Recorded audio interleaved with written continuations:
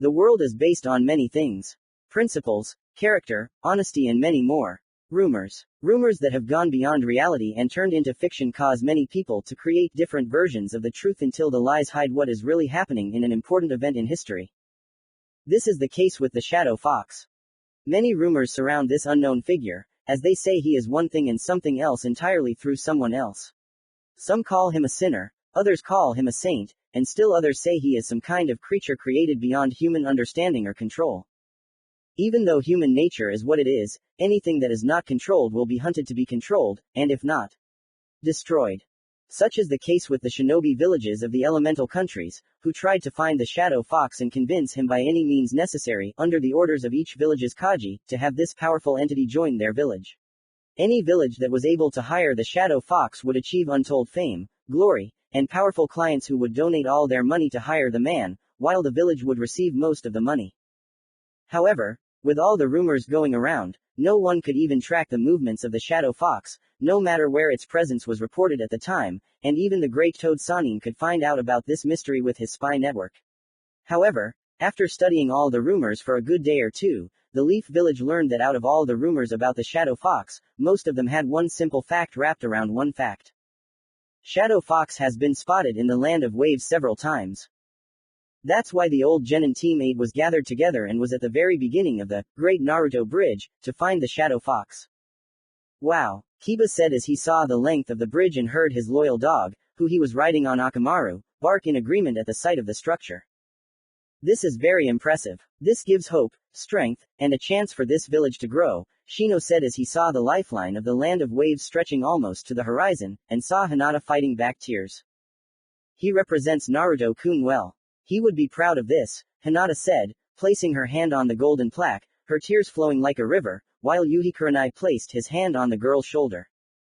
It's okay Hinata. You can say whatever you want at his grave before we leave here, Kurenai said as she spent many months after the news of Naruto's death here in the Land of Waves comforting Hinata while the senseis did the same with the other newcomers. Memory 3 years ago. Genin Teams 8, 9, and 10 were waiting in the Hokage's office, expecting to be given some shitty D-ranked mission to further strengthen their teamwork. The atmosphere around them was the usual, everything was great and nothing could ruin my life, vibe, but when Team 7 walked in, the mood instantly changed and the Hokage sensed something was wrong when he saw that Kakashi didn't have his book to read on hand. Team 7 is the Hokage-sama on duty reporting here. Our mission to the Land of Waves was successful, Kakashi said as the Hokage saw the sad, depressed, and pained looks on the Junin sensei and the other 2 genin behind him. Wait, 2 genin? Is Naruto-kun here? Hinata said in a whisper as she hid behind Shino and Kiba though she stood up straighter than ever before causing her chest to puff out more despite being covered by her heavy jacket. Where is Naruto? The Hokage said, feeling his heart clench, his mind quickly coming to a conclusion of what had happened, and yet trying to deny it with all the strength he had.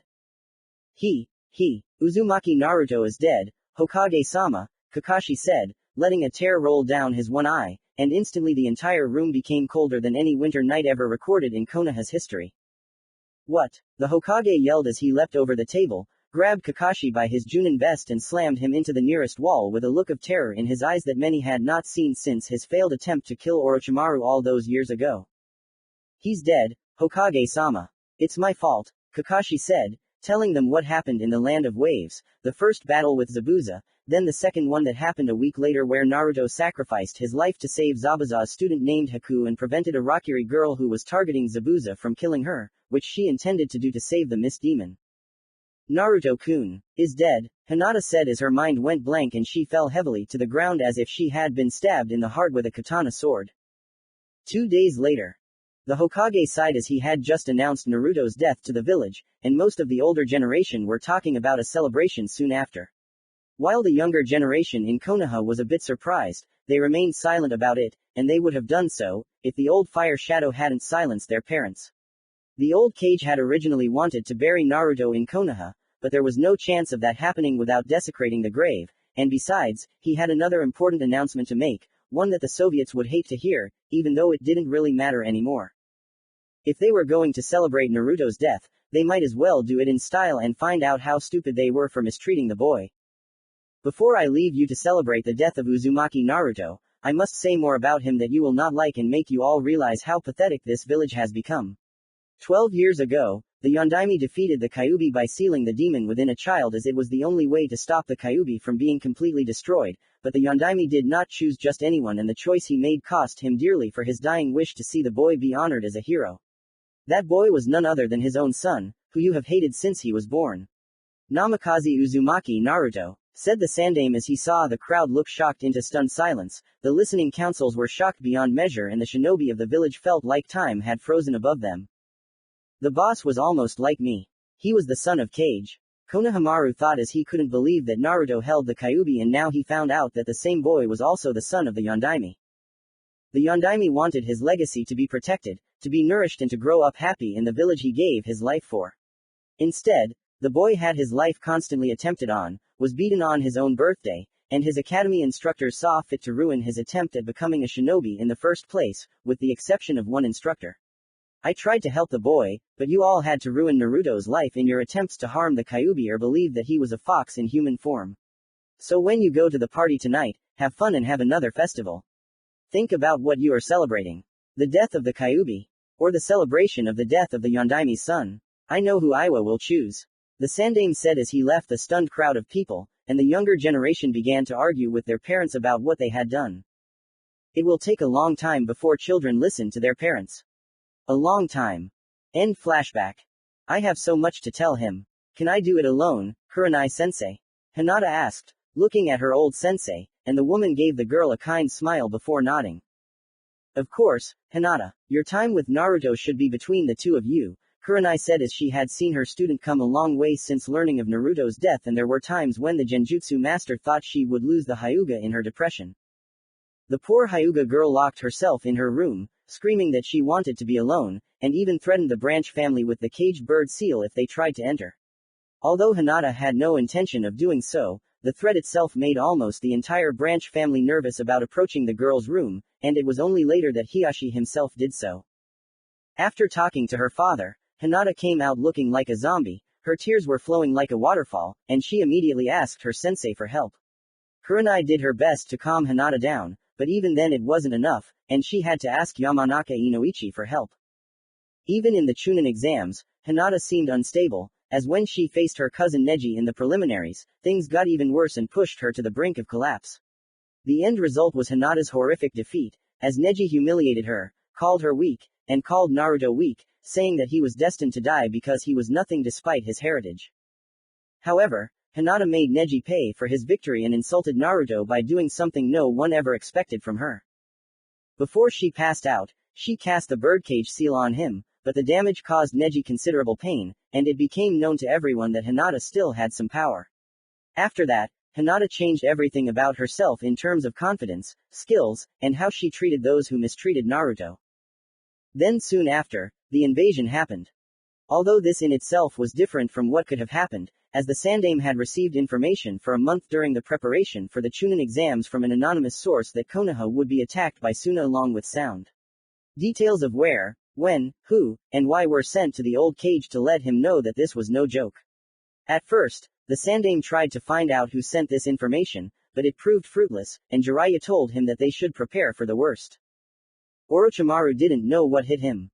However, the damage to Konoha was somewhat significant, and the old man lost an arm in battle, with Tsunade having to replace him after some persuasion from Jiraiya, though no one knows what was said to get the Slug Princess to return. It's not that Tsunade didn't like it, but when she took over, she made sure that things had changed in Konoha, despite the council's attempts to consolidate their power after the failure of the Allied invasion, with the third too physically weakened to lead.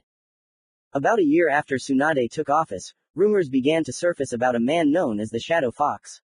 At first, no one paid him any attention, but that all changed when he took on missions normally assigned to the Anbu Black Ops squad in the village, and did so with ruthless efficiency. In the 2 years since then, the Shadow Fox has begun to take on only the most dangerous missions, and occasionally those that help one of the elemental nations in need of someone like him.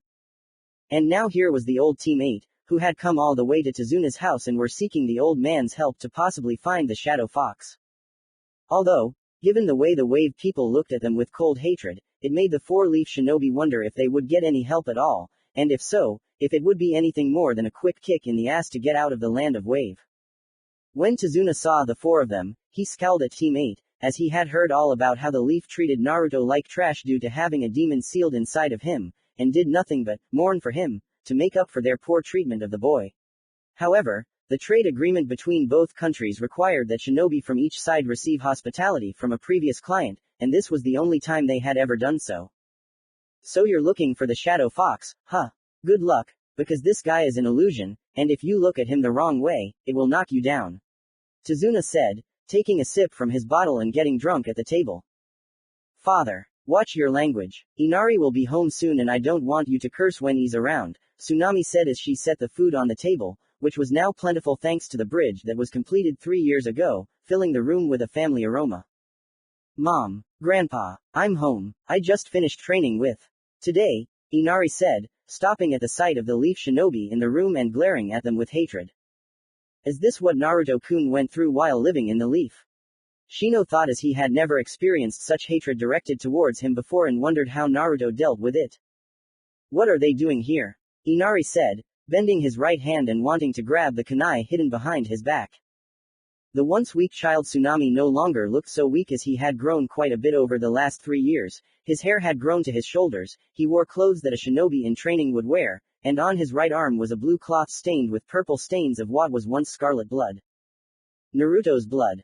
We're here to find the shadow fox in hopes that he'll return to Konoha with us, Hinata said as she saw the boy's scowl deepen and practically growled at them. As if the shadow fox would ever go to Konoha. It's full of arrogant fools who only care about themselves, Inari said as he took his plate of food from the table and went upstairs to eat alone.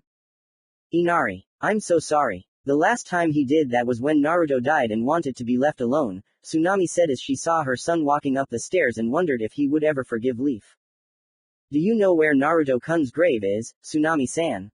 Hinata asked as she wanted to pay her respects to the fallen boy and confess her feelings to him like she should have done a long time ago. I believe you. Eat, and then I'll take you to him, Tsunami said, seeing the girl smile at her, and returned to her food. Naruto's grave 15 minutes later. Naruto's grave was made of solid steel, a golden sun color that seemed to shine brightly when the sunlight hit the tombstone during the day and even at night when there was no moon. Around it were 9 smoothly crafted fox tails, which signified that Naruto was the vessel for the Kyuubi, but in a way that seemed to honor him rather than make him hateful, and Hinata had no doubt that it would make Naruto happy in that regard. The marker itself was like a beacon of hope that would forever be remembered, and that Naruto would be a constant reminder to everyone that heroes truly existed in each of us. Hinata mentally noted that Naruto would never have made it to Konoha, and could see that Wave had gone to great lengths to make this grave a grave that would be recognized as a hero's. Here lies Namikaze Uzumaki Naruto. A true hero of the land of waves and forever her beloved surrogate son. It's beautiful, Hinata said as she looked at the grave and looked at Tsunami smiling at her before looking at the grave as well. Inari comes here to talk to Naruto. It's his way of coping with the loss of the only person other than his surrogate father that my son ever considered a hero. Naruto inspired Inari to fight back against Gato, bringing hope to the land of waves when we had no hope left, and he helped us believe that we can do anything we set our minds to, Tsunami said as she saw Hinata start to cry at her words and saw the Hyuga girl remove her leaf headband before throwing it to the ground. Can I talk to him alone? I want to do this as myself and as a leaf shinobi, Hinata said, seeing Tsunami nod before bowing and leaving the Hyuga heiress to do what she intended to do. You should know Hyuga-san, you're not the only girl that comes here to pay her respects to Naruto, and if you meet her, do not upset her, Tsunami said as she saw Hinata nod in understanding before leaving and allowing the girl to talk to Naruto. Hinata could understand, as she knew that losing the man who raised her and the boy who made her feel like more than just a tool for someone else was very mentally taxing. She also read the report about Haku being the one who buried Naruto, and how she threatened to break Kakashi's arms when he tried to convince her to come with them to Konoha. Hello Naruto-kun. It's me, Hyuga Hinata. I was in your class at the academy and I've been wanting to talk to you for a while. I was so shy when we were kids at the academy since I was so worried about what others thought of me back then, and here you come with all the energy in your body that could fuel Konoha for years. You overcame everyone and managed to win despite being hindered in your studies at the academy where every teacher except Aruka tried to humiliate you. When I heard that you had died here in the land of waves, my heart broke into pieces because I never got to tell you that I really liked you Naruto-kun, and now I realize that I can only say it now that you're gone from this world. In a way, it's unfair for both of us. You wanted to be loved by others despite the kyuubi sealed inside of you, and I wanted to love you despite what everyone tried to do to make you happy. That didn't happen, Hinata said, placing her hand on the gravestone and feeling the warmth coming from it, similar to Naruto's warmth when he was around her. I see you cared about him too, said a beautiful sounding voice from behind Hinata, causing the Hyuga to turn around, ready to fight in her gentle fist stance. Identify yourself, Hinata said, keeping away from Naruto's grave so it wouldn't get hurt in case of a battle, and saw a woman in a handmade civilian dress that showed off her feminine figure. I am Momochi Haku, the adopted daughter of Momochi Zabuza, Haku said as she walked up to Hinata and saw that the girl had let her guard down a little. You were with Naruto-kun at the end, Hinata said as she read the report and memorized every word of Naruto's actions after Sasuke was killed by Haku, which set the blonde's death in motion. Yes, at that time, I was fully prepared to die for Zabuza, but just as I stood before the attack that was supposed to end his life, Naruto stepped in and took the hit for me. I held him in my arms, crying, begging him not to die, and he just smiled at me with his kind blue eyes that seemed to have eternal happiness in them. It was as if Naruto-kun had finally done something good with his life by abandoning it to save me, and I couldn't take the fights anymore, Haku said upon seeing that look, and it was a look that would no doubt have been on her if she had taken the hit for Zabuza. I loved Naruto-kun. I still love him even though he's dead, Hinata said, seeing the same look in Haku's eyes as she did in her own, and saw the older girl give her a soft smile. As do I enjoy your stay in the land of waves as much as you can, Haku said as she saw Hinata bow and leave after saying what she wanted to say. Such a pure heart. She's so much like you, Haku-chan. You two could almost be sisters, said the dark figure that was now standing behind Naruto's grave in his black cloak. And you would no doubt sleep with her like you did with me not too long ago, right, my Shadow-sama? Haku said as she walked up to him and kissed his face, currently hidden by the darkness of the area. Only if she wants it. Like you did, remember? Shadow Fox said, making poor Haku blush at the memory, and pulled her closer to him.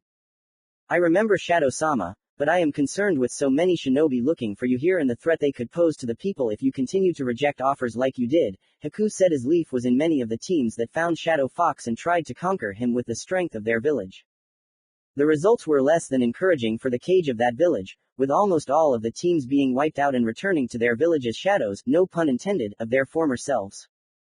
You don't want a repeat of running away with Zabuza, Shadow Fox said, hugging Haku tighter and feeling her do the same. But I also want you to be happy, and there is no other place we could be that would give you happiness, Haku said as she saw the warrior in front of her smile at her through the dark shadow that covered him and he gently stroked her cheek. There's one, but it's risky and I don't want you to be in more danger than you have to be, Shadow Fox said, seeing Haku looking at him with wide eyes and he knew she knew what he meant. There, are you sure? Haku said as she saw Shadow Fox nod and she kissed his masked face again. We will give them a test run, but if I sense any betrayal, then the village will see its last sunrise and everyone in it will come, Shadow Fox said, seeing Haku close her eyes and nod her head at his words. For some reason, the sound Shadow-sama makes is so calming, Haku thought as she and Shadow Fox slipped into the darkness and left the fallen hero's grave behind. With the team 8 to 20 minutes later. Did you say what you had to say? Shino said as he saw the Hyuga heiress smile at him and nod her head before heading upstairs to her assigned room. She still looks a little down. I'll help cheer her up even more. Kiba said as he had his own idea of what to do to cheer Hinata up, but Shino stopped him and he had to face the Abarame's glare. If you go there to do what you plan to do, I will make sure that Kurenai knows and that today will be the last day that you live your life as a man, Shino said as he knew full well what Kiba's intentions were and was not going to disgrace Naruto by allowing the Inuzuka to have his way with the Hyuga heiress. Damn, Kiba thought as he heard Akamaru bark in agreement and saw his teammate walking up the stairs to calm Hinata down. Unlike Kiba, the dog's intentions were pure, and he wanted to comfort the girl properly. However, as soon as this happened, Kurenai entered the house and looked at everyone in alarm. Team 8 is mobilizing. There's a group of shinobi attacking people in the land of waves, Kurenai said as she heard Akamaru running down the stairs and Hinata running right after the dog. Are they from the village or are they the missing ninja? Shino asked, since this could lead to a war with one of the other villages that didn't exist yet and really upset the situation even more. It's unknown, but if we ignore them, then the people in the land of waves will get hurt, and we can't let that happen, Kurenai said as she saw her team nod and they quickly left the house to fight off this enemy. In battle. Inari was breathing heavily, holding his side from a wound he received from one of the shinobi he encountered, who, judging by the bandages, belonged to Kumo and was also looking for the shadow fox. When no one gave them an answer, one of the more impatient Kumo shinobi became violent and began attacking everyone in sight, screaming for the shadow fox to come out to fight him. I have become stronger according to Big Brother, but even now I am still young and have a long way to go before I reach his level, Inari thought as he blocked the kunai with the one in his hand and tried his best not to be overwhelmed by the older, stronger shinobi in front of him. You are quite strong for your age, kid. This village does not have a shinobi village, much less people who are shinobi here, so I have a question for you. Who is your sensei? Said the Kumo shinobi, who judging by his vest was a junin and more level-headed than some of his group. None of your business, that's who. This is my home, and I'm going to protect it with my life. Inari said as the Kumo shinobi knocked him back, throwing his kunai as it happened at his enemy before making hand signs that turned one kunai into many. Now a dozen kunai were thrown straight and true by the Kumo shinobi, not expecting such a skill to be learned by someone so young, which ultimately led to the downfall of the Kumo junin. Let's say the junin tried to get out of the way, but the explosive tag that Inari threw in the direction the junin was trying to avoid the attack in shortly after using the jutsu, and made the Kumo shinobi realize that he was in trouble before death took him. Inari looked away from the dead Kumo shinobi, as it was one of his few initial kills and he knew it wouldn't be his last. Die, brat, said another Kumo shinobi, seeing his friend die and deciding to return the favor. The attack was stopped by Hinata, who intercepted the Kumo shinobi and killed him with her gentle fist strike to the heart.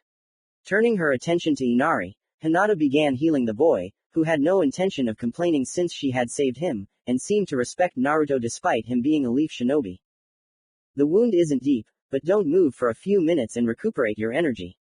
Who taught you how to fight anyway? Hinata asked, seeing Inari look away and then look at Hinata, seeing that she was clearly surprised by his skills. My ni-san. He taught me everything I know about being a shinobi, Inari said as he saw Hinata looking at him with confusion on his face and then at the other Konoha shinobi fighting a large group from Kumo. Kurenai-sensei, we are outnumbered and cannot win despite our skills, Shino said as he was able to take out several shinobi with his mistakes and Kiba took out one shinobi with Akamaru. He's right. It's clear that this group of Kumo shinobi had to talk and then show force to draw out the shadow fox, Kurenai thought, wondering how they were going to get out of this alive and get back to the Hokage. Forget about the shadow fox. Knock out those two bitches from the leaf and return them to the rakeage for breeding. The leader of the group said, pointing at Kurenai and Hinata, and both girls shuddered at the thought. I can't let that happen, a deep dark voice said as the group felt a powerful chakra signature which they turned to see a dark figure on the roof above it being Shadow Fox. The man was dressed in all dark from his boots to his cloak, his mask was completely black but had a bloody mouth design in the shape of a fox and his hands seemed to be partially clawed like an Inazuki. His hair was a mix of sun-bleached blonde and dark red that was spiky and was just below his shoulders in length. His chakra levels were immense from where he was as he made Shino nervous along with Akamaru, and the man didn't even try to generate it from his body but at the same time had an aura of calm that made everyone who wasn't from the land of waves fear him. His eyes were also dark as if he didn't have any, but if he looked in your direction it made you believe that the shadow fox was judging your very soul to see if you were even worthy of standing in his presence.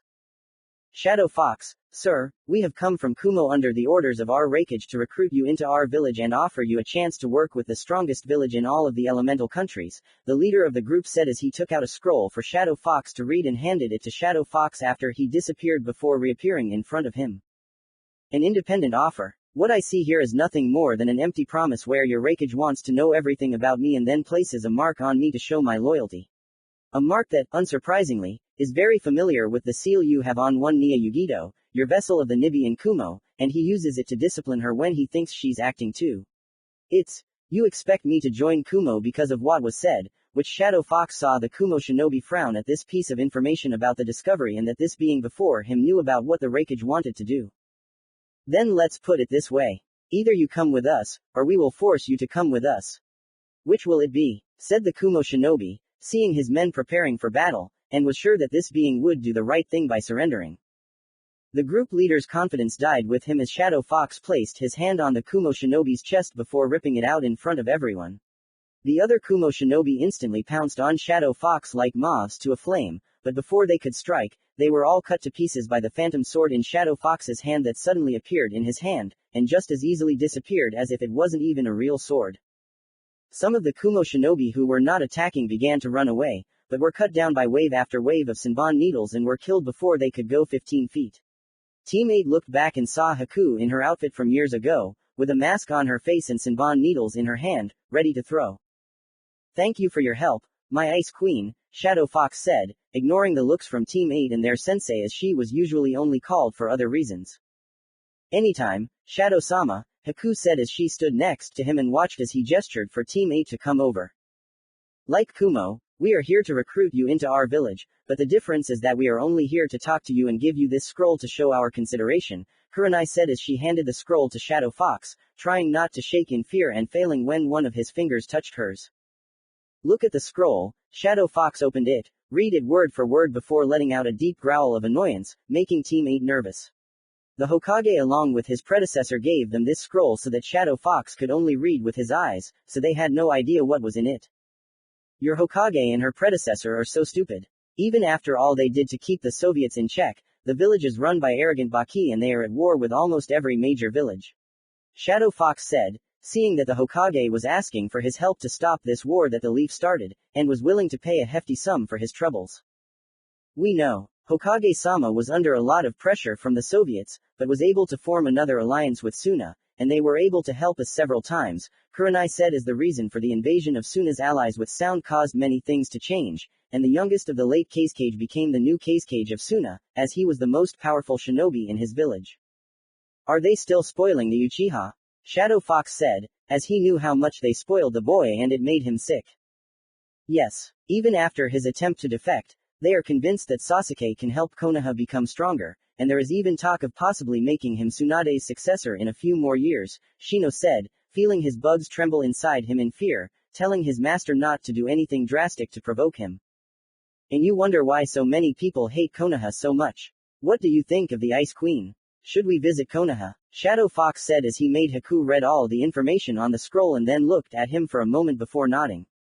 "Yes, at least for a little while," Haku said, seeing him nod his head and rolled up the scroll before throwing it at Kurenai. "Tell your Hokage that I will be entering Konoha within a week, and not a day sooner. Also, tell her to make sure that the Soviets are there, as I have something to tell them, and that we will talk about things concerning Konoha soon after my arrival," Shadow Fox said, seeing Team 8 nod, and left to report to the Hokage. "Do you really need to go back there, big brother?" Inari asked, looking at the Shadow Fox, and the man ruffled the other's hair. "Believe me, partially, can't be helped. Not to mention, a certain organization is still causing problems and needs to be dealt with accordingly. For that, I'll need Konoha's help, and that's the only village I can," Shadow Fox said, looking at Haku, who nodded as he turned to face her, as it was a silent signal to watch herself when he was with him, and without further ado, a rectangular wall of ice appeared for the two to enter. Konoha. A few days later. Tsunade sighed heavily as the tension was building due to the Shadow Fox's arrival and what he wanted to talk to her about. She told the councils and forbade them from telling anyone else as the last thing they needed was for the Shadow Fox to change his mind because of this. The only thing they could think of was how to convince the Shadow Fox to train the Uchiha so that he could further increase Konoha's strength. "Tell me again why I took this job, Shizune," Tsunade said, looking at her assistant, and saw that the woman was looking at her with sad eyes. "Because of what Jiraiya told you," Shizune said as she remembered that meeting and the news of Tsunade's connection with Naruto all those years ago very well. "Remind me to turn that super pervert into slime the next time he shows up," Tsunade said as she saw her sensei walk in and smiled at her, thanking Kami that he didn't have to do paperwork anymore. He had enough of talking to his angry grandson now. "How is my old job doing?" the Sandame asked, seeing Tsunade frowning at him, and the old Kage had a feeling that if it weren't for his current state, his old student would have hurt him. "Being a pain in my ass ever since you gave it to me," Tsunade said, sighing again as she leaned back in her chair, feeling even more exhausted. "That and the Uchiha still demand that every Junin in Konoha teach him all their jutsu," the old Sandame said as he made sure that Tsunade told every Junin to deny the request unless she alone allowed it and if he tried to report anything about him immediately. His failed attempt to escape the village was still fresh in her mind, and when the team sent after Sasuke thought they had lost the boy, they found him in the Valley of the End. But what they found upon arrival was strange, as the last Uchiha was not standing there on his own 2 feet, but rather on the ground, bleeding, his body broken, and on his back was a note that read, Yubaka's Omi. Signature SF. Not one to pass up an opportunity to bring Sasuke back, he did so with Jiraiya studying the seal on the boy's neck. Or rather, what's left of it. As it turned out, the cursed seal of heaven on the boy's body had been completely destroyed, and some other mark had taken its place, which if Jiraiya's knowledge of seals was correct, would prevent another cursed seal from being placed on the Uchiha. This stumped Jiraiya for a while, as the mark was not human and looked almost demonic in nature, leading the Soviets to believe that a demon was near Konoha, so they sent 3 platoons of Anbu to cover the area around the village to make sure that was not the case. They found nothing. Hokage-sama, Hokage-sama, there is someone at the gate claiming to be the Shadow Fox, said the Chunin who had been ordered to inform the Hokage as he ran into the room. Let him pass. In any case, do not attack or provoke him, Tsunade said, as she knew how the Bakas of this village hated foxes, and the fact that his title had an animal attached to it could cause a bit of unrest. He's with someone too, a woman wearing a hunter ninja mask that appears to be custom made. Should she come through as well? The Chunin said and saw the woman frown at him for his stupidity. Yes, let them through or he'll get away, Tsunade said, throwing a paperweight at the Chunin as he ran out of the room, muttering something about incompetent shinobi. The time has finally come, the retired Sandame said as she watched Tsunade stand up from her chair, put on her Hokage robe and hat, and walk out of her office to greet the Shadow Fox. Streets of Konoha. People parted for Shadow Fox and his masked acquaintance as they walked through the streets of the village and saw that nothing had really changed. Parents had taken their children, those who were shinobi were on edge and ready to fight if anything happened. Nothing has changed. They are still full of themselves. They seal the Kyuubi into a child and they think they like Kami. This village needs a wake-up call, Shadow Fox said to Haku, who nodded silently and kept his senses sharp so that nothing would happen. Shadow Fox? Tsunade asked as she appeared with a dozen Anbu in full battle gear, with the Sandame behind them, ready to fight despite his disadvantage. The younger Hokage who was recruited to replace the older one, right?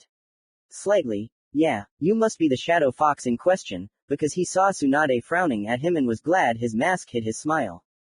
Watch what you say, Shadow Fox. You may be strong, but even you are no match for a Sannin in a cage in the same village, Tsunade said, seeing Shadow Fox simply smirk at her words, and he seemed to mock her even more. You have so much faith in your Sannin when all it would take to defeat him is to just turn him into a naked woman, and let's not get you started with your fear of blood. Shadow Fox said as he saw Tsunade tense up and Jiraiya fell out of his hiding spot and stood up, taking a look at the enigmatic shinobi. Let's talk inside with the Soviets. We can discuss your contract that you are willing to sign, Tsunade said as he saw the man tilt his head slightly before nodding once and following her, Haku by his side. There's something familiar about him. I tried using my Byakugan to see but I couldn't get through the mask but his hair is almost like Naruto-kun's and the way Haku acted around him. Could it be? Is it him? Hinata thought as she watched the Shadow Fox walk towards the Hokage Tower and part of her wanted to call out his name that she had said so often in her dreams. Hokage Tower 10 minutes later. Everyone, I have called this meeting to announce to you that the Shadow Fox has agreed to listen to our proposal regarding possibly recruiting him into our village, Tsunade said as she saw the Shadow Fox standing with Haku still wearing his mask next to him. Hokage-sama, I must insist that the Shadow Fox remove his mask to reveal his true identity and that of his accomplice to us. It is unfair for him to come to this village without removing his mask. It shows a certain level of disrespect, said one of the civilian council members as he wanted to know the identity of the man and then sell him to the highest bidder so that the only safe place for the Shadow Fox to go would be in Konoha. I refuse, Shadow Fox said, seeing the council member snort indignantly, and he looked ready to say a few words that would ruin everything for Konoha. You are in no position to deny us the Shadow Fox. Show us your true identity or you will pay the consequences, Danzo said as he had a couple dozen root Anbu stationed to capture the man and convert him to his root programming to help overthrow Tsunade. Oh, but I think that's the position I'm in, you crippled fool. Do you really think that I'm afraid of all the people in this room? Most of you have never even been in a battle, let alone a knee-deep war. You, members of the civilian council, think that you can command me simply because you believe that your position makes you better than those you are supposed to represent here. You are trying to govern the village with something that none of you have experience in, and those who do are using outdated methods that are meant to support their own means, Shadow said, seeing the Shinobi Council and the Civilian Council shouting in protest. Silence, Tsunade shouted, silencing the arguments that were going on in the councils, and only the clan heads remained silent, watching as the shadow fox remained completely calm. Hokage-sama, this so-called legend is just a disrespectful punk in my eyes and should be taught a lesson in good manners. Homura said as he looked at the shadow fox and then at Haku, though it had no effect on either of them. What did you do with the Yondaimi's son? Shadow Fox asked as he saw the clan heads along with the Hokage flinch while the other half did very little in the matter. What we did was necessary. What would happen if the demon sealed inside the boy were to come out? We needed the boy under our control, and the only way to make him submit was to beat him, regardless of his heritage, Councilwoman Haruno said as she tried to gain support by allowing the councils to seize the Namikaze assets, but every time they tried, they were repelled by special seals on the bank accounts, records, and the Namikaze estate itself could only be opened by someone with the blood of the Yondaime hands, and the dead clan members can rest in peace in the afterlife, knowing that their legacy will be permanently beaten within an inch of his or her life. Safe, I'm sure the clan heads here will feel better knowing that if this happens to their clan, the child will be in. Said Shadow Fox, seeing the clan heads turn pale at this, and they realized that their child could have been chosen if the Kyuubi came sooner or later. This will get us nowhere. I suggest we interrogate these two and perhaps use them for cattle breeding. Said the civilian council member, supported by the people around him, while the clan leaders remained silent. How about I kill everyone in this room, and then all their children, Shadow Fox said, seeing everyone go silent for 2 seconds and look at him with fear. You wouldn't dare, Councilman Haruno said as he saw Shadow Fox tilt his head slightly to the right before returning to normal. I would do so, but then again, my words may not be enough. Still, would you like to try your luck? Shadow Fox said, seeing that everyone was silent, and waited for Tsunade to take the much-needed control in this situation. Shadow Fox, I know you've done an incredible job hiding your true identity from everyone in the elemental countries, but I feel that we need to know your identity for the safety of the village and our shinobi that you'll be working with, Tsunade said as she saw Shadow Fox lower his head in thought, crossing his arms over his chest, while the girl next to him seemed to be whispering something to him that even Inuzuka-sun couldn't hear. Very well, but if I do this, I want the entire village to know about it through a series of matches, so that I can give them the surprise of a lifetime, said Shadow Fox, letting out a laugh that sent shivers down everyone's spines, and walked away with Haku through the ice mirror, which left many with their mouths open. Chunin Exam Stadium 10 minutes later. Be careful, Shadow-sama. I sense that there are other shinobi here that will strike without the Hokage's orders, Haku said as she sensed several of these other shinobi and did not want them to surround the man. Yes, I know. Deal with them carefully while I fight. Shadow Fox said as he saw her nod her head and walked away from him while the 3 strongest Junin in the village stood in front of him. The first match will be against Might Guy in Taijutsu. Will the other 2 Junin step aside to give them room to fight? Said Jiraiya, who was assigned as the referee for this match and was also watching Shadow Fox. Yes, I wish you good luck in your battle with Shadow Fox and hope that you are truly young in this battle, Guy said, extending his hand to the man for a handshake, and Shadow Fox did so to show no hard feelings. Alright, ready, go, Jiraiya said as he, Might Guy, got into a taijutsu stance with Shadow Fox standing there waiting to attack him. The first move is yours, Might Guy. Show me what you've got, Shadow Fox said, seeing that Might Guy had taken the bait, and the man in green spandex quickly answered the challenge. While Guy may have been the fastest Jonin in the village, it was clear that Shadow Fox was faster, as he moved so fast that he created moving afterimages of himself, and it was a shock to everyone that Guy was unable to hit the man once. Guy used a series of combos to get some idea of Shadow Fox's fighting style, but found it to be too unorthodox, and was instantly knocked back by a strong left kick to the chest, followed by a strong kick to the stomach that sent Guy flying back just over 20 feet. He threw Guy Sensei aside without even breaking a sweat. Lee thought as he saw his sensei stand up and take off the dumbbells to show that he was serious. Your skills in taijutsu are impressive, you are one of the few I have fought that requires me to be more youthful in my fight with Shadow Fox. Now you will face me head on without holding back, so if you want to stop now, tell me and we will stop fighting, Guy said as he did not want to hurt the man if he could not handle the fight at this level and somehow cripple Shadow Fox. As I told you, Guy-san, show me what you've got. Shadow Fox said, motioning with his hand for Guy to come to him, and the man did so even faster than before. For most people, Might Guy's speed was nearly impossible to see unless you had a bloodline restriction or your skills were higher than his. In this case, Shadow Fox was clearly the stronger of the 2 fighters, as his afterimages now looked more solid, but he still moved faster than Guy, and with a dash behind the man followed by a kick to the head, Konoha's green beast was knocked back 15 feet. Enough. The winner is Shadow Fox, Jiraiya said, which caused many cheers from the crowd around him, with many calling Shadow Fox a cheater. Quote exclamation mark quote. Doubled. If this is the best a Konoha Junin can offer, then this village is in serious trouble and my fee should probably be.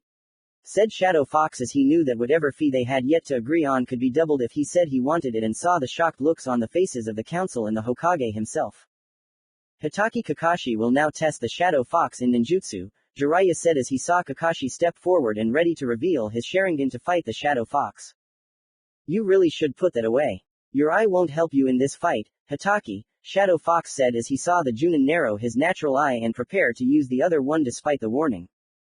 Ready, go, Jiraiya said as he saw Kakashi making hand signs and fired the mud dragon at Shadow Fox who now jumps into the air, floating with a mini tornado underneath him to support him, much to everyone else's surprise as it took a lot of mastery over that element to do such a thing. Water style. Great tidal wave jutsu, Shadow Fox said, making hand signs under his cloak before creating a giant tidal wave of water from the ground using the pipes under Konoha that ran underneath the stadium to send the surprised Junin crashing into a nearby wall. What shocked everyone even more was that Shadow Fox had something similar to a chidori in his hand, which he apparently called a lightning bomb, before throwing it. Upon impact with the water, the lightning bomb exploded, and lightning sent a powerful wave running through Kakashi's body, causing him great pain upon impact. That attack was like my Chidori version or even a full Rakiri version. Maybe he'll teach me that if I ask nicely, Kakashi thought as he tried to get off the ground and saw the area still covered in water and then found himself in the water prison jutsu done by Shadow Fox's shadow clone. How does he know the shadow clone jutsu? Everyone thought as they saw the original Shadow Fox looking at Jiraiya who declared Shadow Fox as the winner and received even more applause from the crowd. Last up is Yuhi Kurenai who will be testing the Shadow Fox in Genjutsu and testing the human skills in resisting it, Jiraiya said as he saw Kurenai walk up to take part in this test and saw the Shadow Fox quickly nod to begin the match. Demonic illusion. Death tree binding, Kurenai said as she trapped him in her illusion and moved behind his body with a kunai towards his neck. Impressive, but not enough to defeat me. Shadow illusion. Dark realm and demon eyes.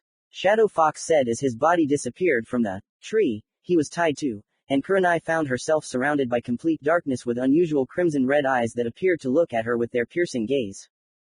I can't see anything but these eyes. It's like I'm blind to everything that surrounds me, that I know, Kurenai thought, feeling her heart pounding and wondering how much of this she could take. Are you giving up? Shadow Fox said when he saw the woman in the dark starting to panic, and he didn't want to make her suffer any more than she had to. Yes, Kurenai said, feeling the genjutsu end a few seconds after she gave in, and Shadow Fox looked at her as if nothing had happened. Winner. Shadow Fox, Jiraiya said, wondering how this guy could bend shadows better than any member of the Nara clan, and wondering where the girl who was originally with the Enigma Shinobi went before she appeared through the ice mirror right next to him. They've all been neutralized, Haku whispered to Shadow Fox before he nodded in understanding. Shadow Fox, you have passed all the tests before us, but now, as per our agreement, you must reveal your name and your identity to us, Tsunade said as she appeared with her assistant Shizune by her side and they waited for Shadow Fox to remove her mask. He didn't move. Shadow-sama, Haku asked, turning to face him, and suddenly began to laugh, as if they were telling an inside joke. What happened? You're not going to tell us who you are? Tsunade said, tensing up as he started laughing, and so did the other shinobi in the stadium. You will not understand my laughing Senju Tsunade, as I am already known in Konoha outside of this mask by another name, and it has been so long since I used it that even I have almost forgotten my real name, said the Shadow Fox, reaching out to touch his mask, and with ease, without any effort, his mask was removed from his face. What? Who is he? If he's from Konoha then we would know. Tsunade thought as she saw the mask that the Shadow Fox was wearing slowly slip off the man's face and the Sannin turned Hokage gasped as he saw the face behind the mask with Jiraiya looking pale as a ghost. The face, the pronounced mustache marks, and that smile could only belong to one man, who many thought was long dead. My name is Namikaze Uzumaki Naruto, Naruto said as he saw the people around him in shock, with a certain Hyuga heiress fainting in the stands while letting out a joyful squeal. Naruto was home, but now the question was, did he want to be home, or did his home still want to kill him? Chapter 2 Cleaning Up. People were stunned, shocked, dumbfounded, and every other word in the dictionary you could possibly use to categorize people's reactions to the news that the Shadow Fox was Namikaze Uzumaki Naruto. He was believed to have been killed in the Land of Waves, taking the Kyuubi with him and erasing the Yondaime bloodline from this world forever. What happened? You really didn't think that the Kyuubi would let me die in the wave, did you? Naruto said as he saw the shocked look from Jiraiya, Tsunade, and the Sandaime in the stands watching his shocked grandson Konohamaru. You're alive. You're alive, Tsunade said as she saw the boy that was her godson and moved forward to touch his face to make sure it was real. But she was stopped when the smirking face of this handsome Yondaime lookalike soon turned into a scowl, his blue eyes turning crimson and a deep growl escaping from his throat. Instantly, Haku armed herself with Senbon needles and prepared to fight as 20 Root Anbu appeared, ready to fight Danzo right next to him. Namikaze Naruto, I am placing you under civil arrest on the grounds of desertion from your village, and I intend to have you executed immediately upon successfully breeding a child for the village, Danzo said as his private security force now moved to arrest Naruto and take him to their master's secret root training station. You're making a big mistake, Naruto said, growling even louder, his eyes glowing even more crimson with rage, his teeth becoming more visible.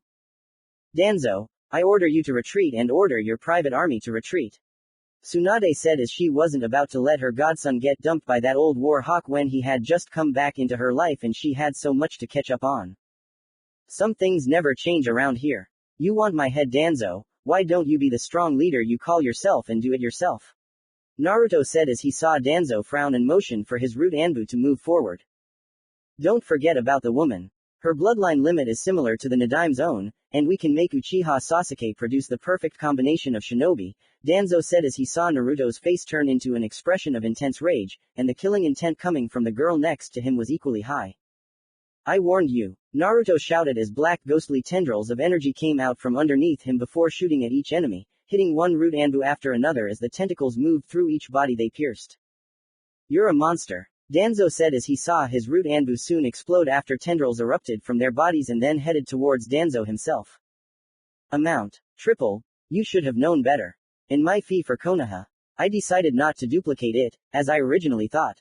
No, I'm going to ask for the said Naruto, as each tentacle of dark energy struck Danzo in all 3 of his limbs, and then shot poisonous chakra into each of them. What are you doing to me? Danzo said as he screamed in pain as another tendril hit him in the chest and his other limbs began to turn black before turning into dust. Killing you. Nothing more. Nothing less, Naruto said as he watched Danzo's face turn dark before turning into dust and scattering into the wind. What the hell was that? Jiraiya said looking at Naruto and then at Haku when Naruto didn't answer. It's called the Shadow's Deadly Grip, and it destroys the body along with the soul, so there is no way to save a person struck by Naruto-kun's power, Haku said as he saw Naruto calm down and look at Haku with eyes full of sadness. I hate doing this in front of you, Naruto said, as he didn't want Haku to see that side of him and remind her of what he became during the fight. It's okay, Naruto-kun, Haku said, removing her mask and showing him that she meant it. Let's talk again, just in private, this time in my office, Tsunade said as Naruto nodded and he followed the Hokage into the tower with Haku by his side. In the stands, the other newbies followed their senseis as they all wanted to talk to Naruto and get answers from him as well. Hokage office. I'm glad you're back, Naruto. I missed you a lot, the Sandaime said as he missed his surrogate grandson and knew that Konohamaru would be happy too. And I miss you, old man. However, I don't miss Konoha, and I think you know the reasons why, besides the fox being one of them, Naruto said, seeing the 3 people in front of him flinch at this, and the guilt they all shared. Naruto, what happened to you when you were younger was mostly my fault, and believe me when I say that I tried. The retired Sandaime said, but was cut off when Naruto released an incredible amount of killing intent and clenched his fists with unspeakable fury. You didn't do anything and you didn't try. Tell me, old man, how would you feel if your grandson was beaten up on his birthday or forced to eat rotten food from the trash cans because the shop owners didn't want their shops to be tainted by his presence? Perhaps I should take one of the youngest members of the Hyuga clan family to Kumo and see how they treat that poor kid. What do you think would happen, old man? Perhaps we should do some kind of social experiment and try it out. Only I think Kumo wouldn't be as cruel to the kid as I originally thought, but I think Iwa would be if they thought it would stick him to the leaf and make them feel better about it, Naruto said as he saw the panicked look in the retired Hokage's eyes. Naruto, you have to understand that your father's dying wish had to be fulfilled, and the Sandaime said and fell silent again when he saw Naruto's angry look. My father wanted me to be seen as a hero, but that didn't mean it had to be for keeping the Kyuubi, did it? Heck, you didn't even have to tell the Soviets anything, but you did anyway, and look what happened. You think I'm just going to go back to this village and ignore the suffering they caused me for the first 12 years of my life? 12 years of pain that shouldn't have even happened, but did thanks to your stupidity and their own carelessness in raising me. Naruto said, pointing to the other two next to the old man, seeing them flinch again, and feeling everyone else outside doing the same. Well, almost everything. Naruto, it's not that we didn't want to take care of you, it's just that we. Ah, Jiraiya said as he felt a shadow come up behind him and wrap itself around his neck while a second one wrapped itself around Tsunade to stop her from helping him. Were you what? Are you in pain? Suffering from losing someone you cared about? Or does the fact that I held the Kyuubi inside me have anything to do with it, my oh so loving godparents? Naruto said as he saw Jiraiya trying to free himself from the shadow that had wrapped around his neck and Tsunade trying to use her superhuman strength to free herself. Naruto, please let them go. They regret neglecting their duties and want to make amends, Hiruzen said as he didn't want to see the boy like this and he only seemed to listen when Haku placed his hand on his shoulder, whispering something in his ear. Great, you want to make it up to me? I'll tell you how, Naruto said as he returned his shadow powers to his form and released his godparents from his grip. Outside the Hokage's office. What are they saying? What are they saying? Konohamaru said as he wanted to hear everything that was being said and the other rookies wanted to as well. Shut up, kid. It's hard to tell because you're the one asking the question. From what I can tell, they seem to be arguing a few seconds ago and now they've stopped talking, Kiba said, pressing his ear to the door and trying to hear more of what Naruto might have to say. I can't believe Naruto is alive and that he is the infamous Shadow Fox. Ino said, she had hearts in her eyes and was squealing like a fan. I'm kind of curious about how Naruto made that sword you saw him make, Hinata, Tenten said as she heard how the Shadow Fox that was Naruto made a sword out of just Shadow Chakra and she was curious to learn any known sword techniques. Hinata, of course, couldn't think clearly at that moment, as she had a distant expression on her face, and judging by her blush, she was fantasizing about Naruto. He's so handsome, so strong. I should make love with Naruto-kun, Hinata thought as she used her Byakugan to see her crush turn into a love interest and let out a perverted laugh that turned many heads around her. Someone likes what she sees. How big is it? Ino asked, knowing that it could be seen anywhere and wanting the details to spread throughout Konoha. Fortunately or unfortunately, whichever was the point of view in this case, Hinata was unable to answer because the door opened, and the object of the Hyuga heiress's desires came out with Haku. He passed by everyone without looking, but stopped in front of Hinata, and her face became even redder because of this. Leaning towards her, Naruto whispered something in her ear before leaving, while the Hyuga heiress' eyes widened and she collapsed with a smile on her face. Meet me at the Namikaze estate in a few hours, Hinata-chan. I want to talk to you. Those words rang in her head like wedding bells, and inside of her, inner Hinata was now telling her to go home and change so she would be ready to see Naruto. Outside the Hokage Tower. Boss, wait, Konohamaru said as he ran after the Shadow Fox and ran in front of him. Konohamaru, to what do I owe the pleasure of the Sandaime's grandson? Naruto said, seeing the boy frown and seeing the pain in his eyes. Come on boss, you know how I feel about being called that and I'm not like the others who hated you. How could I? You only saw me as me, the same as me, and you, the same as you. Can't we just continue to be friends like we used to be? Konohamaru said hoping that Naruto hadn't changed too much and saw the infamous Shadow Fox think about it before nodding his head. Of course kid, you make a good point when you say that. In a way, I'm glad to be back, if only to see one of the few people I can trust and call a friend, Naruto said as he ruffled Konohamaru's hair and smiled at the boy, seeing how much the child had grown. He was no longer a whiny child who tried to attack his grandfather, only to trip over his own feet and blame someone else for tripping him. This one trained hard, learned everything he could, and tried to become a true shinobi, just like Naruto was now. When Konohamaru learned the truth about Naruto's two deepest secrets, the boy became furious with the Sandaime when he yelled at his grandfather, calling him a coward, and did not protect Naruto better than the Yondaime wanted. From that point on, the little child completely ignored his grandfather, no longer being trained by Ebisu, but by someone other than an elite Junin, who knew what it meant to teach, and found that person in the academy's teacher, Iruka Yumino. Iruka changed a lot in the 3 years since Naruto was declared dead, as he began teaching all aspects of being a shinobi, not just the history part, and received many complaints from parents in the process. Iruka told those civilian parents of their children who dreamed of greatness that being a shinobi took hard work, and if their children couldn't handle the cold hard truth, those children could drop out. Iruka also began working hard on his shinobi training as he felt himself becoming softer and began training more to improve his standing. The man even considered the idea of applying for the Junin exams and rising in rank. As for his student, the Sandame's grandson was now the best in his class in everything, even being declared the future Rookie of the Year, but Konohamaru ignored the title and continued trying to get stronger. There were times when the Sandame tried to talk to his grandson, but the boy simply ignored him and only occasionally talked to his uncle Asuma. Now that Naruto was back, Konohamaru had a reason to be truly happy, and he was going to prove that he was more than just the Sandame's grandson. Naruto, Kakashi said as he stood in front of his former student and saw the look Naruto gave him. Hello, Hataki-san. Still silently mourning the loss of your old friends? Naruto said as he saw Kakashi slightly look away, and he couldn't hide the guilt on his masked face. Naruto, I know I wasn't the best teacher for you, but I intended to continue your training when we returned from the land of waves and teach you to be a proper shinobi, Kakashi said as he saw Naruto frown at him and flex his clawed hands. You mean the one who's late to team meetings or secretly trains the Uchiha in his free time? Naruto said, seeing Kakashi's eyes widen at that, looking a little nervous.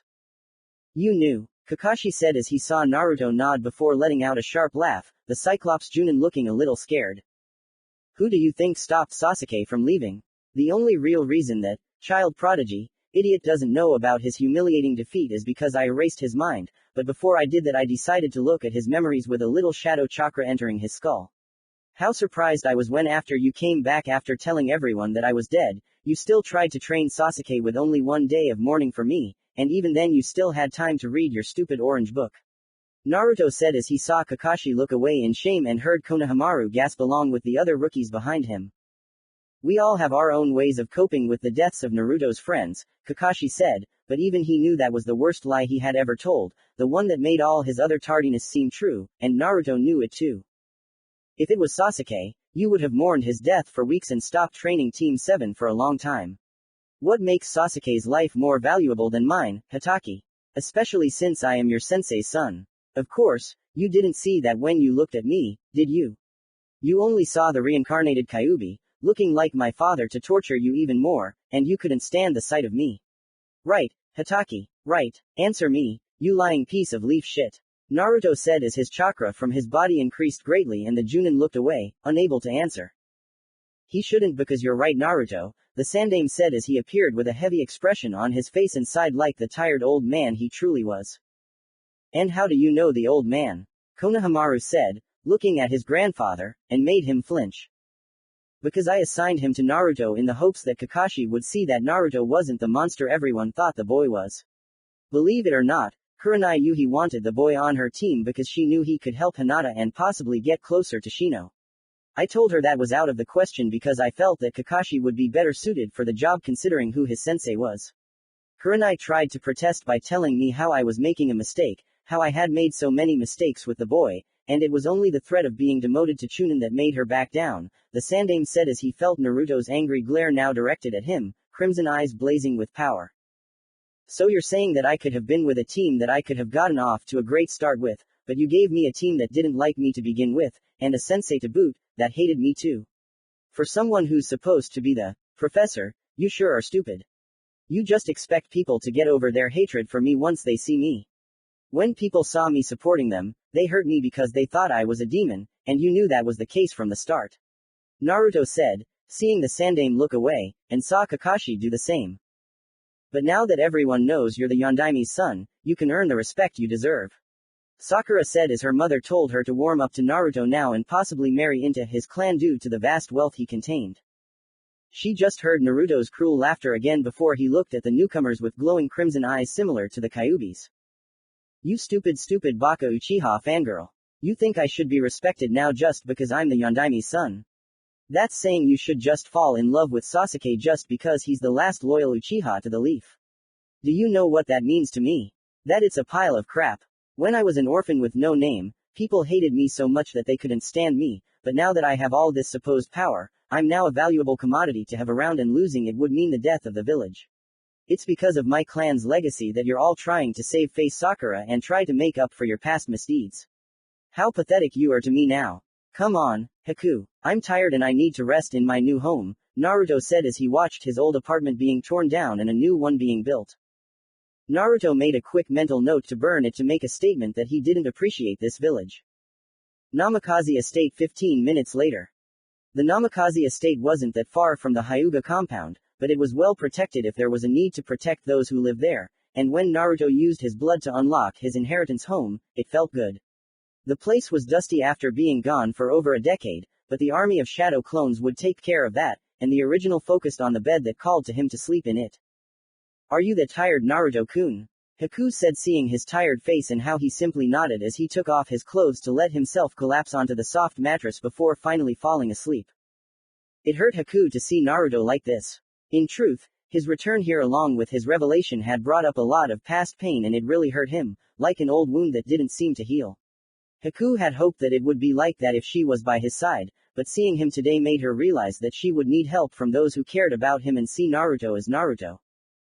Taking off her clothes, Haku slid into Naruto's bed and began to cuddle up to him to let him know that she would be with him. Always. You are a lucky man, Keith. You already have 2 hot women who love you, but it is not enough, and it will never be enough for the pain you have been through. However, I will help you destroy your enemies, as you promised to destroy mine, and help you return your clan to the greatness it was destined for, Kyuubi said, sensing that his vessel was sleeping, and next to him was one of his many female lovers. A few hours later, Hinata walked up to the Namikaze mansion, feeling a tingling sensation all over her body, as she was going to see Naruto again for what felt like forever after finding out he was alive, and this might be her only chance to tell him how she felt. Maybe he already knew. If he did, then things would be easier, and it wasn't like he was going to break her heart in private. Right. Knocking on the door, Hinata took a deep breath to calm her nerves and was surprised when the door opened to reveal Haku in a light blue robe that did little to hide her very sexy figure. Hinata silently hoped that this didn't mean Naruto had been kidnapped and that Haku was just a friend staying with the Namikaze to help him settle in. Hello, Hinata-chan. Come in, Haku said, letting Hinata in, and felt the girl's slight hesitation. I'm not interfering in anything, am I? Hinata asked as she could only guess what Haku had been doing before coming and why she was wearing that robe. No, Naruto-kun is tired from earlier today when he talked to your Hokage and has been sleeping ever since, Haku said as she wasn't about to tell the girl that she had slept in the young man's bed, even platonically at this point, and saw Hinata nod. Does Naruto-kun know how I feel? Hinata said, deciding to cut to the chase and ask Haku directly the question that could determine her future with Namikaze. Yes, he knows, and that's why he wanted you here today, so that one of us could talk to you, and it just so happens that it's me, Haku said as they sat down in the living room, each taking a comfortable chair across from the other.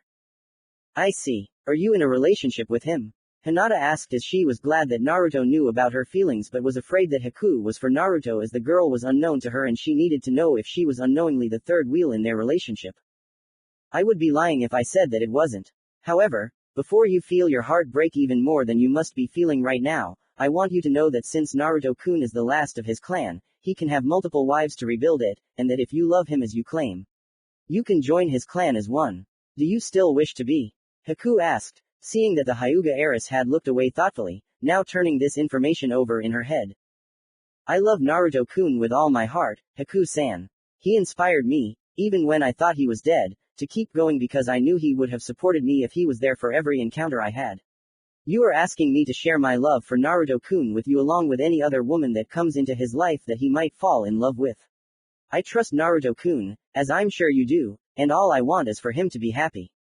I want to contribute to his happiness, and if that means sharing my love for him with other women, I will do it, Hinata said as she saw Haku smiling back at her, a silent agreement between them now to make Naruto happy.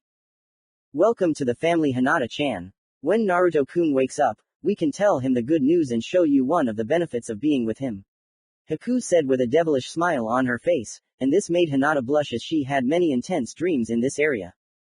Is there anything I should know? Hinata asked as she was shy about the topic, especially when it came to Naruto. Only two things. He's big and he has a lot of energy to turn your entire being into mush, Haku said as she saw Hinata have a distant look in her eyes and her nose was bleeding from all the perverted thoughts running through her head and inner Hinata telling her to go to his room to give him a proper wake-up call. When do you think Naruto-kun will wake up from his sleep? Hinata asked, seeing that Haku was deep in thought and seemed to have no answer. It's hard to say. Naruto-kun has been through a lot since his near-death experience in the Land of Waves 3 years ago, and coming back here isn't a pleasant experience for him either. The actions that Danzo's character took, as well as the way people still look at him, Naruto is trying to bear the pain that this place caused him, and I'll need your help to heal the wound in his heart. Especially after he found out about his family, and that his mother was still alive at the time, Haku said as she remembered the sensitive topic all too well and flinched slightly at the look Naruto had given her that day. Is his mother alive? Hinata said, as she thought, the woman died on Naruto's birthday and that was the reason why he was always alone. She was alive, Hinata-chan, but everything changed when Naruto found out and tracked her down, looking for answers as to why she left. The answer he got burned him to the core, and coming back here only makes it worse, Haku said as she began to tell Hinata the story of Uzumaki Kushina and how she betrayed her son on the day he was born. And how Naruto made her pay. Flashback 1 year and 5 months ago. Naruto had finally tracked her down to this simple place where she had been purposely hiding from him. After being enhanced with the Kyuubi's various abilities, including mastery over shadows, Naruto had learned through these skills that his mother was still alive, and she was here in Crane City, deep in the land of elements, in a spacious widow's home. Naruto had asked around to learn about the woman who had given him life, and then left him to see what people thought of her. She's a real party girl. Acts like she doesn't have a care in the world, said one person Naruto asked who was at the party with Kushina. Loves to drink at parties. Flirts with a lot of men too. I think she's even left with a few sometimes, said another, recalling the redhead drinking with a guy and then them leaving shortly after and the guy giving his buddy a thumbs up. I once asked her about any family she might have, and she told me that she didn't have any. That everyone she ever loved was dead, said the third person, a woman in her 30s, and she missed the angry look on Naruto's masked face. That was enough for Naruto as he went to his mother's house and quietly broke in before waiting for her to return home that night from a party. When Kushina returned, she was laughing with the man, kissing him passionately in a state of lust, and allowing the man to touch her aggressively. Naruto had to put an end to this. With 3 kunai in the man's skull, the mood was ruined and now Kushina was unconsciously looking at her angry son, who she had abandoned to the mercy of the leaf long ago. Before the red-haired woman could do anything, Haku appeared behind her and knocked her out, giving time for the alcohol in her blood to wear off. When Kushina woke up many hours later, she had a terrible headache and found herself tied to a chair with handcuffs on her wrists and ankles with seals she had never seen before. Looking up, she saw auburn blonde hair and the face of her captor hidden in shadows, with dark red eyes burning into her entire head. So you caught me and broke my bond for one night. You're lucky I'm not bonded now, otherwise you would have regretted killing me, Kushina said as she saw the figure go silent for a moment and seemed to be looking at something in his hand. I've often wondered what you looked like over the years. If I had your hair, your smile, your laugh, I wondered if you even loved me.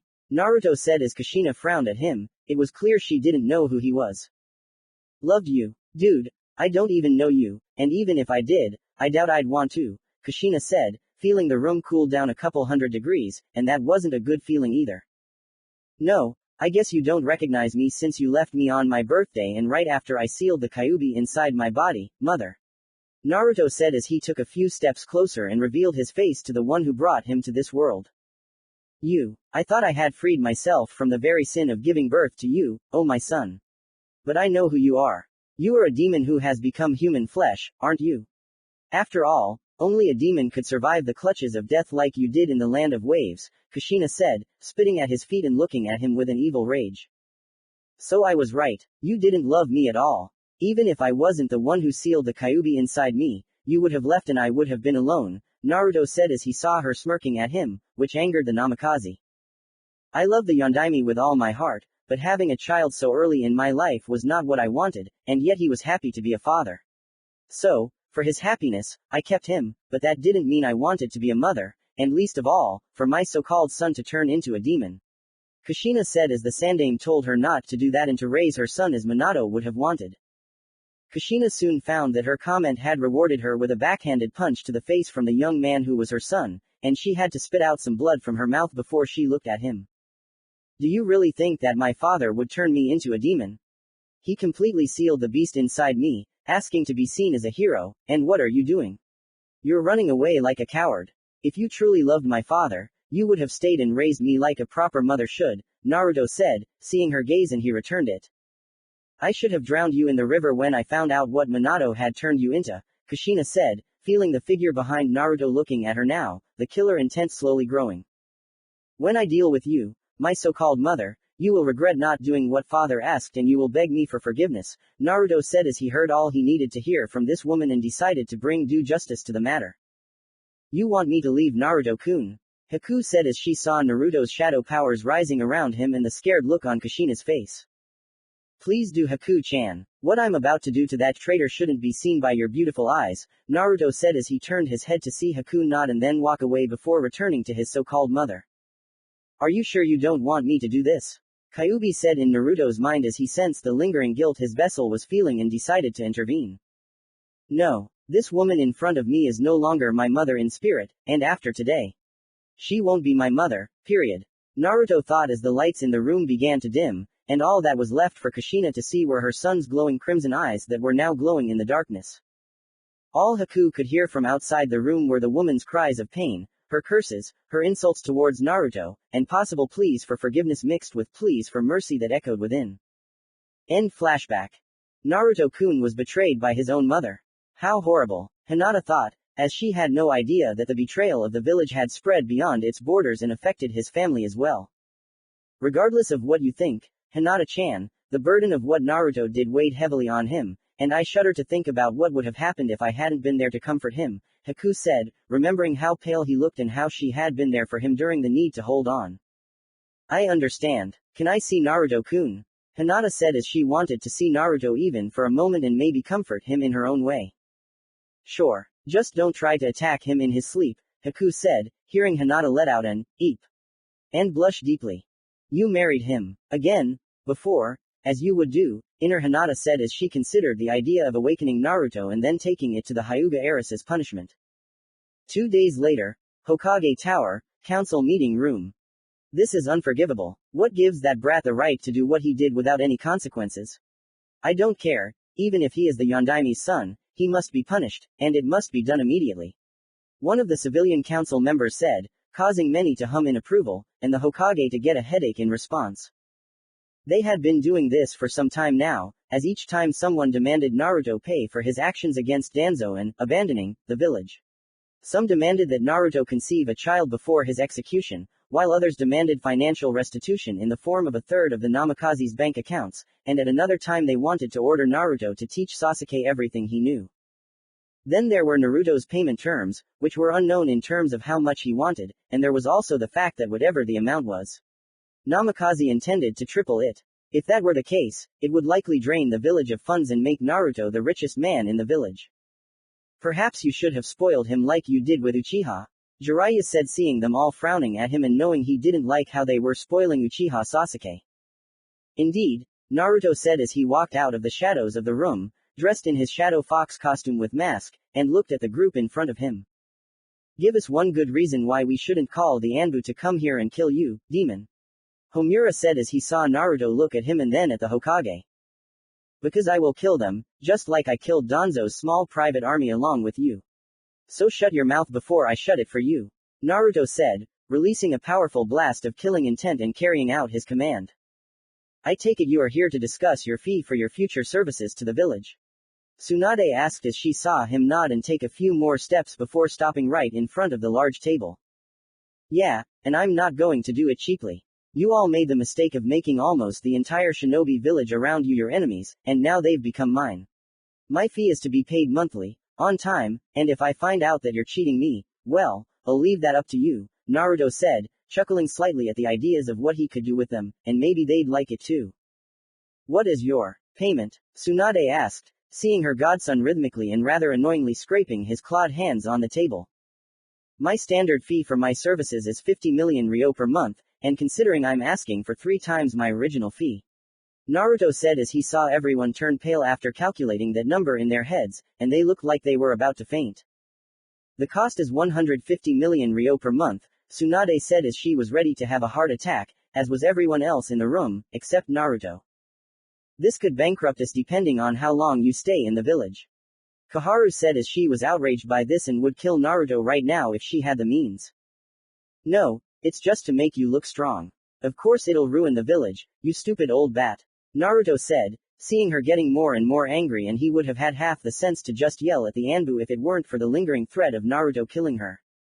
I was wondering if we could convince you to reconsider tripling your fee since you are technically still a member of this Naruto village, Tsunade said as she needed to go through the necessary paperwork to make it official and get a decision from the clan heads to make it official.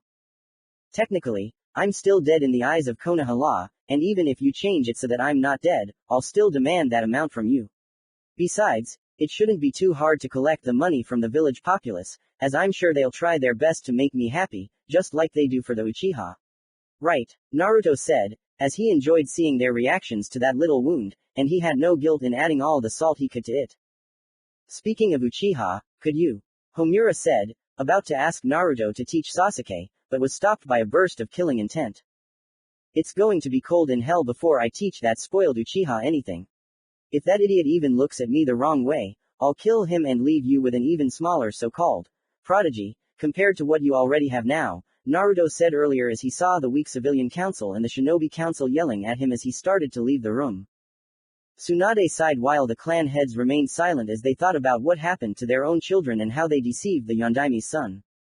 Go back in time before the Kyuubi's attack, kill every single person who has hurt me, and tell my father about how everyone he trusted to look after me betrayed him. Maybe then I'll consider not taking what's mine and just leaving Konoha to burn at the hands of all the enemies it has created through their own arrogance. No amount of sake could drown out those hate-filled words. Outside the Hokage Tower. As Naruto walked out of the building, he was met by Haku and Hinata who were waiting for him, and both girls smiled when they saw him.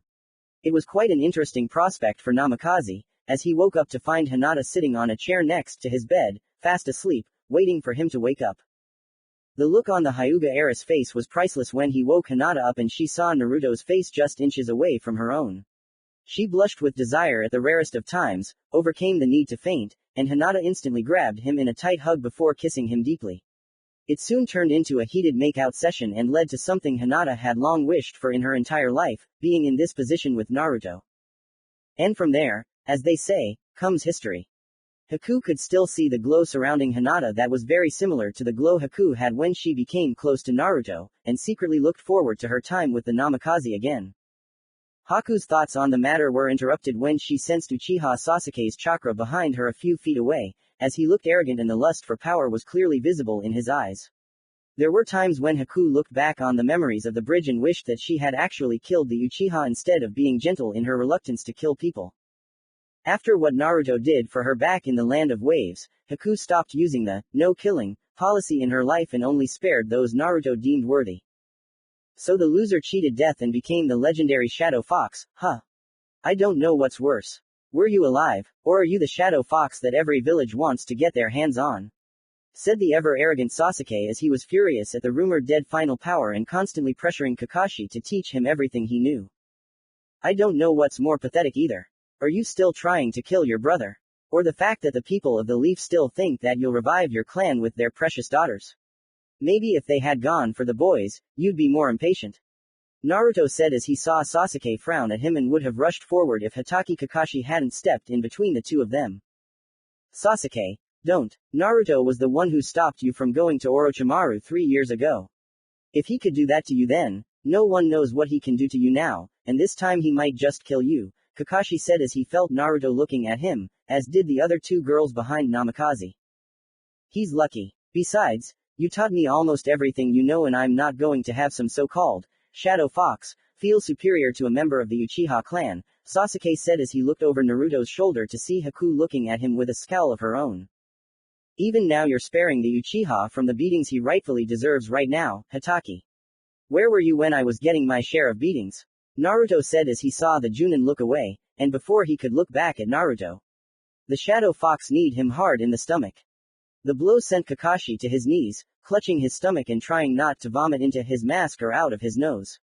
Before he could try to suppress the urge to vomit, Kakashi was hit in the head by Naruto and saw darkness upon impact.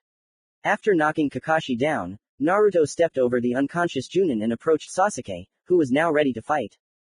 I've been waiting for this loser for a long time. I'm going to put you in your place and show you just how much of a fake, shadow fox, you really are, Sasuke said in a mocking tone, ignoring Haku's right hand filled with Senbon and Hinata's bloodline activation. And I was waiting for a second chance to beat the shit out of you before taking those weird eyes off of you. The only reason I didn't do it sooner was because the Soviets would be going out of their way to find out who did it and I couldn't risk them hunting me down when I had other things to do, Naruto said as he saw the Uchiha activate his eyes, and that was all the Namikaze needed. Time to remove those eyes. And his head, Kyuubi said as he prepared to do his part and inform Naruto through their connection to each other before creating a demonic barrier of chakra around the two of them to prevent the growing number of people from stopping the process. Moving faster than Sasuke's Sharingan eyes could see, Naruto found himself behind Sasuke, punching the man in the lower spine and wrapping up the shadow hands that seemed to come out of his chest before forcing the Uchiha to his knees. Sasuke tried to move, but was unable to focus his chakra for even a simple replacement and felt something dig into the back of his head. What are you doing to me? Sasuke said, trying to fight back against what Naruto was doing but found he couldn't, and it felt like his brain was on fire. I'm taking your bloodline, Sasuke. Both from your eyes and from that tiny thing between your legs that releases the seed that gives life. Now, even if you get lucky with any girl, they won't have Sharingan users if they ever carry your child, and even then, the children you create will be so weak that even a fangirl like Sakura can defeat them, Naruto said as he felt Sasuke's bloodline leave him and turn into a liquid ball in his hand, while pulling his hand back. Stop. Stop it. You can't do this to me. I'm an Uchiha. Without my bloodline, I'm nothing more than. Sasuke said as he screamed in pain, the realization of what he was becoming hitting hard. What? You're nothing more than what? A mere commoner. Your average shinobi. If you can't be a shinobi without your bloodline that I took, then you don't even deserve to live and should die. Naruto said as he walked around Sasuke after removing the shadow hands from his body and raised his hand with the bloodline orb he took from the former Uchiha to summon aside before bringing it down on the former Uchiha's neck. Naruto, stop. Tsunade yelled as she quickly came with the rest of the councils as they heard what was going on and now saw the situation the Uchiha was in with Naruto. Why, you know the history between me and that piece of shit old man. Do you know how much weight I had to carry for him and Sakura on those shitty D-ranked missions while Kakashi trained Sasuke afterwards? All of that. I'm sick of everyone praising the former Uchiha for his once established bloodline when all he does is steal from others. It's a mockery of our profession, Naruto said, not looking away from Sasuke's terrified eyes and the silent plea they sent for him to show mercy. The way this weakling looked so pathetic now was almost funny. What do you mean by former Uchiha? Council member Haruno asked, as he didn't like where this was going, and neither did the Shinobi Council. Simple. I took his Sharingan in his eyes and the ability to reproduce it in his loins. If Itachi does not return to Konoha, the Sharingan eyes will be lost to the leaf and the Uchiha clan will be no more, Naruto said as he saw the horror on both councils' faces, and it was a pleasant sight to see in his mind. We needed that bloodline, said the fat man from the civilian council who was influential in the Konoha Merchant Guild. Well, now you're going to have to do without that, because when I see Itachi I'm going to kill him too, and I'm going to get the reward for it to increase my fee even more, Naruto said as he stepped away from Sasuke for a second and saw the relieved look on the people's faces before he took it back, spinning his scythe around, taking the Uchiha's head clean off. A well-made set. Well done, Kyuubi said as he removed the chakra barrier, feeling his vessel pleased with the results of what he had done. We'll arrest you for this, Homura said as there were shinobi around him to arrest Naruto, and the killing intent coming from the Namikaze was intense. Agree to my terms or I will destroy everything in this village before I rebuild it in my own image. Well, you can do nothing. What you shouted to Naruto as he generated so much power that even the slightest attempt at movement seemed fatal. With record precision, Naruto returned his seemingly demonic power to his body and left with his two special girls now by his side. That's impossible, Jiraiya. How can we make Naruto happy when all we do is piss him off even more? Tsunade said as she didn't know what to do in the address, and Jiraiya and the Sandaime were simply stumped. I don't know, Tsunade Haim. I really don't know. Honestly, if I knew what was going on like our sensei suggested, I would have gone back sooner and helped the child. Jiraiya said as he failed as a godfather and Kushina failed to be the loving mother Naruto needed. Kushina was preparing to leave the moment she heard that Minato had died and the Kyuubi was sealed inside her son. She didn't want anything to do with Naruto even after she gave birth to him. All she cared about was Minato, but when he died and she decided that this village had no meaning to her despite having a son, the Sandaime said as he felt guilty for denying Naruto so much and it was becoming a problem for his already old heart. Well, I hope Kushina is dead, because if she isn't I will make her wish she was dead and then use one of Orochimaru's forbidden jutsu to bring her back to do it all over again. Tsunade said as she suspected Kushina was like that but decided to trust in Minato and now regretted it as well as neglecting her duties as Naruto's godfather. What are you going to do about Naruto's terms? The old retired Sarutobi said as Tsunade frowned even more and rubbed her temples to ease the headache that was now plaguing her.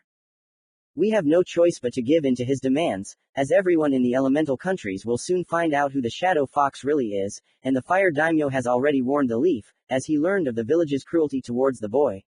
If we don't agree, then the Fire Daimyo will, and things will get even worse for us, Tsunade said as Shizune gave her a bottle of sake, and the busty woman looked at her assistant with a raised eyebrow.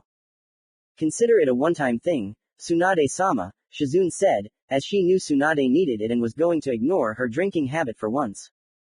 It didn't take Tsunade long to empty the bottle, even though Jiraiya helped along with the Sandaime. Unknown location 2 days later. What do you want to tell me? Pain said as he stood among the others, posing as members of his infamous organization of S-class shinobi, waiting for Itachi to speak.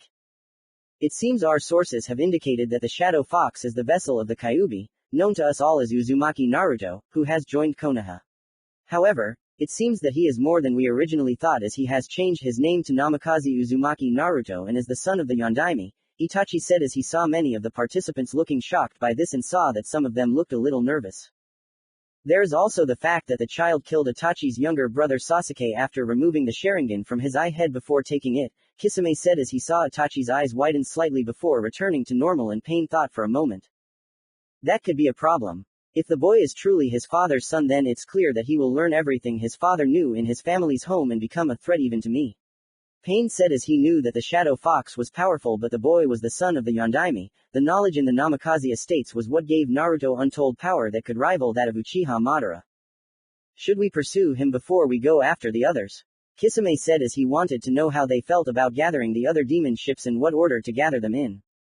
No, first we have to go after Shukaku, then Nibi, and after that we'll go after the Fox's ship, Pain said as he wanted to gather the others before going after Naruto and saw the other members nod in understanding. What if the baby doesn't have it? He was supposed to have died after being hit in the chest by the Chidori. What if he survived and the Kyuubi didn't? Kisame said as he wasn't about to go on a wild goose chase only to find out that the goose was just some duck and a waste of his time. That's what Itachi's eyes are for.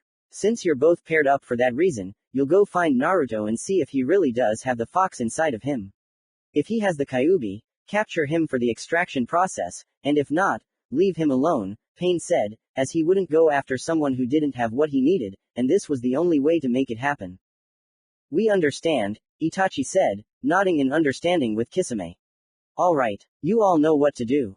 Denied, Pain said as the projection of each Akatsuki member left and the room went dark. Namikaze Estate, currently.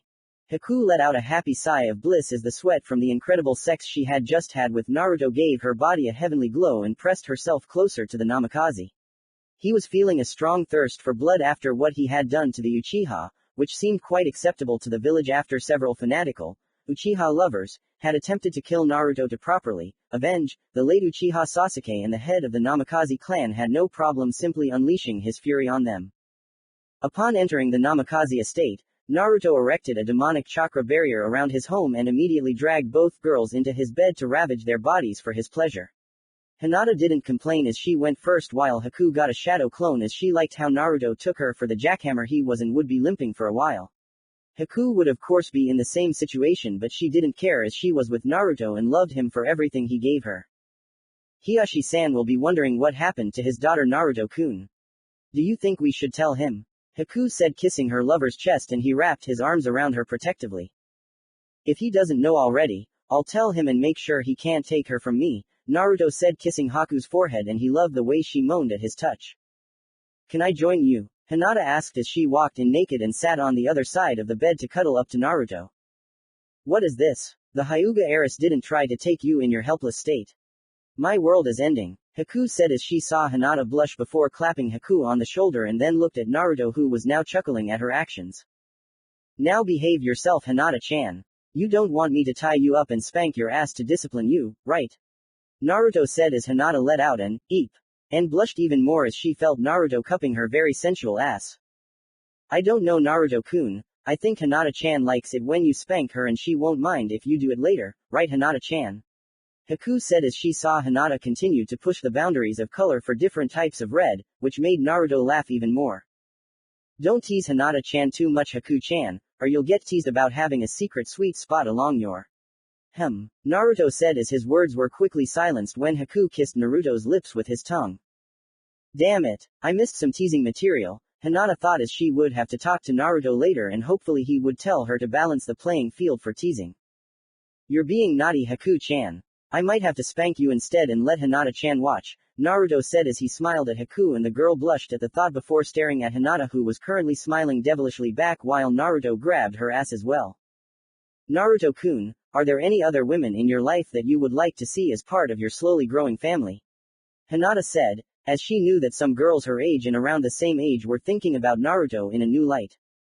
It all depends on the Hinata-chan girl. I mean there's Anko-chan because she's similar in a way and she's really hot. Tamari because she's strong, sexy, and has a command of her wind affinity just like me despite my massive use of shadows. Then there's Tenten who's partial to swords and has a killer figure underneath that strong drive. I'd also like to get to know Inuzuka Hana better since I once saw her take care of a young fox before helping it return to the wild, Naruto said smiling at the idea of bringing them all together and telling them how he was interested in getting to know them better. As long as they make you happy, I will support you, and Hinata-chan too, Haku said, kissing him again, and Hinata followed suit, kissing Naruto as well. That's good to hear. Thank you, Haku-chan. Hinata-chan, Naruto said, pulling them closer to his body by their backs, and he loved the way they squealed in surprise. Aren't you tired, Naruto-kun? Hinata said, feeling his manhood demand more fun and was surprised that he could handle two women so easily. You're so naive, Hinata-chan. When I first gave myself to Naruto-kun, he had so much stamina that I passed out before he finished, and I still kept going, and the orgasm was my wake-up call. What a wake-up call that was, Haku said, feeling the same as Hinata, and even though she was still in pain, she wasn't going to deny Naruto the relief he needed. Oh my god, Hinata thought as Naruto soon kissed her passionately and the massage he was giving her from behind made her moan in pleasure. Inner Hinata was jumping for joy. About her to further prevent any harm he might try to do to her further. Cousin, don't forget Whale, we'll have to deal with the Hyuga girl's family and a certain fate soon, believing that said Kyuubi, as he remembered, used his shadow powers to look into Hinata's thoughts about her family. It seemed like even after Neji got stronger, he still hated Hinata, and Hiyashi was a little more proud of his daughter, wanted to make Hanabi his heir. I'll sort out this family issue soon. But for now, give me some pleasure before I deal with the Hyuga clan. Naruto thought as he moaned in pleasure as he felt two very special tongues on his erection and he knew his business with the clan would be for a while. For a long time. Chapter 3 Knocking Down Doors. Naruto walked down the road from his home to the Hyuga clan's house, as he had important matters to attend to regarding Hinata's father, cousin, and the elders that had made everything so miserable. He had no real idea about Hinata's old man, but Naruto knew that Hiyashi had thought little of her in the beginning, and Neji had thought even less if what he had learned about his actions during the Chunin preliminaries a few years ago was any indication about Hinata. This had to change. Now. Naruto walked up to the main entrance of the clan's large house and saw two branch family guards looking at him with their Byakugan eyes, trying to see through his shadow fox costume that had scared so many others. However, because his chakra was so intense, he was looking at the sun with a magnifying glass the size of a watermelon, causing the two Hyuga to turn away in pain. I'm here to see Hyuga Hiyashi and Hyuga Neji, Naruto said as he saw the two staring at him and seemed determined not to let him pass, which made the young ninja smile even more. You are an intruder, sir. Leave now or else, said the Hyuga branch member to Naruto's right, and Namikaze feigned surprise. Sir, did you just call me sir? No. Get out of here, demon brat. No. We'll use you for gentle fist training if you look at this place again, monster. Why the change? Could it be because I'm now the head of the Namikaze clan and you're now actually beneath me? Or is it because of my abilities that can maim, disfigure, and ultimately rip the two of you into tiny pieces? Naruto said as he saw the guards tense up, and the Namikaze realized it was the latter of the two options. It has always been like this. We're trying to be respectful, Namikaze-sama, said the Hyuga branch member to Naruto's left, and Namikaze shook his head in disagreement. You're lying. I know you're lying because your shadows are saying things you're not saying. You hate me to the core, but you know you can't kill me because of my clan, and because you're too weak to even lay a hand on me. Though that's to be expected from those who simply submit to fate by being its little bitch and make excuses like all weak branch members do, Naruto said as he saw both guards looking at him with intense rage and he had to fight back using his eyes again, knowing it would only hurt them. You have some nerve to say that, said the Hyuga branch member to Naruto's right, and Namikaze simply smiled under his mask. I know. I also know you should stand there and take it like the weak pieces of shit from the branch that you both are, Naruto said as he sensed the killer intent from the two but felt almost nothing since he had been around it his entire life and simply shook it off as a small annoyance. You must be careful with your words, Namikaze-sama. Insulting us like that would be. The Hyuga branch member to Naruto's right said, but was stopped when Naruto generated a massive amount of chakra that swirled around him, howling in the wind like some kind of enraged beast before coming to a stop. You won't cause me any trouble. I can stand here insulting your way of life until the two of you fall to the ground crying like little children and not get any harsh punishment for it. Do you want to know why? Because the two of you are nothing. You are weak, spineless branch members of the Hyuga clan and can't do anything without the approval of the main family. Now, I have come here to see Hyuga Hiyashi and Hyuga Neji because the Hyuga clan has an important matter to discuss with me regarding Hyuga Hinata. Now, either the two of you will willingly let me through or I will beat you both to the brink of your pathetic lives to see them. Choose wisely, Naruto said as he saw the two exchange glances and then the one on the left of Namikaze opened the door for him to enter. Please forgive us for trying to interfere with your important clan matters, Namikaze-sama, the Hyuga branch member said as he saw Naruto looking at him and could swear with his eyes that Namikaze was grinning a wild grin under that mask. No promises, Naruto said as he entered the Hyuga compound and went to find Hinata's cousin along with the girl's possibly still asshole father. Konoha Hospital.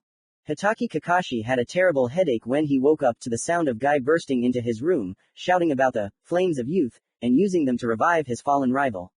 However, being the patient man that he was, Kakashi used his old tactic to force the man to redirect his efforts beyond the hospital and onto the village population, and while that was considered cruel, it was a necessary evil. I see you're recovering well, Tsunade said as he watched Kakashi get up from the bed and clutch his skull in pain before catching the bottle of aspirin the woman threw at him. Not really. A headache is the least of my problems. What happened to Sasuke and Naruto? Kakashi said as he was knocked out by Naruto and had no idea what happened earlier.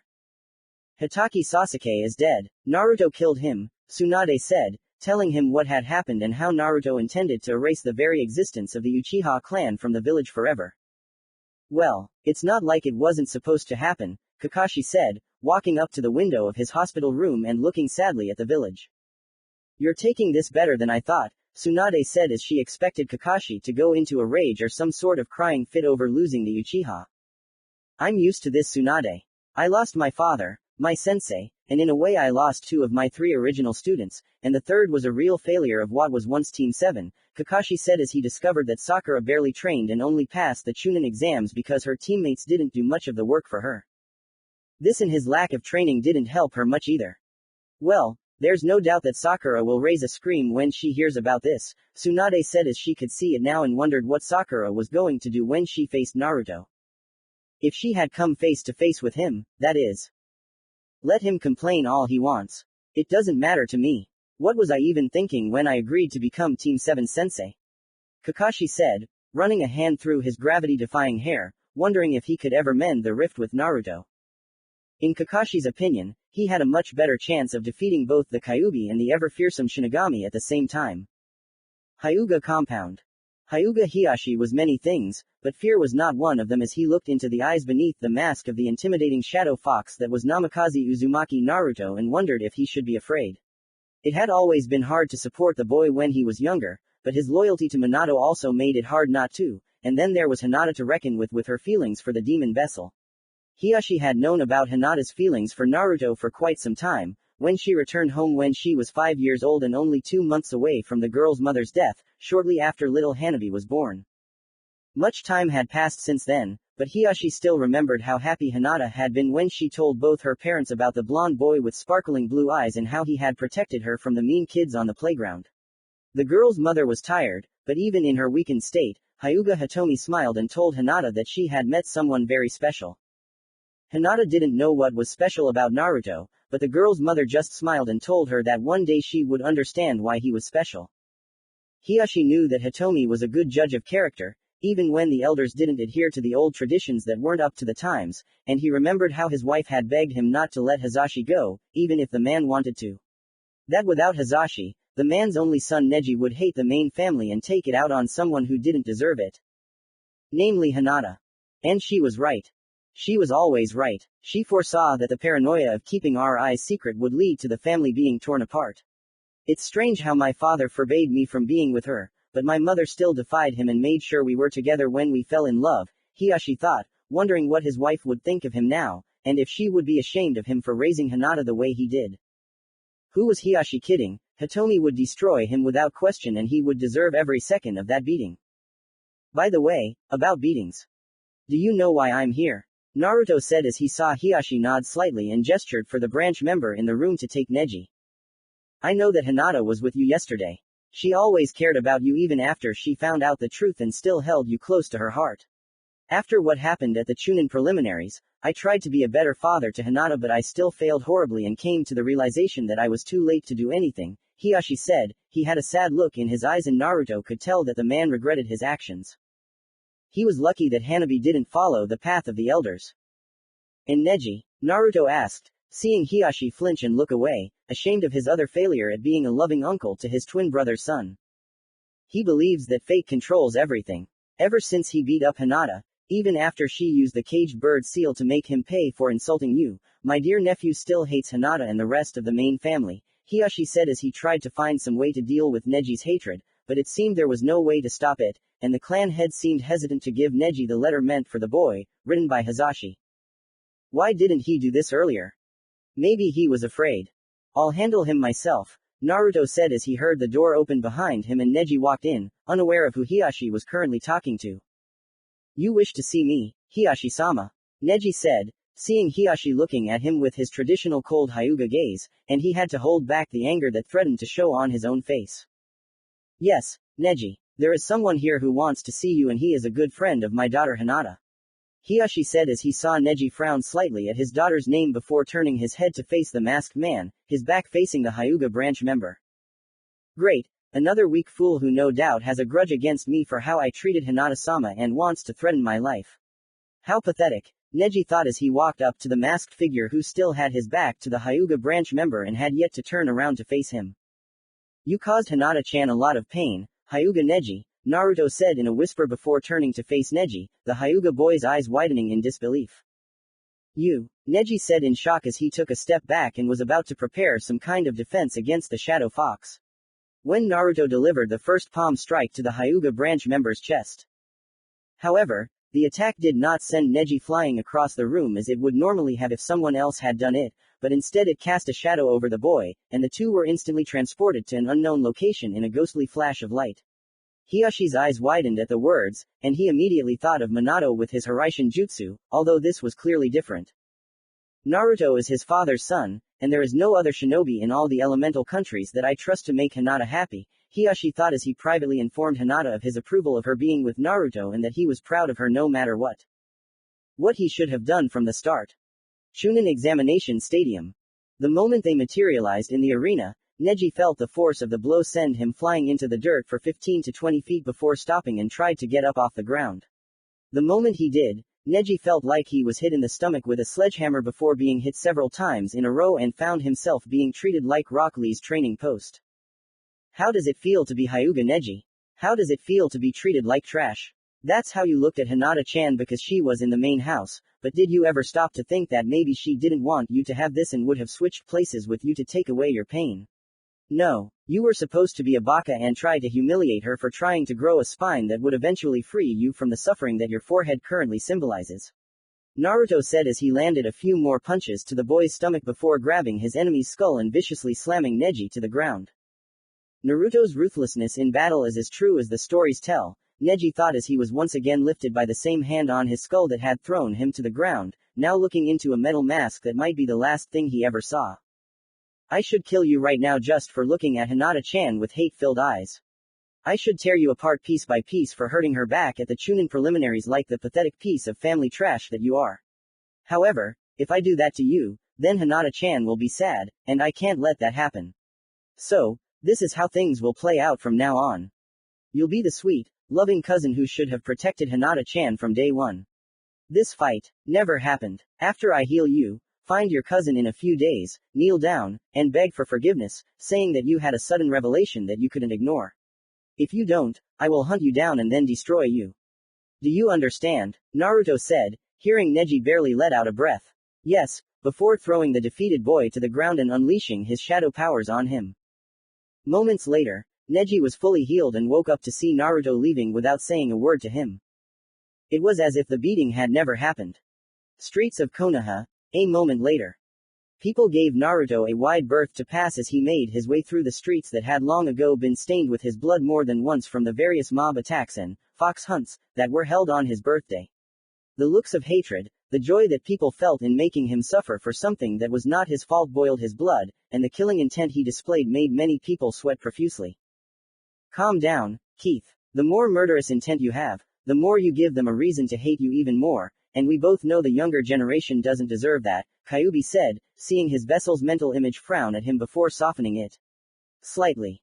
Perhaps, but that doesn't mean I can't contact the previous generation and let them know what I think of their righteous justice against me, Naruto thought as he walked through the streets and walked into a random shop that would have kicked him out in a heartbeat years ago. The shop owner, a rather elderly man, now looked at the Namikaze boy with fear and his customers quickly left, leaving only the two of them in the shop. Namikaze-sama, what an honor to see you here in my shop. What can I get you today? The man said, bowing obediently to Naruto, who many years ago would have been beaten half to death and told to never set foot in the shop again. Don't try to suck up to me, baka. The late Uchiha Sasuke may have enjoyed it, but I didn't, and I feel insulted that you showed me such false respect. You want to know what you can buy me today at your shop? I'll tell you what you can give me. You can give me some much-needed revenge, Naruto said, smirking under his mask, and the shop owner began to whine like a little child, retreating into the corner. Oh, the irony that surrounded these two right now. 20 minutes later. Naruto left the destroyed shop, leaving the bloodied, battered, and quite possibly dying shop owner alone with his thoughts of the revelations of the past years. The fight had not been silent either, as Naruto knew that people had seen and heard the beating, just as many had heard when he was beaten as a child. And, just like Naruto, no one had come to the aid of the shop owner from his beating, and the Anbu had only arrived after it was all over. A little example for the masses, Naruto-kun. Anko said as she walked out of the alley, giving him a smirk that screamed sexy. I saw you do no less to someone who tried to have their way with you years ago and thought you were drunk in your favorite dango shop. Remember? Naruto said as he was 11 years old when it happened and he saw Anko beat the shit out of a man who thought she was vulnerable enough to have sex without her consent. Touché. Speaking of my favorite dish, dango, would you like to grab a bite with me, Naruto-kun? I'll even pay for whatever you order, Anko said, seeing Naruto look at her for a moment and then nod before following her to a place of some privacy. Knowing my reputation, Anko-chan, you'll be getting it all on the house and the manager will be begging me not to kick his ass again, Naruto said as he saw Anko blush and rub the back of her head in embarrassment, since that was most likely the case. As the two of them walked through Konoha to Anko's favorite place to eat, people looked at them strangely and wondered what Orochimaru's failed student was doing with the vessel of the Namikaze demon. As for Anko herself, she felt her body warm slightly from the proximity of this dangerous figure and sensed the amazing power behind the metal fox mask Naruto wore. The boy had killed the Uchiha jerk, put Kakashi in his place, dealt with the Soviets like the little bitches they were, and killed Danzo in the short time it took him to get back to Konoha. The memory of it was still fresh in Anko's mind, sending shivers down her spine every time it came up. So Anko-chan, how have you been doing while I was away from Konoha? I know the people here in Konoha hate you almost as much as they hate me, Naruto said, seeing Anko nod in agreement as he told him about how the village seemed to be getting worse in terms of arrogance until he showed up. After the failed invasion a few years ago, the idiots here suspected that I was in cahoots with Orochimaru of all people, and that's how he was able to set his plan to destroy Konoha in motion. Can you believe it? Anko said, as the Sandaime was on her side, and he personally told the Soviets that she was one of his most trusted shinobi in the Leaf. If he wasn't there to vouch for her, well, Anko didn't want to think about it. That they would suspect you of being a secret spy for Orochimaru. Yes, that they were right to think so.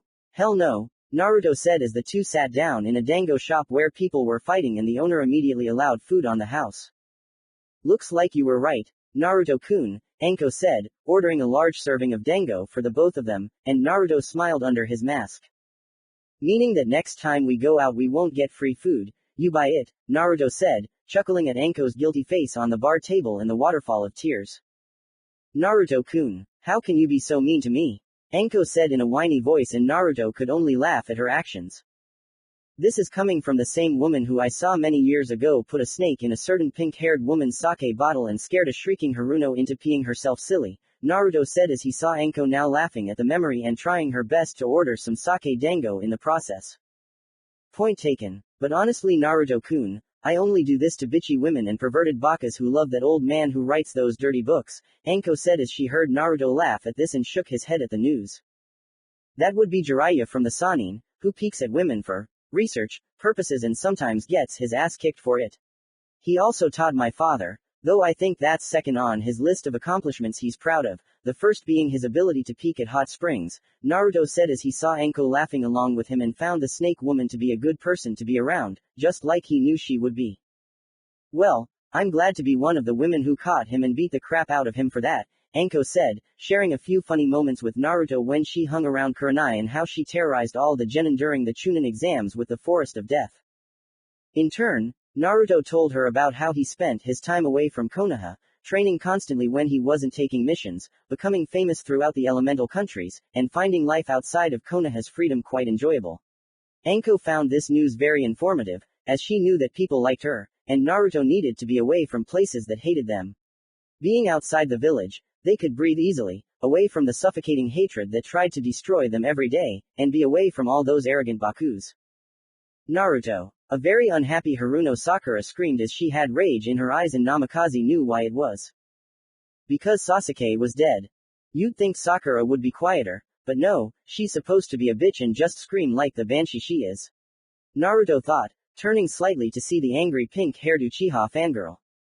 You killed Sasuke-kun. I've been looking for you everywhere since it happened to get answers, and here I find you eating dango with that snake slut like all is well in the world, Sakura said, preparing to stomp over there and grind Naruto into paste like she used to when they were younger. First off, Sasuke Timo was an asshole who only had a soft spot for the same gender as him, and while you're somewhat close to that, it just wouldn't appeal to him if you didn't have the necessary thing down there. Second off, Anko-chan isn't a snake slut, and if you call her that again, you're going to regret it, Naruto said, flexing his hands before they turned into fists, making popping sounds after they were clenched tightly in the process. I don't know why the Soviets didn't order you executed, you monster, but I'll gladly do it to avenge Sasuke-kun and rid the village of your corruption. Sakura said, pulling out a kunai and rushing at him with the intent to kill. How annoying. Earth style. Imperial Wall Jutsu. Naruto said before he kicked his right leg hard and created a wall of solid rock a few feet behind him, which Sakura slammed into painfully, her imprint showing proof of what she had done.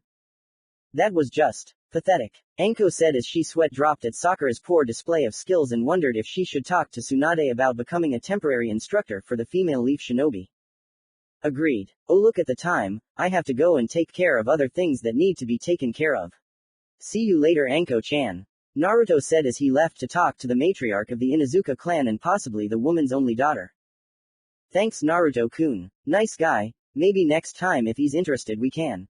Hey, Anko said as she realized that all the dango was gone and the sake bottle was now empty. And Naruto was now nowhere to be seen. That clever Gaki used the incident with the McPinky fan to take everything and then just leave me with the bag. Sure, I don't have to pay for the dango this time, but that's not the point. I think I'm in love. Anko thought as she finally found someone who could stand up to her crazy tendencies and not be afraid of him running away while peeing his pants. She made a mental note to visit Naruto at his house to maybe have a little fun. Kumo, at the moment. Yugito was tired of hiding in Kumo, although the choice word had to be changed from hide to be restrained by the Raikage's order. She was being hunted by the Nibi organization, and Yugito felt that being in Kumo would make her an easier target to defeat. The Raikage, however, thought differently, saying that with her and Killer Bee in Kumo with him, they were well protected from this Akatsuki organization. He told them that they were remaining Kumo and that his word in this regard was final.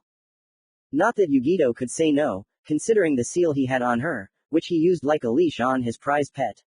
The only reason Killer Bee didn't have one on him was because he was the Raikage's brother, and his loyalty to the bastard was unquestionable. I know you hate that kitten, and so do I. If I could find a way to remove the seal from your body, I would have done it years ago, but my own seal has a fail-safe that needs to be handled by a seal master of the highest quality, Nibi said as she tried to find a way to destroy that seal on her vessel, but the seal that imprisoned the demonic cat had surrounded her with a heavy barrier to prevent such a connection with the cursed thing. The only way to get rid of this is to find the seal master Jiraiya of the Sannin, Yugito thought, as her answer to this problem was in a rival village that was currently at war with the Leaf, like Iwa. Or the Shadow Fox. From the rumors we've heard about him, I think he might be on the same level as Jiraiya, if not surpassing the old Sannin in terms of seals, and seems to have a soft spot for demon vessels like yourself, Nibi said as Yugito spent the last 3 years spreading rumors about the Shadow Fox helping those who were hurt and earning a lot of respect from various influential people. That's all well and good, Nibi, but there's one problem. What should we call him? Yugito thought, slightly annoyed as she wanted to be free of the Raikage and Kumo in general, as she was having a hard time living in this place that didn't appreciate her. It was just an idea, kitten. How you get to him is entirely up to you, Nibi said, as she knew that Yugito was forbidden from receiving summons and sending messages unless the Raikage approved it. Oh joy, Yugito thought, sighing due to her lack of ideas on how to use the plan Nibi had suggested to get to the Shadow Fox. Konoha. Sometime later. Naruto walked through the streets, deep in thought, trying to find Inuzuka Sume in regards to her daughter, but the woman was nowhere to be seen, and the Namikaze boy decided to hold off on searching for Inuzuka for now. Fun aside, Naruto had to focus on the business aspect of his stay in Konoha, as he was being paid to be here, and it would be bad for business if he didn't think about his mission to defeat their mutual enemies of the Leaf. First, it was Orochimaru, as the Sannin had been planning on getting Sasuke for a while after his failed defection attempt, but now that the Uchiha was dead, hubby would take out his anger on whoever was responsible for it. Next was the infamous Akatsuki, who had been actively hunting down their prey for the past 3 years and would no doubt redirect their resources to him regarding the Kyuubi. Nothing new there. Lastly, Naruto realized that Iwa and Kumo would be a pain in the ass after Iwa wanted his head for being a Namikaze, while Kumo would go after Hinata for her eyes. Why did Konoha have to put a non-verbal target on their back that says, "We take on all comers"? Hey, stop right there. Come back here, you bad dog, said a female voice with a barking sound that could be heard from behind Naruto, who turned around to see Inuzuka Hana chasing after a rather roguish dog that didn't want to take a bath or get shots. The said dog, who upon seeing Naruto, stopped running away and submitted to the impressive form of the young shinobi. Are you having problems with animals because of your unruly dog? Naruto asked as he saw Hana panting from running after the mongrel and saw the damn animal stop running when he saw Namikaze. Sort of. He needs his shots, but at this rate I might just castrate the damn buck and do it in front of the other animals to teach them not to run away, Hana said as she finally saw who she was talking to and was a little scared of him. Is something wrong, Hana-chan? Naruto asked, removing his mask and smiling at the Inuzuka woman, who was currently blushing heavily. I was trying to stop the dog and, Hana said, feeling her body heat up and felt the need to mate with the handsome man in front of her. I understand. When you get back from work, come by the Namikaze estate and we can talk later to get to know each other better, Naruto said as he put on his mask and then left, with Hana still standing behind him with her jaw hanging open. Training ground number 5. Tenten was training alone today, as she felt the need to avoid Lee with his cries of youth, and Neji was nowhere to be seen to possibly even ask to train. It was times like these that training helped Tenten with the thoughts that were troubling her, and right now her thoughts were about Naruto's return. She had never really been close to him before or after the academy, but she knew of him by reputation and she quietly enjoyed the way his jokes made her laugh. What she didn't understand was why people called him a monster, demon, and other hateful names until the retired Sandaime made an announcement years ago before the Chunin exams. She never blamed Naruto for what the Kyuubi had done, as the boy had never asked for the demon to be sealed inside his body and the Namikaze had been given the end of his life the moment he was born. She asked her father what he thought of Naruto, but the man seemed unable to answer the question, and Tenten wondered if her own father hated Naruto, coming to his senses just because he was the Yondaime's son. Regardless of how her father felt, Tenten held no grudge against Naruto and would like to be his friend, if not more, in the future if things went that far. She had to admit that Naruto was a few years older than her. He was quite handsome and strong with his still unknown abilities. The idea of the two training together was very appealing as Tenten wanted to see if Naruto was good with a weapon as Hinata claimed when she saw him in the Land of Waves after summoning his shadow sword to kill the Kumo shinobi there. I see you've been training hard, Naruto said, seeing Tenten startled by his voice, throwing a shuriken that flew wide, hitting several trees, then heading towards the village and hitting the back of some poor guy carrying a tray of angry crabs.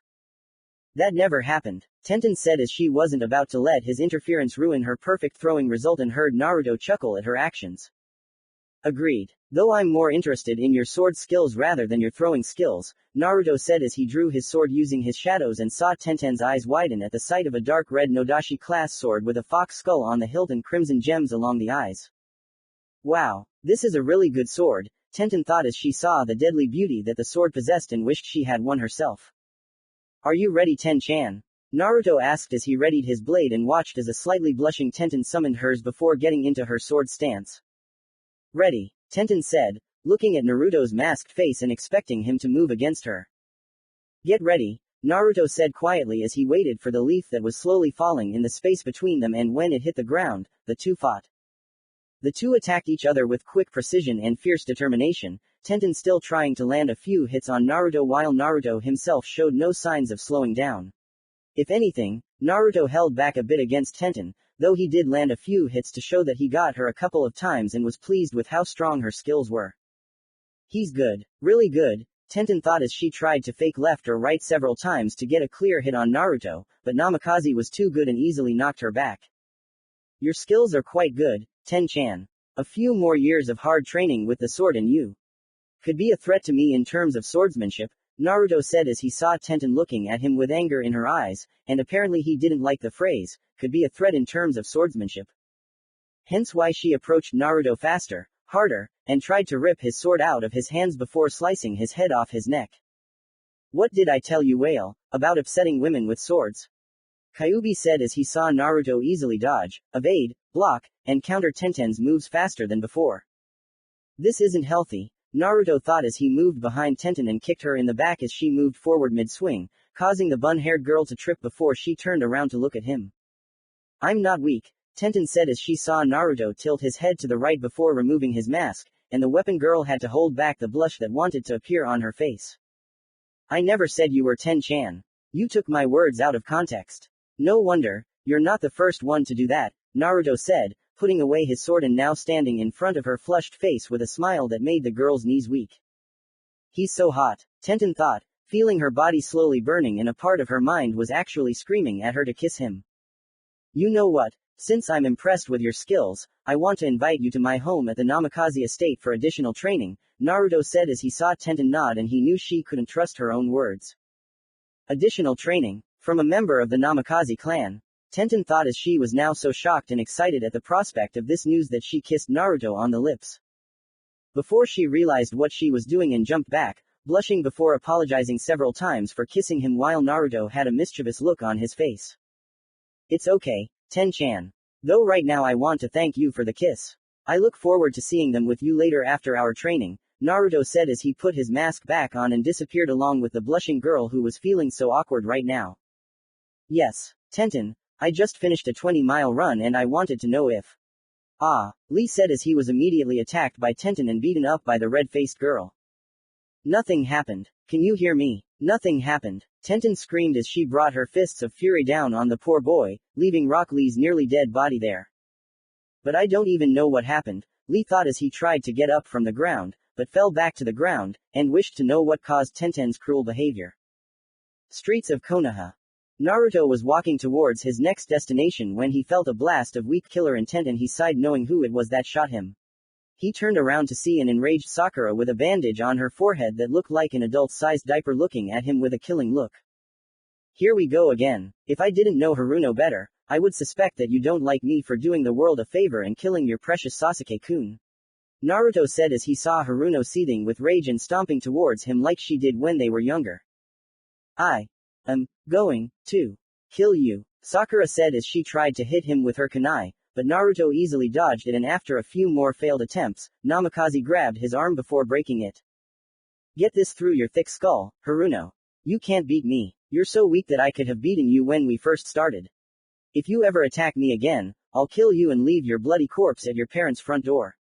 Got it, Naruto said as he unleashed his own blast of killing intent at Sakura, which knocked the pink-haired Banshee unconscious and the Namikaze left without another word.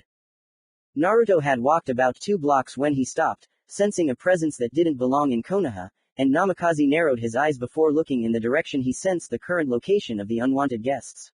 It seemed like his mission regarding Konoha's many enemies that he shared with them was happening a little early, and while it wasn't that unexpected, it wasn't that welcome either.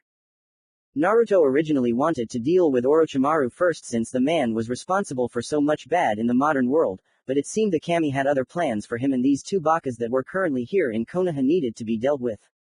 With that in mind, Naruto headed towards the source of the chakra signatures he was feeling and sure enough, he saw 2 members of the organization that wanted to track him down for the fox. Uchiha Itachi and Hoshigaki Kisame. It was a long time ago, Itachi. Do you hate me for killing your weak brother? Naruto said as he was sure Itachi would have found out about this and wanted to find him for some form of revenge. No, Sasuke had a chance to look past the hatred, but he still gave in and had to die like the others, Itachi said as he activated his eyes, but frowned when he felt them blocked, finding it very disturbing. What's wrong Itachi? Does he have the Kyuubi or not? Kisame said as he saw Itachi trying to see the Kyuubi's chakra signature and was surprised when the man didn't respond right away. Let me save you the trouble, Itachi. I don't need you to hurt yourself so quickly in our battle. To answer the question that's been running through your heads, as well as your organizations, I can proudly say that the Kyuubi is very much alive, and I intend to keep it alive to help kick your asses to hell, Naruto said, releasing a monstrous wave of chakra that shook his 2 enemies and essentially alerted every leaf shinobi in the village. His power is incredible. Such power could only be seen in the Yondaime and even now the boy is barely sweating, Itachi thought as he was now starting to sweat heavily from the chakra release Naruto was producing and the fact that Kisame took a step back also told him a lot. Kisame may have been crazy, but he wasn't suicidal.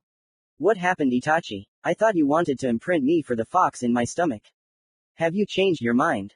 Well, too bad. After I kill you, I will kill the rest of your little boy band group and wipe the Uchiha name off the face of the earth. Naruto said as he created a black and crimson rasengan and charged forward at the 2 members of the infamous Akatsuki. Itachi, move, Kisame said as he knocked Itachi back while drawing his sword, and paid for it by Naruto hitting the former mist shinobi with his attack.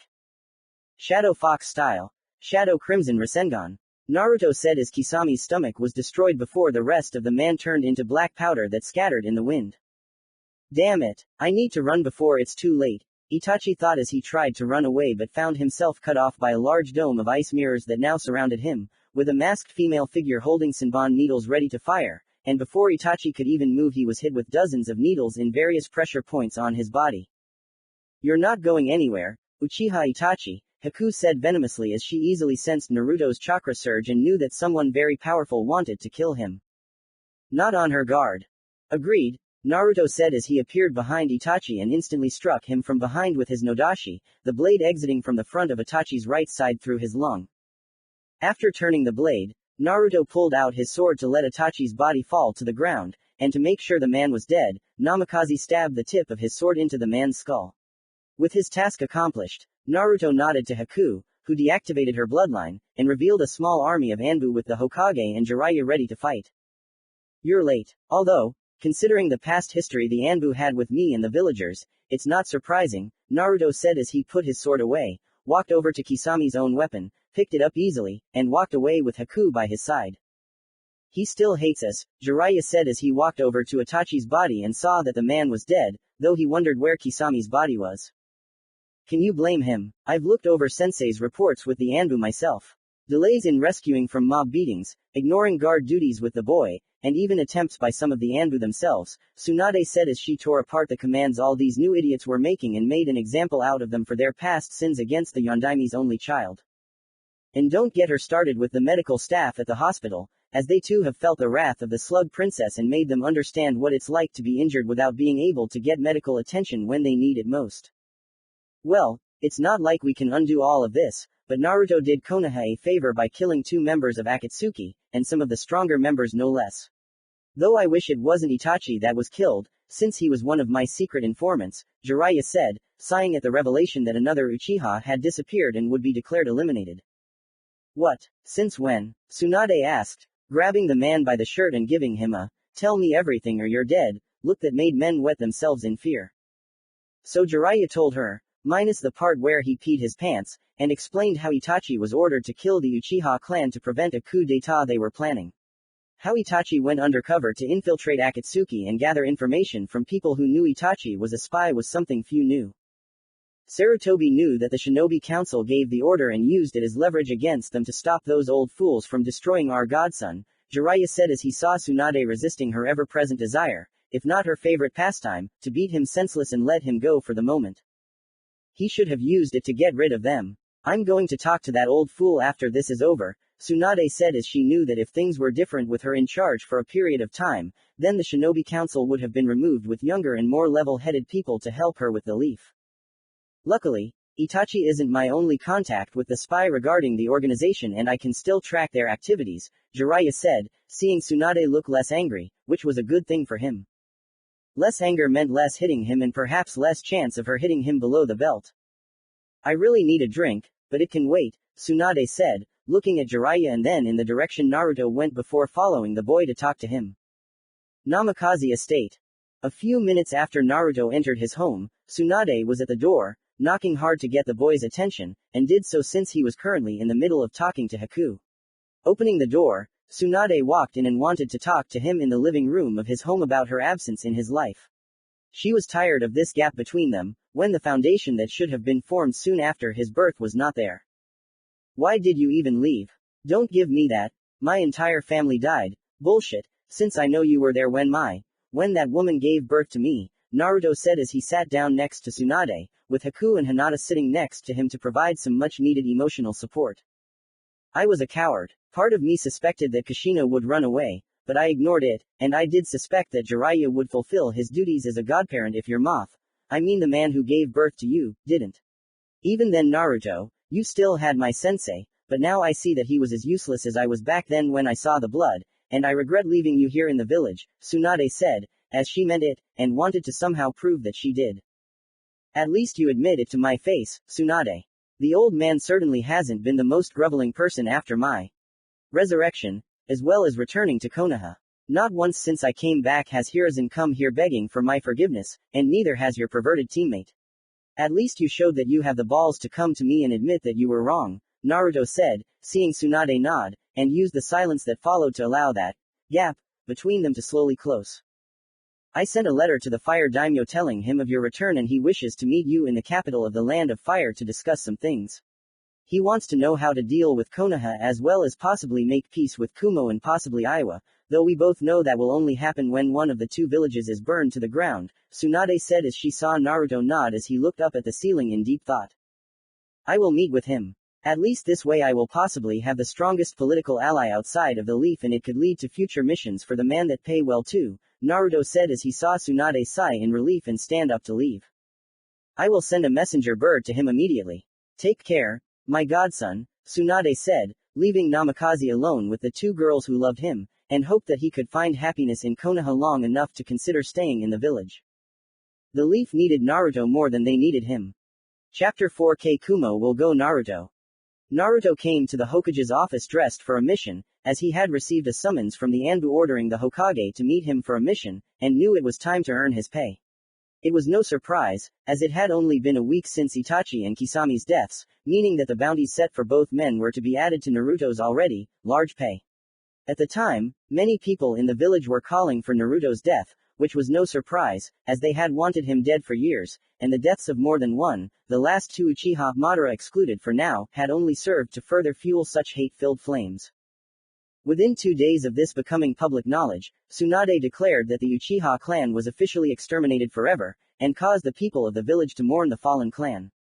At the same time, People increased their angry glares at Naruto whenever he passed by, with some people even going so far as to try and die in failure to hurt him.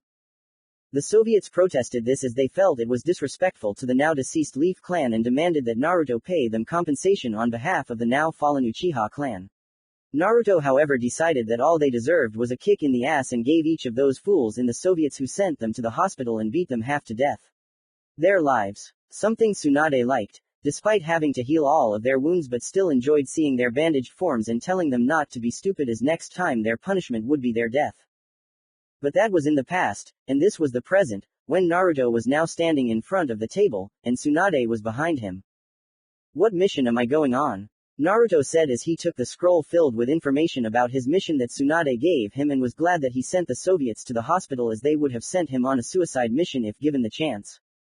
"You are going to Kumo. The Raikage has learned of what you have done and believes that acting alone against the Akatsuki organization will ensure peace between us, as he has more to lose in a fight on two fronts when Akatsuki is much more dangerous," Tsunade said as she saw Naruto nod behind his metal fox mask and pocketed the information as he would need to look it up later. "If the Soviets hear this, they will take it as an insult and want us to invade Kumo to show that we are stronger than their two enemies," Naruto said as he saw Tsunade frown and saw how she had very little love for those fools that were currently in the hospital, drugged up to their eyeballs, even when some of them had long since recovered.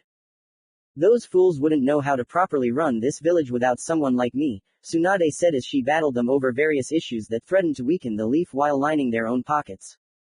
"I heard how they tried to stop you from starting a special medical program for field shinobi to reduce casualties. What excuse did they use? Lack of funding? Lack of something? I suppose it was," Naruto said as he saw Tsunade frown at the lousy memory popping up in her head, her hands clenching into fists because of it. "They said that there wasn't enough funding or personnel to start training at all. Those old fools have bled this village dry and they claim that we lack the necessary funds," Tsunade said as she wanted to investigate the fools for misuse of funds, but she never had an excuse for it and knew that without one they could have her position taken away for someone who had no problem being their puppet. "Just investigate without their permission. When they come to their senses and find out, tell them that the daimyo has heard disturbing rumors about them not having enough funds before ordering an investigation.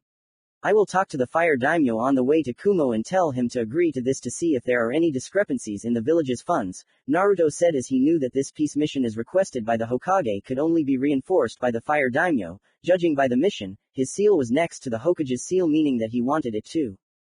"I thought so. He expects you to meet him in the next few days," Tsunade said as she knew the two of them needed to meet soon and settle things before the two councils came up with some stupid rule or law that would be used against the young man in front of her. "Then I won't delay," Naruto said as he turned to leave, stopping at the door when Tsunade called out to him. "Naruto, did Jiraiya or my old sensei ever try to visit you?" Tsunade asked as she wanted the two to just apologize to Naruto and admit that they were wrong.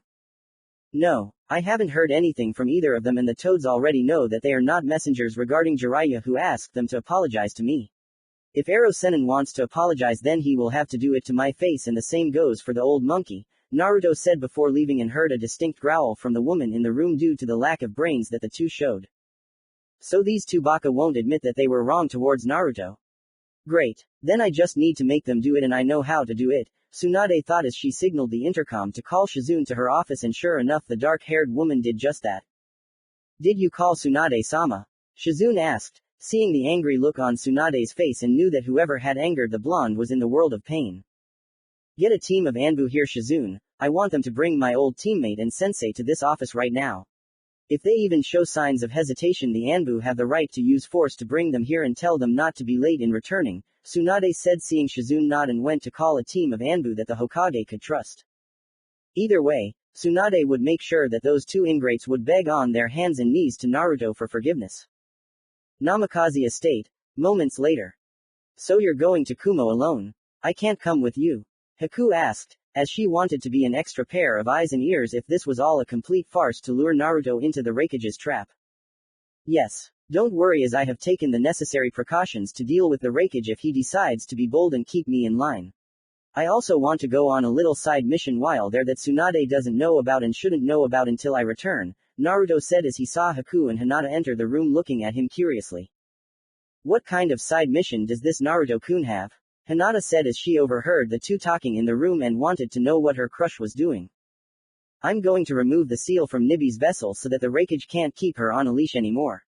That way, even if the Raikage decides to try something, I know that Nibi's vessel will eventually help me and get me out of whatever prison the Baka throws me in, Naruto said as he saw Haku and Hinata looking worried since Kumo had already tried to capture Hinata when she was just a child. No one knew what Kumo would do when Naruto showed up at their home. If you don't come back in 3 days, I will go to Kumo and tear it to pieces to find you, Naruto-sama, Haku said as she couldn't allow him to be captured and used in cruel ways for this village.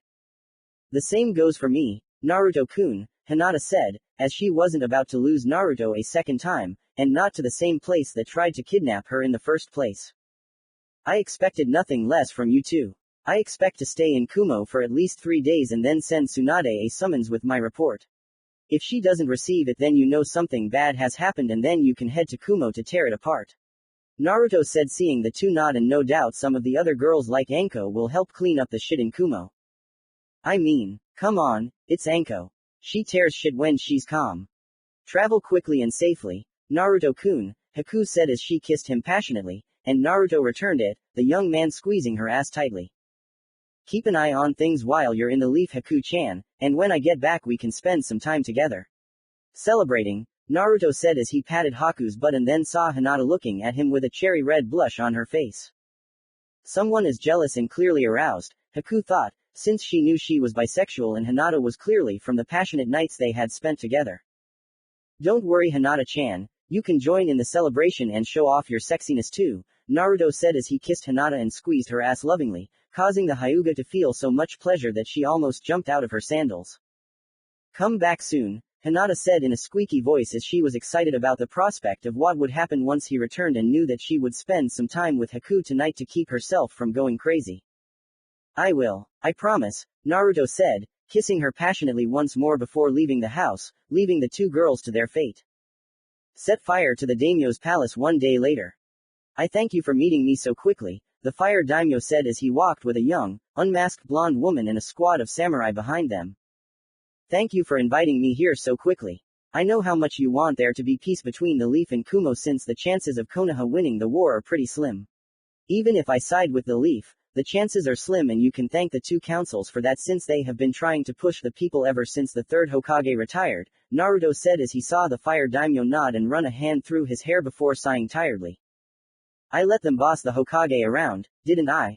The fire daimyo said as he felt that the third Hokage would be able to handle the two councils after the Yondaimi's death, and it was only with the fifth Hokage and Naruto here now that he realized how foolish he had been. Yes, I killed Danzo so most of their voices were silenced but they are still a pain in the ass and need to realize their place in the shinobi village. For that to happen I need you to step up things like that since no one can usurp the fire daimyo's word in the land of fire except, well, the fire daimyo. Naruto said as he saw the feudal lord nod his head and knew the man would do just that. I will prepare the official documents before you leave for Kumo tomorrow. In the meantime, stay in my palace as my guest and accept my hospitality, the fire daimyo said, seeing the young Namikaze nod, and knew that things were about to change for the better. Otherwise, the land of fire and the leaf would be nothing more than a memory. Kumo Raikage office, the next day. Welcome, Shadow Fox-sama, to Kumo. I thank you for attending this meeting for the sake of peace between the Leaf and Kumo, the Raikage said, extending his hand, and the young shinobi in front of him took it. And I thank you for welcoming me, Raikage-sama.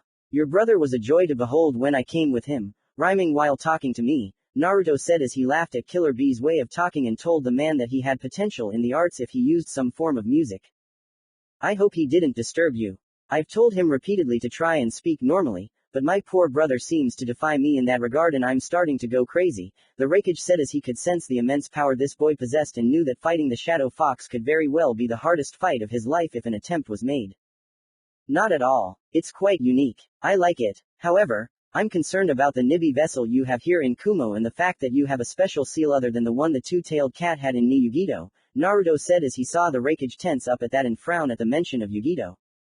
This seal is meant to keep Yugido in check. Since she holds Nibi within her, Yugido should be loyal to the village, but instead she chose to be a rebel and tried to leave Kumo without permission on more than one occasion, the Raikage said, as he had a reason for placing this seal on Yugido and expecting the young woman to obey him without question. Perhaps she is treated poorly within the walls of Kumo for what she holds. Perhaps she feels that loyalty to a village that hates her has no value, Naruto said as he could now see the Raikage looking at him and knew that this could become something dangerous. She is this village's weapon. Ni Yugito is Kumo's attack sword, just like my own brother is the shield. Nothing will ever change that, the Raikage said as he now fired killer intent at Naruto, who scowled at the man and fired back with some killing intent of his own. So Ni Yugito should just kiss your ass even though you don't deserve her or your brother to serve Kumo. What a joker you are. No wonder you lost the last war with the leaf. Naruto said as he started laughing at the enraged Raikage and only stopped laughing when the man jumped up from his desk releasing chakra. You dare. I brought you here to bring peace between the leaf and Kumo. And yet you laugh at me as if I'm a pathetic genin who just graduated from the academy. Guard. The Raikage shouted as he, his Kumo Anbu, entered the room ready to fight and saw Naruto slowly stand up in a calm state. Before releasing his own chakra and killing intent that overpowered his own Raikage. It is you, Raikage, who dare to challenge what is right in this world and deny that demon vessels like the two in your village are suffering under the oppression of people like you who rule over the shinobi villages. You use them for war or to protect the village, yet you don't even acknowledge them for it and allow your village to treat them like trash. That in itself is unforgivable. Naruto said as a multitude of dark fox-like creatures with multiple crimson eyes and razor-sharp teeth appeared from behind him and charged at the Anbu behind him. This power is exactly as the rumors said, the Raikage thought as he charged at Naruto, believing that the power could only be used properly if the young shinobi remained still, and was confident that he could defeat the Shadow Fox. Naruto easily caught the massive fist aimed at his face before throwing the man out of his own office through the window and jumping out after the Raikage. As Naruto fell to the ground, the Raikage instantly appeared on top of him with taijutsu and temporarily threw the namikaze into defense. Although the key word here was temporary. After the Raikage attempted to hit him with a spinning kick, Naruto, dodging said move, delivered a strong right punch to the man's chest before hitting the man with a vicious headbutt to the face. The Raikage stumbled slightly before it was his time to go on the defensive as Naruto began using his own taijutsu against the man who had learned firsthand that the rumors of the Shadow Fox's powers were indeed true and now had second thoughts about fighting the creature in front of him. The Raikage dodged one punch to the face, but took a knee to the stomach that turned into a vertical spinning kick, and received a kick to the jaw that sent the man flying into a nearby building. The people around them scattered, and the Kumo shinobi waited on the sidelines to be called out to battle their enemy. They knew, of course, that the enemy the Raikage was fighting was the Shadow Fox, as the man was in every bingo book to avoid at all costs, and the fact that the mercenary had killed most of his comrades didn't help either. I refuse, I can't, you brought me here to make peace between the Leaf and Kumo. Well, I have conditions that I think you'll find very difficult to refuse, and frankly, you said, Naruto, when he saw the Raikage jump out of the building he was sent to and land a good 15 feet away from the young namikaze. You have nothing to say, I want to hear the Shadow Fox. The Raikage said, making hand signs and using a massive A-rank lightning jutsu on his opponent. That's too bad Raikage-san, because your village will now pay for your stupidity like so many others before you.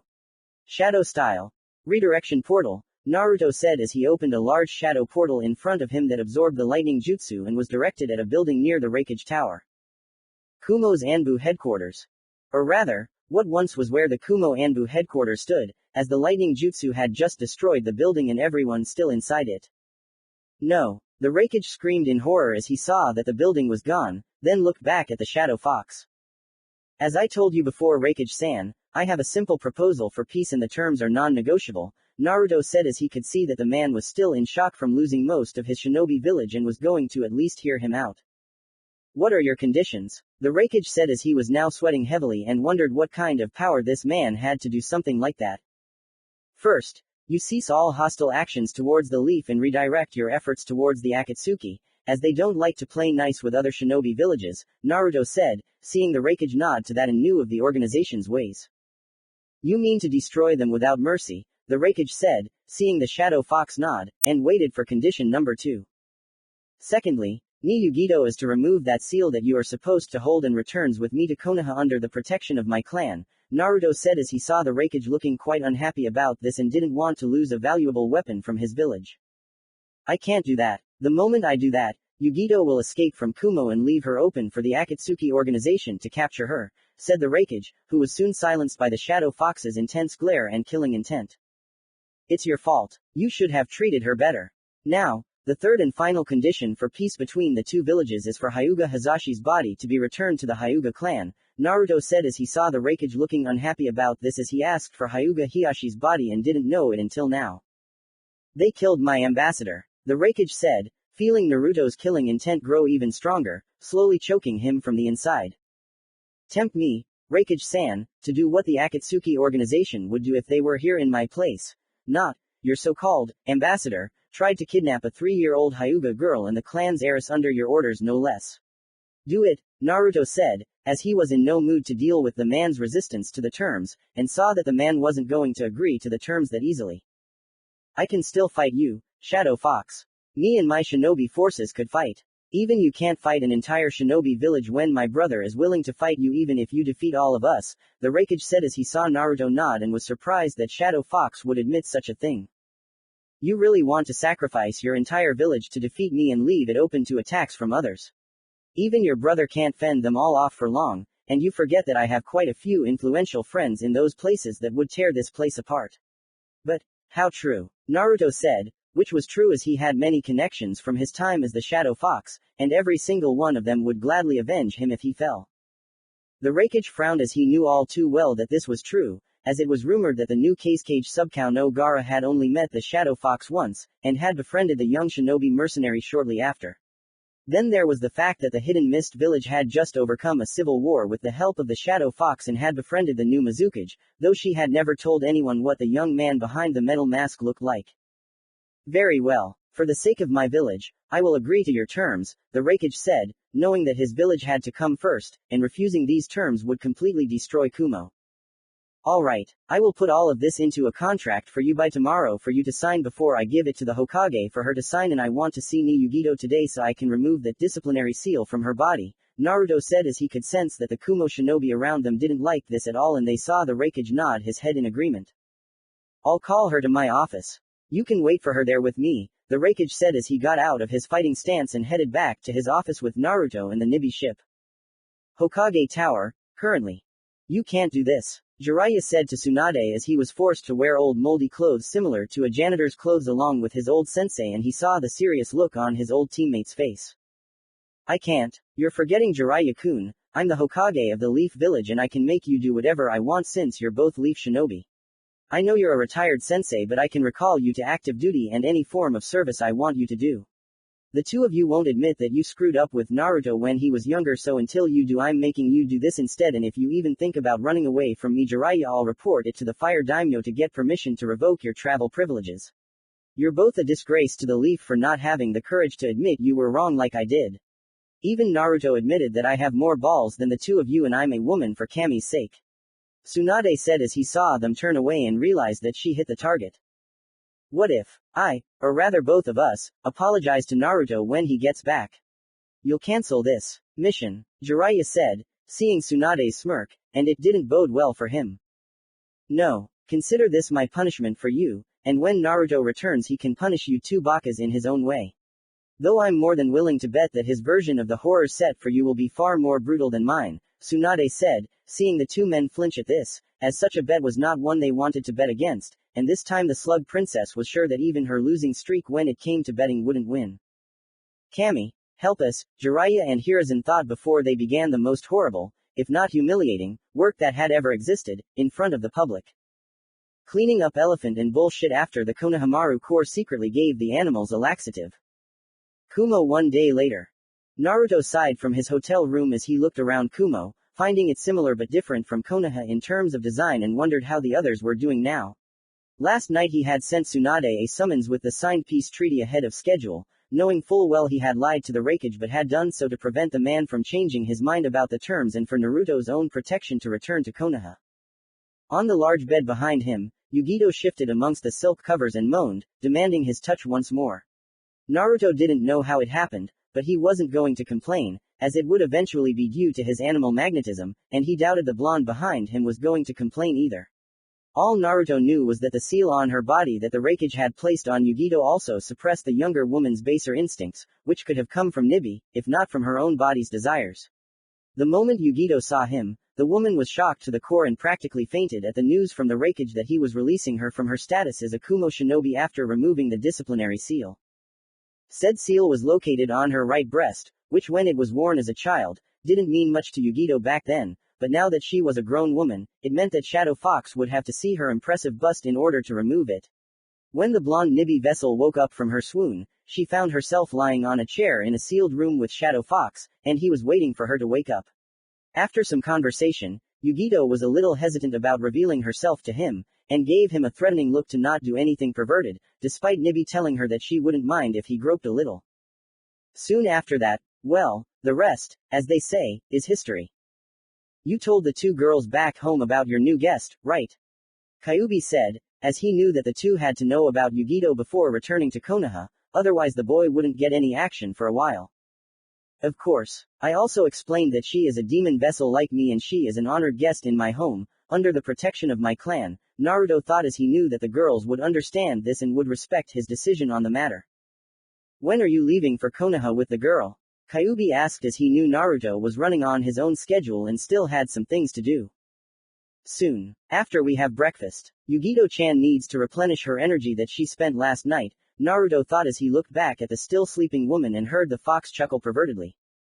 Even then, I didn't know she could bend her back like that.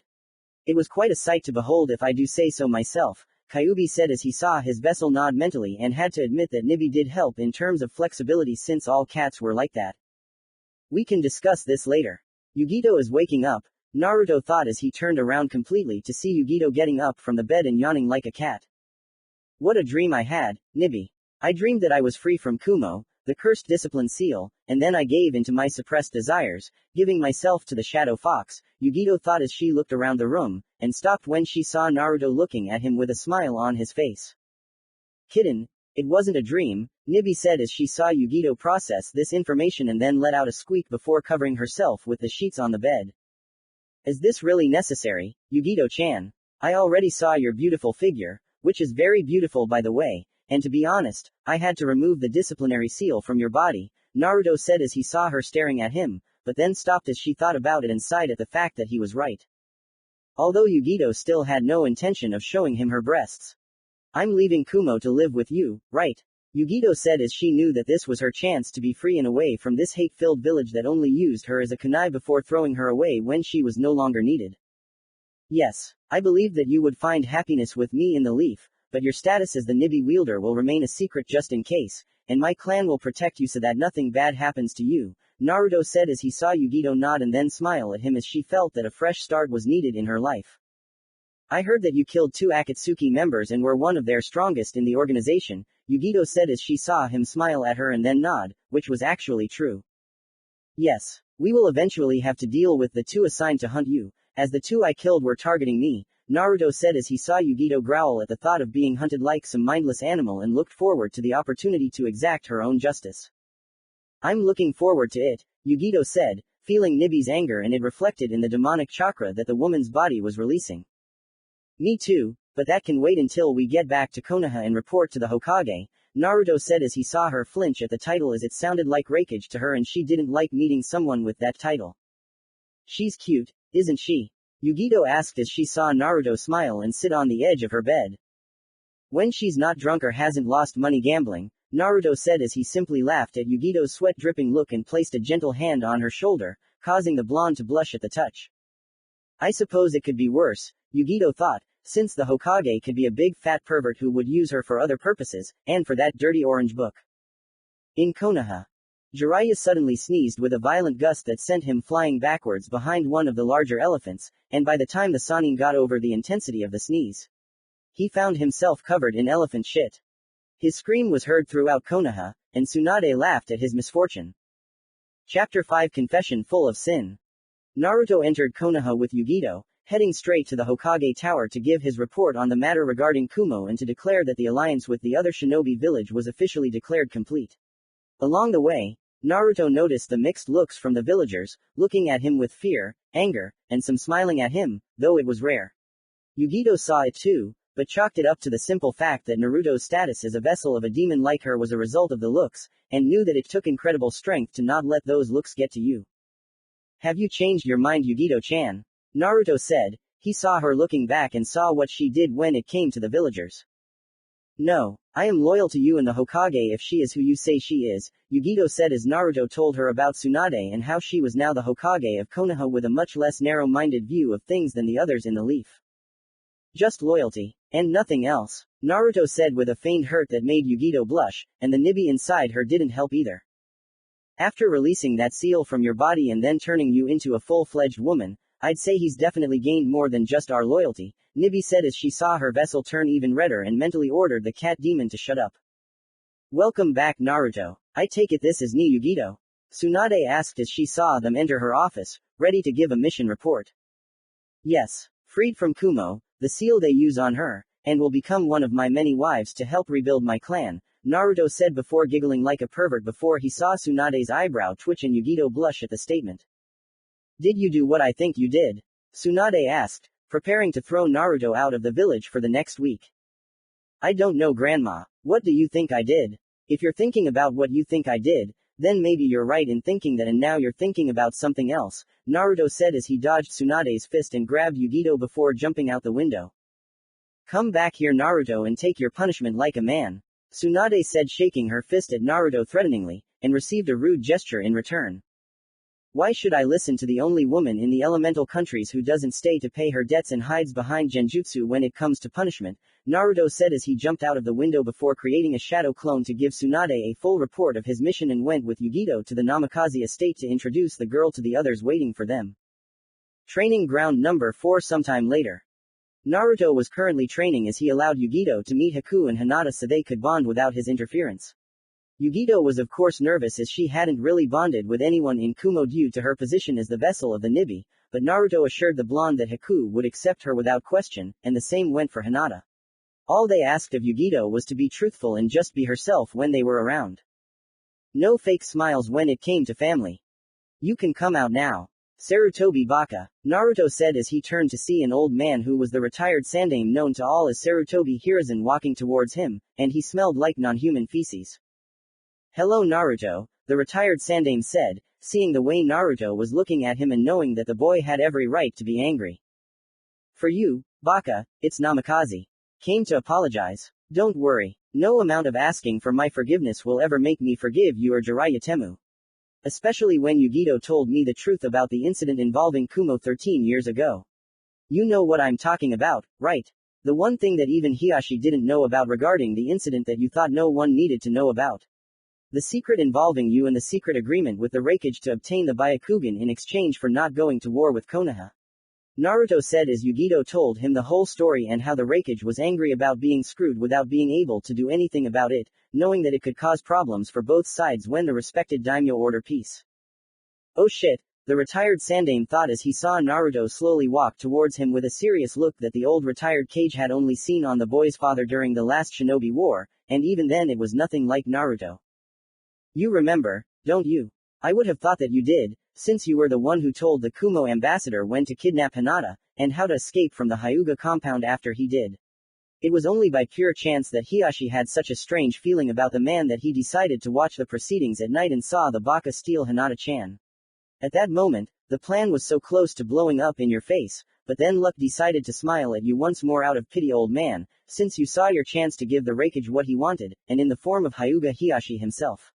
However, the Hyuga elders threw an explosive label on that idea, forcing Hizashi to take his brother's place, and has put Kumo in a dead end with the leaf until now, Naruto said, seeing Hiruzen's eyes widen and he began to sweat profusely. What did you do? The retired sandaime asked, looking Naruto straight in the eyes and he had to fight the shudder that ran down his spine. I did what you couldn't. I ended the conflict with Kumo, I brought back with me the wonderful woman they considered a weapon, ni Yugito, and I also brought Hyuga Hizashi's body back to the leaf to be buried properly. By now, Tsunade will have issued an order for your arrest on the grounds of treason and various other laws of the leaf that you also broke because of it, Naruto said as he saw the old man turn pale and then grab the younger man by the collar of his robes in a form of panic. You don't understand Naruto. Kumo could have easily wiped us out with the Raikage's younger brother and the man himself working together. The only reason they didn't was because the Land of Lightning was suffering from a recession and any further continuation of the conflict would have been detrimental to them. I didn't know how long this would last since there were already signs that it would end soon and this was the only way to cancel any future attack from Kumo. I did what I had to do for the leaf. Being Hokage isn't as easy as you think, that's Naruto. The Sandaime said and felt Naruto grab his wrists before squeezing them hard. As I thought. You think I don't know, old man. I know how hard it is because I saw you, the Sandaime Hokage, fail. You failed to become Hokage after my father died, you failed to become Hokage during the Hyuga incident with Kumo, and you failed to keep the late Uchiha Sasuke from being corrupted by the Bakami in the village. Not to mention you lied to me about my family and purposely kept out the only godfather that could have looked after me if he was told to stay for that reason. Naruto said as he now squeezed harder and heard the old Kage cry out in pain before causing him to fall to his knees in pain. I had to. It was the only way to ensure that you wouldn't die. Danzo had a team of root Anbu ready to kill you the moment Tsunade returned to the village on my orders if it had anything to do with you. He had so much information on me that I could have been overthrown and Danzo would have taken my place. The Sandaime said as he saw Naruto looking at him with even more anger than before and squeezed him tighter until the sound of the old Kage's wrists breaking could be heard. You spineless old man. This is your excuse. I should have, speech. What you should have done was tell Tsunade everything. You tell Jiraiya to get off his lazy perverted ass and raise me like my father asked them to. Instead you curl up in a ball, drowning your guilt in the belief that one day people will come to their senses, seeing me as the hero they should have had from the start, and ignoring the childish cries that should have never been ignored in the first place. Naruto said as he threw the man to the ground and walked away. You'll never become Hokage at this rate, Naruto. You'll always be the same stupid ignorant boy you were growing up and will never understand what it takes to be a leader and make sacrifices. Your father at least learned a lot when he was the Hokage of the Leaf. The Sandaime said as he saw Naruto stop and turn around with an enraged expression on his wrinkled face before walking up to the old Kage and stopping right in front of his elderly form. You still think I want to be Hokage? That I still want to rule over a bunch of spineless, arrogant, ball-sucking pieces of trash in Konoha? I'd rather go to Iowa and become Chikage after they find out I'm the Yondaime's son. You want to talk about how my father made sacrifices? About being a leader who makes sacrifices?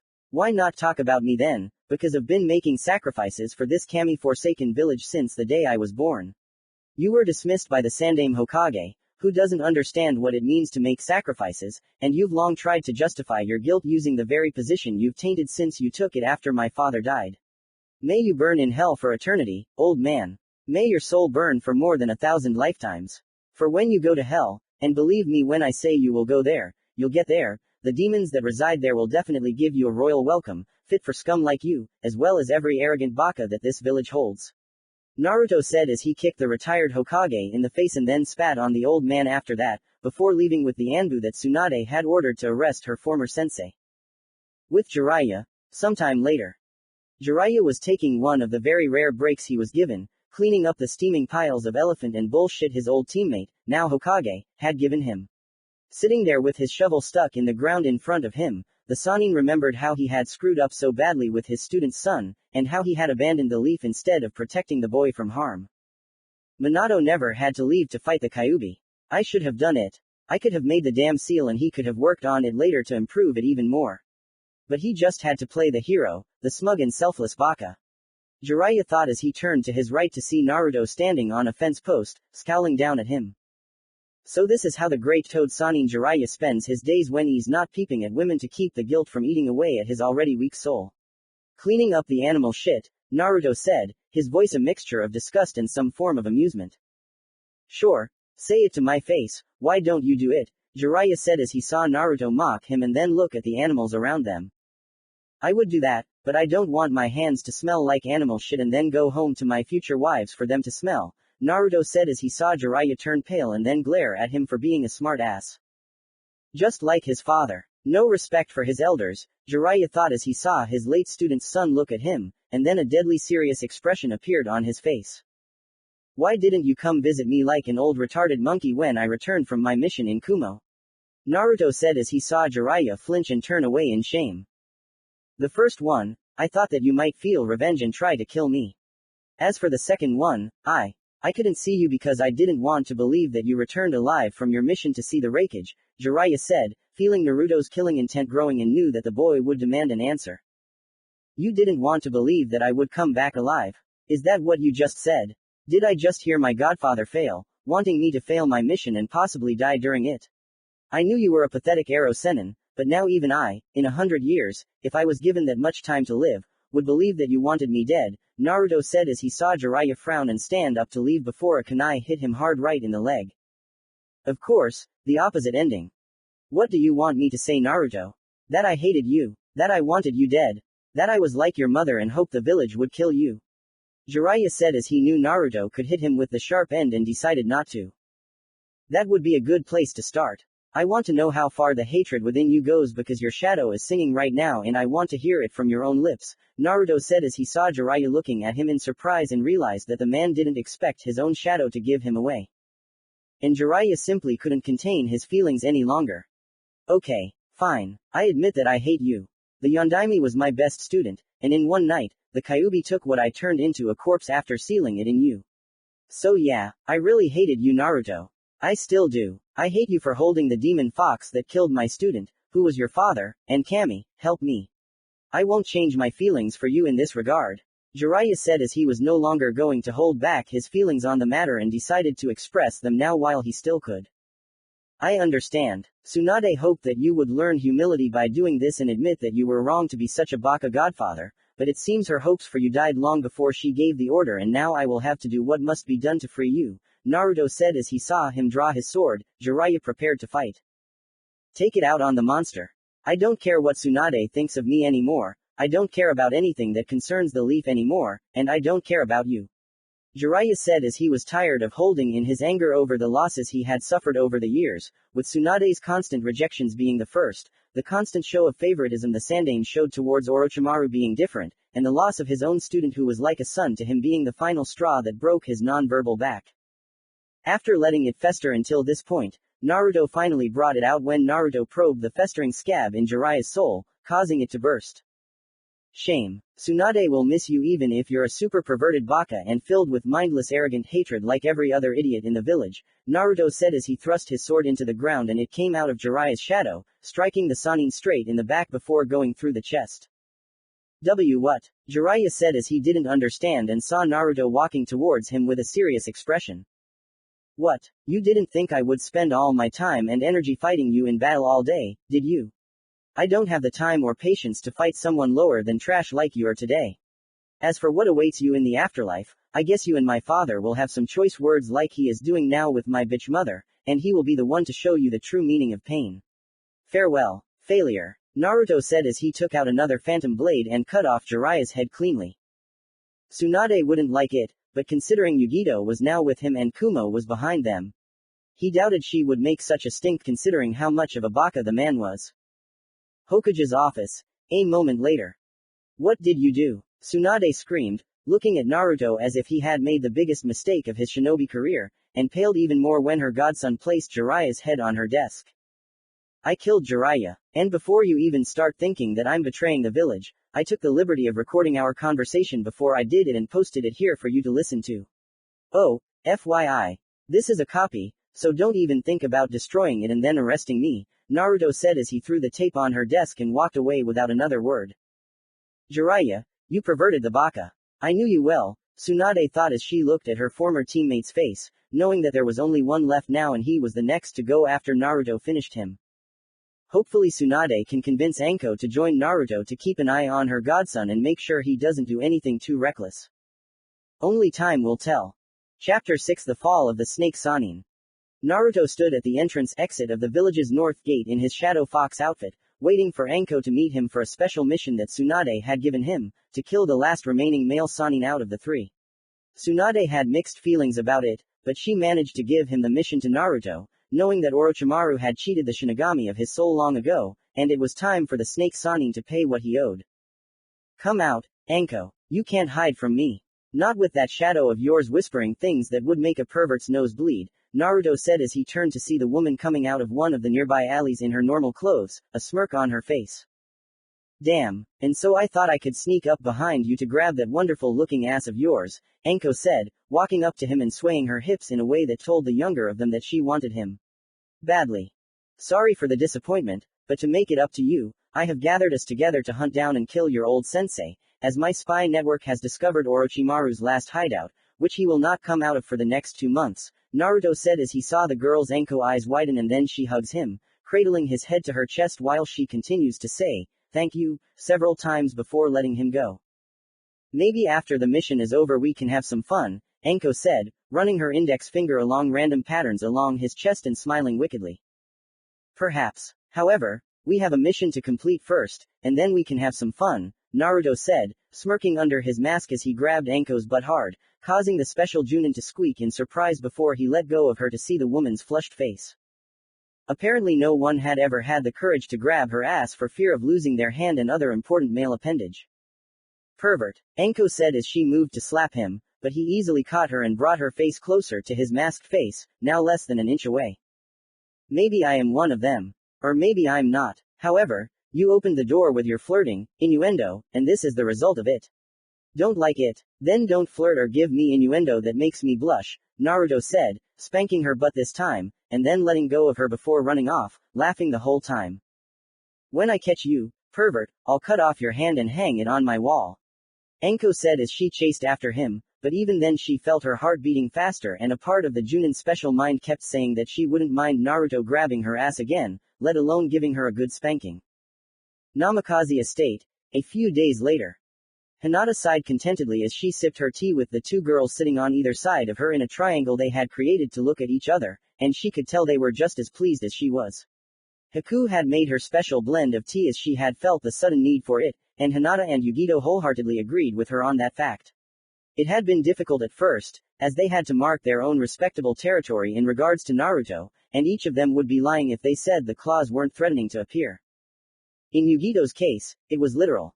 Luckily, their claws never mattered as the trio found common ground in wanting to make Naruto happy and knew that fighting for him was not something that needed to be done to stay in his favor. Another thing to consider was that being in this harem meant that each girl had to trust the other as they were part of something special, and being the alpha female was something Naruto did not want. He loved them all equally, no one side getting too much favor, and they never getting too little, and they made it known when they were around. "I hope Naruto-kun is doing well with Anko. They went to hunt down Orochimaru at one of his bases," Hinata said as she knew from past experiences in the Leaf Village that the snake Sannin was not to be underestimated and he also had to consider Kabuto a threat. "Naruto-kun can handle Orochimaru, and Anko can make sure Kabuto is kept at bay," Haku said, as she knew Naruto would destroy Orochimaru if he didn't give Anko the honor, and then remove Kabuto to make sure everything the Sannin had done died along with the two. "That's putting it mildly. I saw the power Naruto-kun used against the Raikage and it was something you don't want to experience yourself," Yugito said as she saw what the boy was capable of and what exactly made the Raikage give up his power over her. "I just want Sakura to leave him alone. She's constantly on the warpath trying to kill Naruto-kun like the stupid bitch she was when we were younger," Hinata said when Sakura came to the house yesterday screaming like a banshee and calling for Naruto to come out so she could kill him to avenge Sasuke. Hinata lightly punched the bitch in the face, causing the pink-haired slut to crash into the Hokage monument. "We'll leave her alone for now, but if Sakura becomes a threat to Naruto, no matter how small, we'll kill her and burn her body just for fun," Yugito said, seeing the other two nod in agreement, not about to put up with Sakura, the Uchiha's die-hard fan. "What about the other two girls? Tenten-chan and Hana-chan seem to be very fond of Naruto-kun from what I saw earlier when he interacted with them," Haku said as she wanted to know about the two girls and what their intentions were towards the Shadow Fox. "Tenten-chan wants to learn swordsmanship from him, but I know that she is also interested in him and would like to be in a possible relationship. As for Hana-chan, it is too early to tell and the feelings she may have may be instinctively related to finding an alpha," Hinata said as she knew how the two interacted with Naruto during his return to Konoha and knew that they wanted to get to know him better.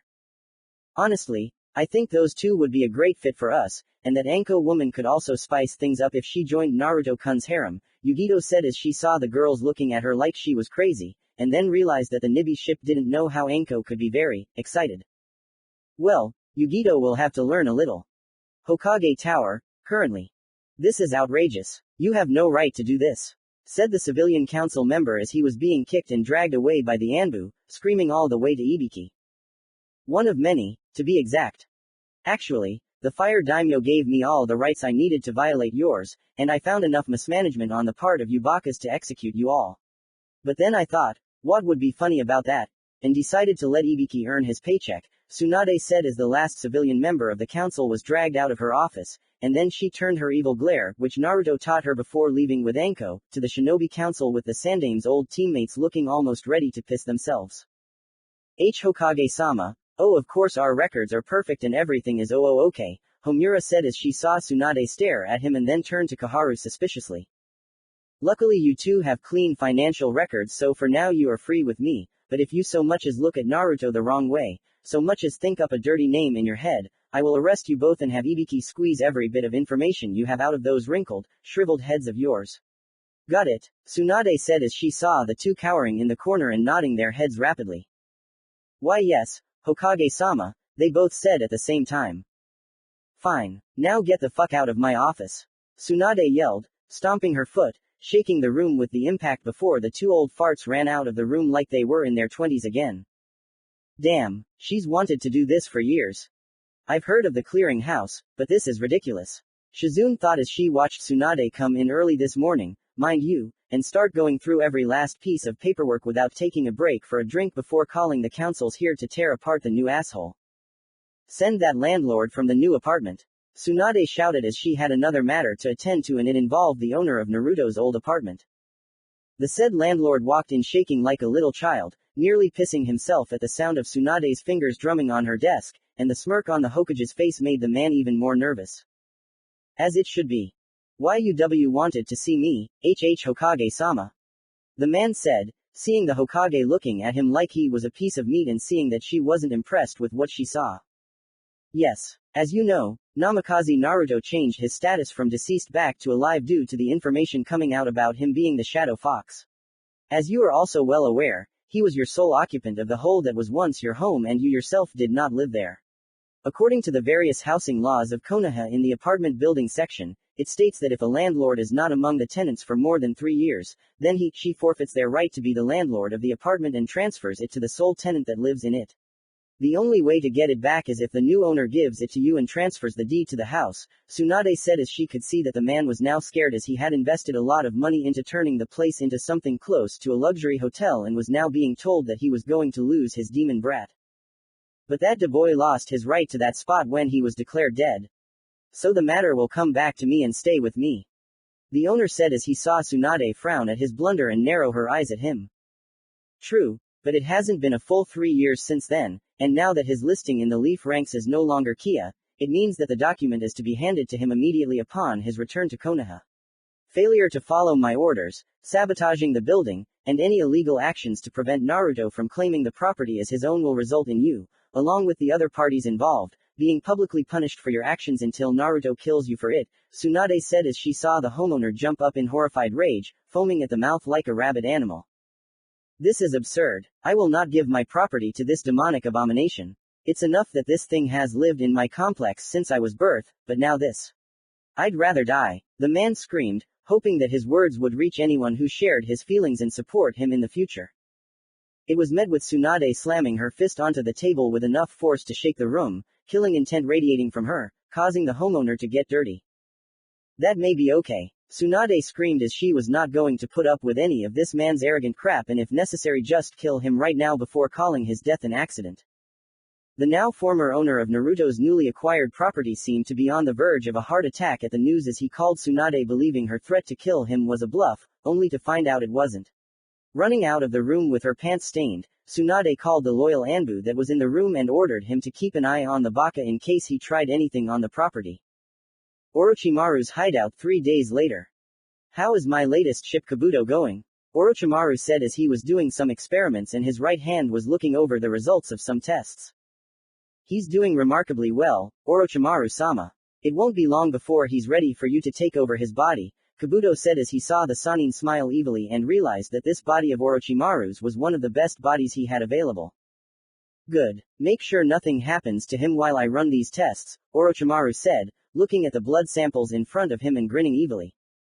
Before this could happen, a series of explosions shook the internal structure of the base, and soon the sounds of dying people could be heard. We are under attack. All forces protect and defend Orikima. Ah. The shinobi sound said over the intercom, but was killed by something that clearly caused the man great pain and suffering with various sounds of flesh being torn away coming over the intercom.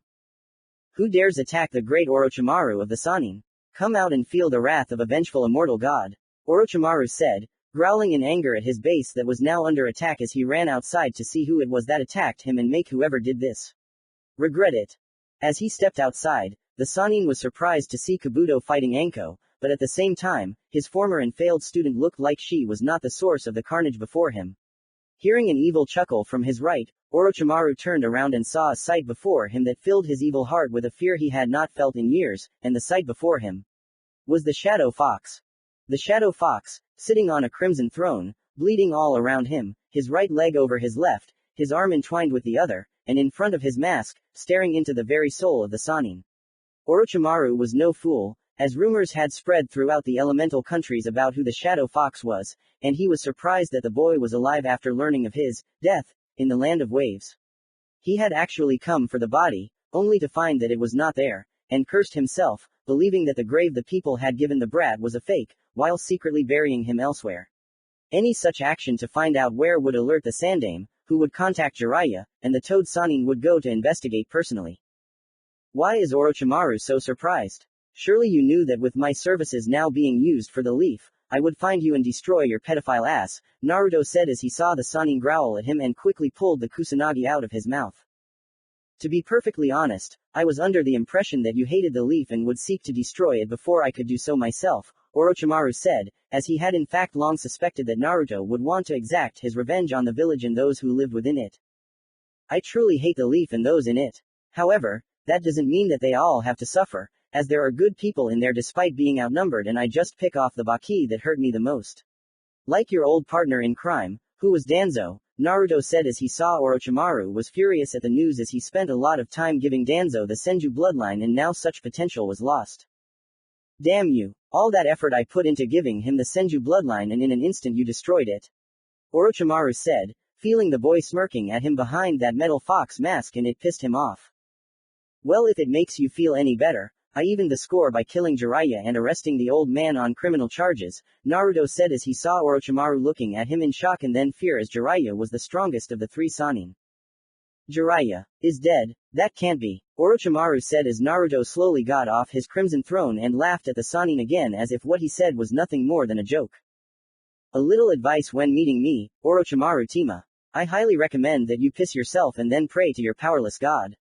Naruto said as he gracefully moved his right hand, the shadow lines that now ran down from his fingertips now dancing in the air as if alive.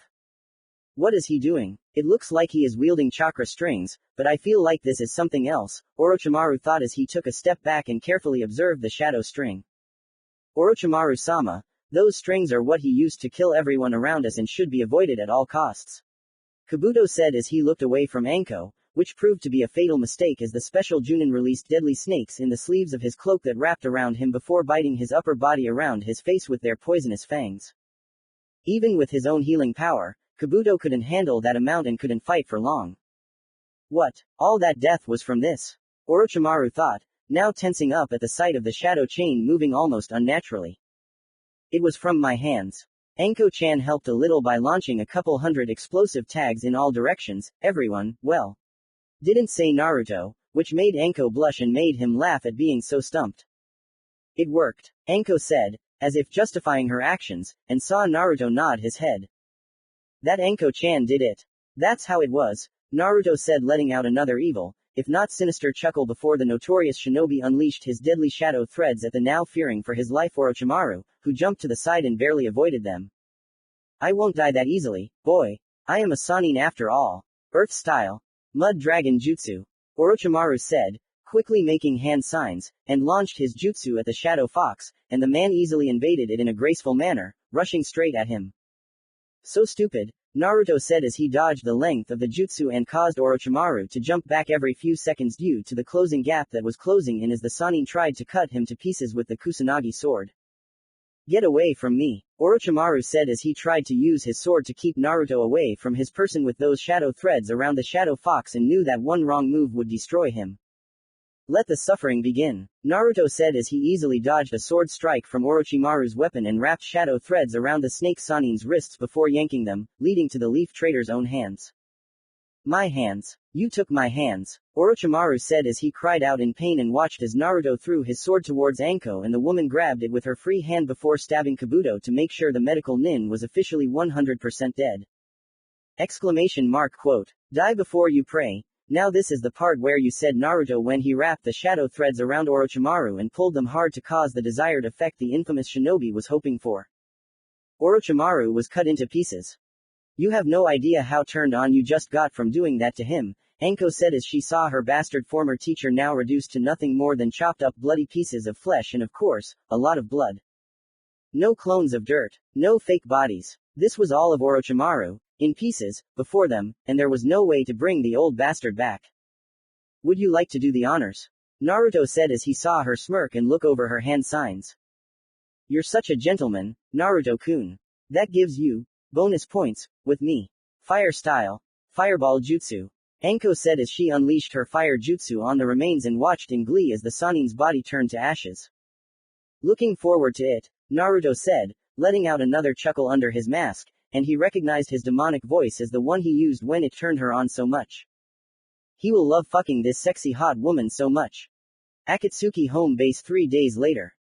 It has been confirmed. Orochimaru and Kabuto are dead, Pain said as he saw the other Akatsuki members looking at him in shock, with some starting to get nervous. Namely Conan. Shadow Fox, Hidan said, seeing Pain nod and letting out a string of curses. With the help of Mitarashi Anko. From what Zetsu told me, the Kyuubi vessel used what can only be described as shadow threads to kill most of Orochimaru's men and then Orochimaru himself, Pain said as he, Sasori, seemed interested in the attack Naruto used to kill everyone and wondered if it was possible to use it with his puppets. So what exactly do you want us to do? Deidara said, seeing Pain frown thoughtfully and consider his options. You and Sasori will be heading after Shukaku's ship soon. It's time to gather all of the 9. Hidan and Kakuzu will be heading after Nibi. Now that she's no longer in Kumo, you will be heading to Konoha and capturing her for sealing. I've been told that Jiraiya of the Sannin is dead, meaning the key protection is lost to the leaf, leaving only the last remaining Sannin who is currently the Hokage of the village. Eliminate anyone who stands in your way, Pain said as he saw the 4 members nod their heads before their projections disappeared, with Zetsu doing the same, leaving only the man along with Conan alone. What should we do with the Kyuubi ship? We don't even know if it still has the demon fox, Conan said as she knew that the key to making the plan work was to use all 9 and seal them in a specific sequence. We will deal with him soon enough, Conan. Unfortunately, right now, the loss of Itachi and Kisame has weakened our group considerably. We will first gather the one-tailed and then the two-tailed beasts to make up for such losses at the hands of the Shadow Fox, Pain said, seeing Conan nod, but still seeing her worry, and knew that this was not the way she thought things would go. Do we really want to incur his wrath by attacking the leaf and taking the Nibi vessel from him? From the rumors I heard, the Shadow Fox has become attached to her and may take it. Personally, Conan said as she joined the organization in the name of love, and here she was with a man who threatened to hurt someone in such a way, possibly taking such a feeling far away. Was she becoming a hypocrite? It can't be helped. The Shadow Fox's path was bound to cross with us again after the loss of Itachi and Kisame. I see this as a way to settle the score and cover our losses, Pain said, as he knew that capturing the 2 demons would make up for the deaths of the 2 Akatsuki members and get everything back on schedule. You've changed. The man I knew would never have done something like that, Conan said, as she knew. Once knew that the man in front of her did not act that way, and felt pain in her own heart from it. Changes happen over time, Conan, Pain said, ignoring Conan's hurt look and stopping the projection of his form when the woman did so a few moments later. Konoha Prison Center 2 days later.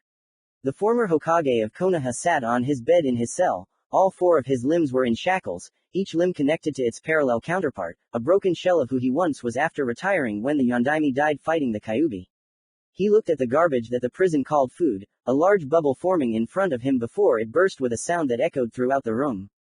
Of course, the retired Hokage didn't eat the crap that was served to him, as he knew all about the puree in it and what it could do to a person's mind.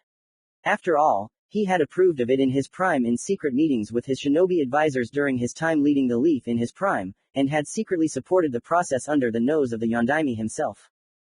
Many prisoners in Konoha ate this mind-altering, drug-filled food by force if necessary, but no one forced him to eat it since he was an old man and apparently the authorities wanted him to be of sound mind for his execution so that everyone in the leaf could see how sane it was, remembering what he was like during his last reign as Hokage. And look how it falls just as hard. Good evening, old monkey. Has anyone raped your old ass yet? I could come back and talk to you later when this is over. Naruto said as he stepped out of the shadows of the former Hokage's cell and smiled at the broken body before him. I see. Come to me one last time before my execution, Hiruzen said as he saw the Yondaimi's son remove his mask and look at him with red demonic eyes. Would you expect anything less from me? After all, I have to thank you for everything that has happened to me in life and for the mission you sent Team 7 on that you knew wasn't C rank, Naruto said, speaking normally, his eyes narrowed and his lips no longer sporting the smile that spoke of mischievous pranks planned in the process. So you found out about it, Hiruzen said as he deliberately gave this mission to Team 7 knowing what it was and that Tazuna hadn't told the whole truth about the escort. It's hard not to believe. One of your major mistakes was that the records were too neat and well documented. I looked through the mission scrolls for that day, which again wasn't hard to do, and learned that the mission wasn't even recorded as AC rank to begin with. Instead, you recorded it as an A rank mission, but you still gave it to Kakashi under a genjutsu with the means to stimulate the Uchiha for his bastard eyes and possibly kill me in one fell swoop. You never wanted me to come back from that mission, did you? The Soviets pressured you to remove me, but they knew that if that happened, it would get out that my father was the Yondaimi's son and the village would look like a bunch of blood-sucking bastards. So, you compromised with them, knowing they would agree since it was the plan that seemed to give them what they wanted all along. They get the Sharingan eyes from Sasuke and for me, they bury me in a grave 6 feet deep in the ground so they can dance on it when my birthday comes. How could they refuse? Naruto said as he saw the former Sandaime Hokage grunt, causing the infamous Shadow Fox to laugh at the old man. It seems you've figured me out, Naruto. Is that why you're here? To gloat about the fact that you figured it all out? The old former Kage said before looking at the boy with hatred in his eyes. Me? Gloating? Oh Sandaime-sama, how can you hurt me so? Please, as if I don't have enough to gloat about without sounding like the late Uchiha bitch and the council members who would blow it up to get their own stones. I simply came here to tell you that your execution will not be public like you thought. Both Tsunade and the Fire Daimyo decided that you would be executed privately since the populace of Konoha, meaning the majority that live in it, still love you despite all of your sins. They felt that the people would rebel against such an action and would feel the need to lead them away from the truth. You know all about it, don't you, old man? Naruto said as he saw the retired Hokage, now a prisoner, glare harder and knew he had hit a nerve. And you call me a hypocrite for doing this, Hiruzen said, seeing Naruto pout mockingly before holding up a finger for emphasis. You're Hiruzen. I'm simply using your script. It's not my fault that you can't stand it when someone uses your own techniques against you. However, I feel it's important to tell you that your beloved student is dead and will be ready to meet you in hell, Naruto said as he saw the old man's eyes widen in shock before narrowing with the rage burning within them. You are a bastard child. Hiruzen said as he always treasured those moments with the snake Sanin when he was younger and now his prodigy student was taken away from him. Oh, you were upset by this news. Then you clearly won't like the news that I also killed Jiraiya before that, just before you were arrested, Naruto said as he saw the old man jump at him from his bed, but was stopped by the chains on his limbs connected to the floor under the bed, and stopped short of the Shadow Fox, within spitting distance. I'll kill you. The former Hokage screamed as he tried to free himself, but the seals on his chains that drained his chakra prevented him from lashing out, and Naruto simply grinned like a child watching a wind-up toy move. Such a waste of energy. I'll give you an A for originality, but an A for trying and making it look believable, Naruto said as he pulled out his sword, took the old man's head clean off, and then let it become engulfed in shadows, the body now slowly looking like it was being digested by stomach acid. It wasn't fancy or dramatic, but it got the job done, and Naruto needed to report to the Hokage to let her know that the execution order had been carried out, while the populated village would know nothing. They would think that the old man had died in prison with what was left of his dignity, and if by chance people found out it was a lie. Screw them if they didn't like it. To hell with them all. Chapter 7 Shadows and Dust. Mitarashi Anko had missed. That's right, she had jumped into the leaf quite happily, shining like the sun itself when it rose in the morning, and Namikaze Naruto in his intimidating Shadow Fox form walking beside her. Behind his masked face was a smirk that any man would see, seeing that it was a look that said, yeah, I got a little bit of Anko's too, without losing a limb, though that would have been kiss and tell. Of course, Naruto was too much of a gentleman to do that to Anko, and he felt like the woman needed to appreciate all the crap that was thrown at her for being the late Orochimaru's apprentice. You are going to relax at the hot springs, Anko-chan. I will report to the Hokage of our successful mission, Naruto said, hearing the woman squeal in excitement before she hugged him in a death grip, his masked head sinking deep into the valley of pleasure so rare to few. And even less often did he experience the consequences of being in it. You're the best, Naruto-kun. Maybe later we can do an encore of what we did on the way back here and this time in your bed, Anko said as she kissed his masked face and then winked before heading towards the hot springs with a smile on her face. I'll say this for Anko-chan. She may be a sadist, and also a bloodthirsty one, but make her happy and she'll do things with her tongue that will make a person's toes curl, like the Wicked Witch in the red slippers in that Oz movie, Naruto thought as he skipped along with his step, almost wishing people would see his face behind the mask. Hot springs, women sighed. Oh, I needed this so much, Hannah said, sighing at the feeling of her body being immersed in the warm, soothing water, while her friend Yuhi Kurenai, who was sitting across from her, sighed in agreement. Agreed. I know I'm all for women being strong, but there's nothing wrong with being pampered and being, well, like women, Kurenai said as she heard female footsteps approaching, and soon Anko walked in wearing a towel before stepping into the bath water. I love my life, Anko said, enjoying the warm water and the fact that it soothed her own aching body. Damn, Anko, you're practically glowing. Killing Orochimaru must have been more satisfying than I thought, and rightfully so, all things considered, Hannah said as she knew the woman was itching to kill her sensei and took the opportunity to take on a mission to do so. That wasn't the only thing that satisfied me, Anko said with an, I got some, look on her face and saw the shocked faces of her friends as she saw the, and I let the guy live, look that followed. Really? But the only guy that was with you was, you didn't do that? Kurenai asked as Hannah came closer, an almost wolfish expression appearing on her face. I did. I mean, how could I not reward him for killing Orochimaru and let me kill Kabuto while all of their buddies were getting killed around us? It was so romantic, Anko said, causing her friends to sweat drop at the blissful expression she wore. Okay, so, how was the fox boy? Hannah asked, wanting to know more while Kurenai scowled at the Inuzuka woman for getting straight to the point. Hannah, you shouldn't ask Anko to kill and tell. At least not like this, Kurenai said reproachfully, as she knew that Hinata had kept quiet about her closeness with Naruto. Though the glowing body of her former student easily told Kurenai that the time they had might have been worth dying for.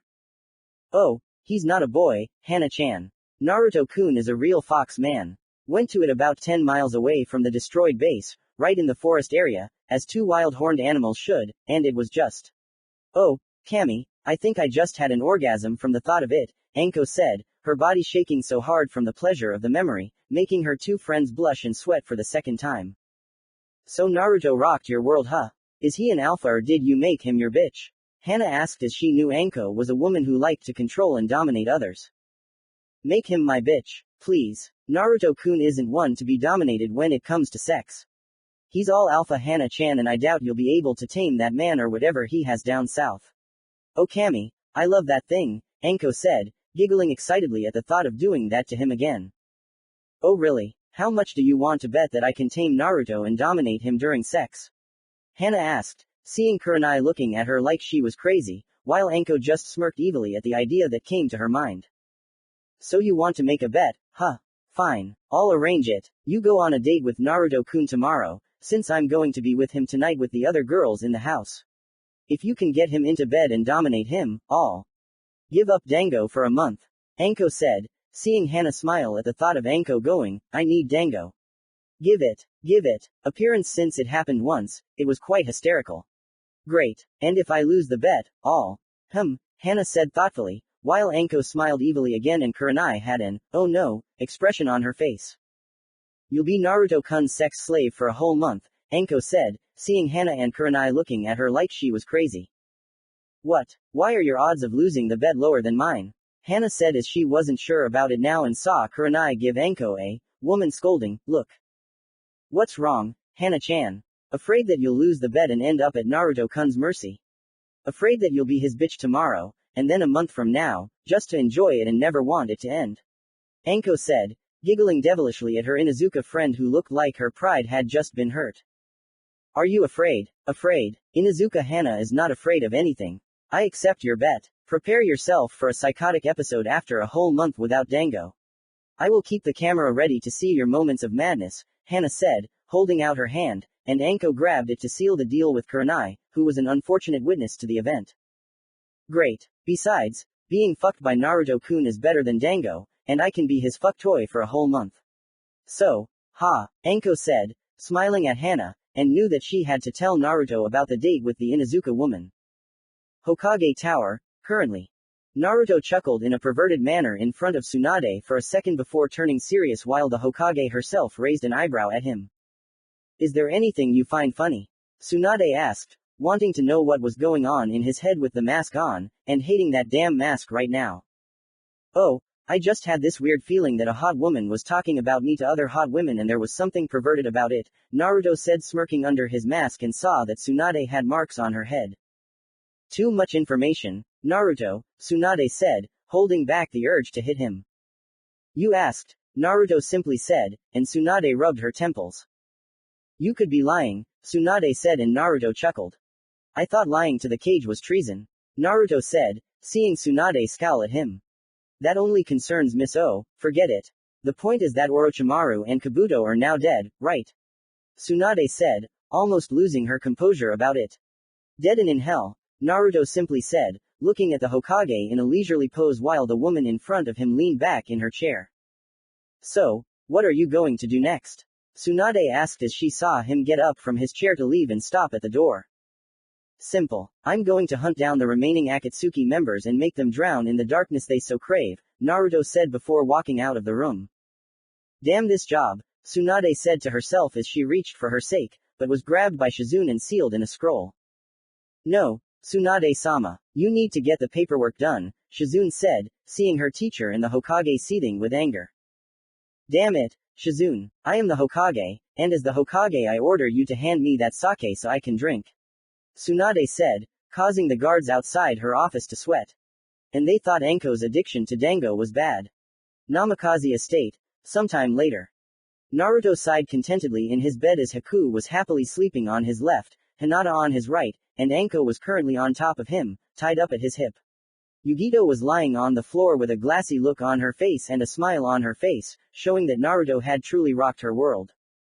Thinking about the future again, Kyuubi said, seeing the worried look on his vessel's face and the emotion swirling in his head. How could I not? I have one problem, but where it came from, there are many more, and they are after my relatives, Naruto thought as he stroked Anko's hair, and he liked the way she moaned when he caressed a certain spot behind her left ear. Don't worry, whale. 2 of its strongest members are dead and the rest will soon follow us once we have a few days off, Kyuubi said, feeling his ship's frustration over this and how Akatsuki needed to be destroyed. I hope so, Kyuubi. I think a few days of rest and then hunting down the rest of the Akatsuki is the best plan for now, Naruto thought, deciding to give his mind a little rest as it was long overdue and refocus his attention on his personal life. And a growing group of women in it. The next day. How could you put Naruto-kun in the middle of a bed with Anko-chan?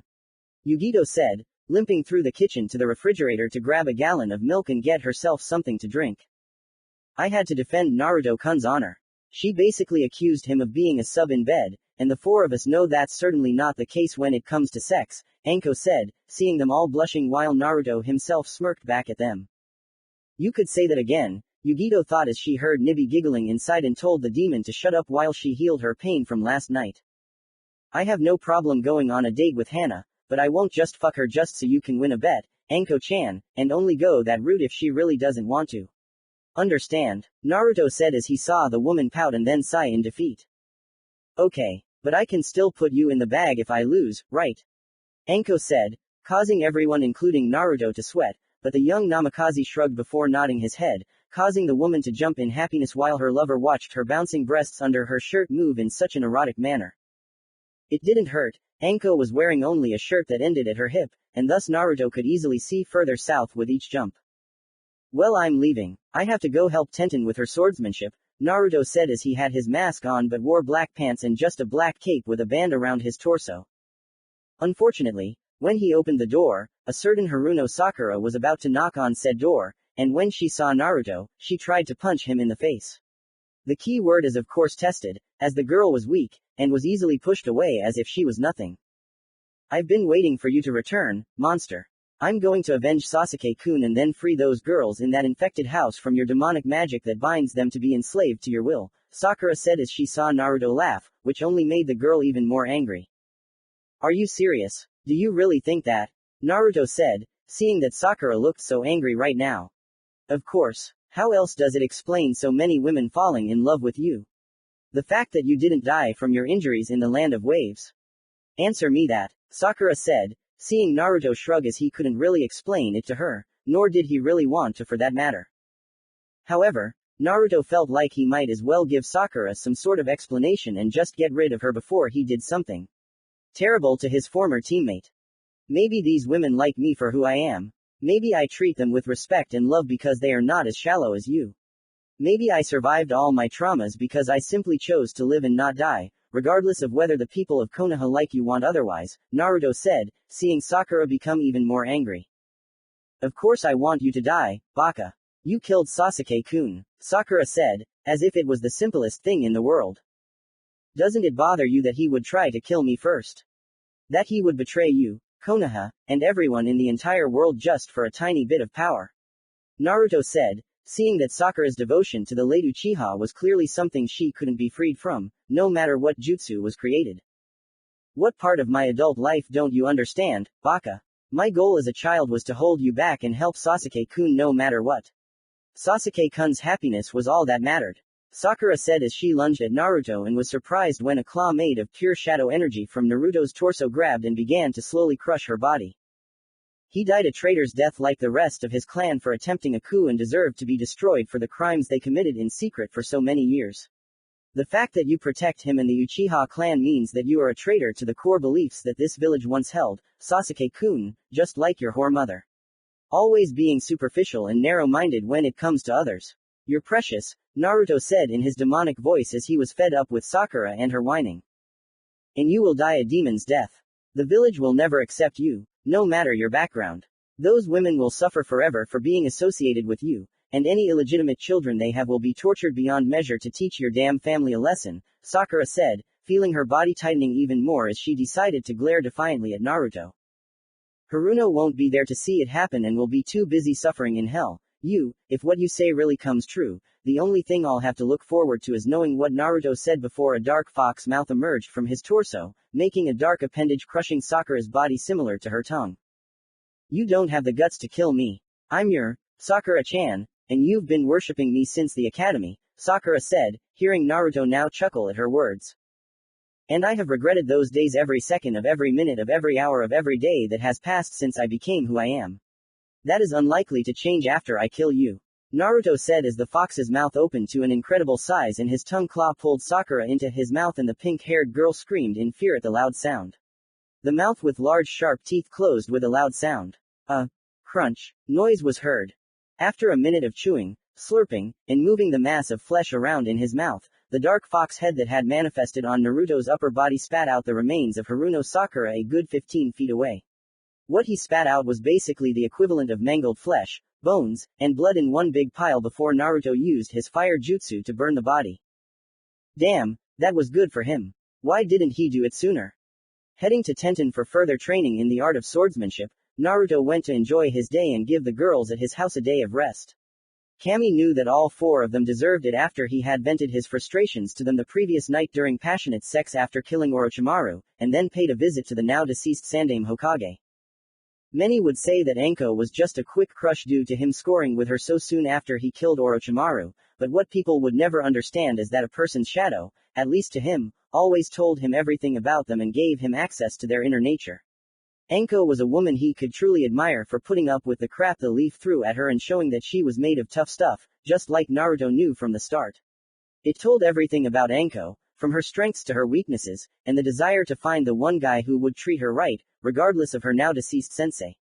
To be loved for being wild, crazy, and to put up with her when no one else would because they loved Anko for who she was. Naruto could have done all of that and more for Anko in the time they had spent together.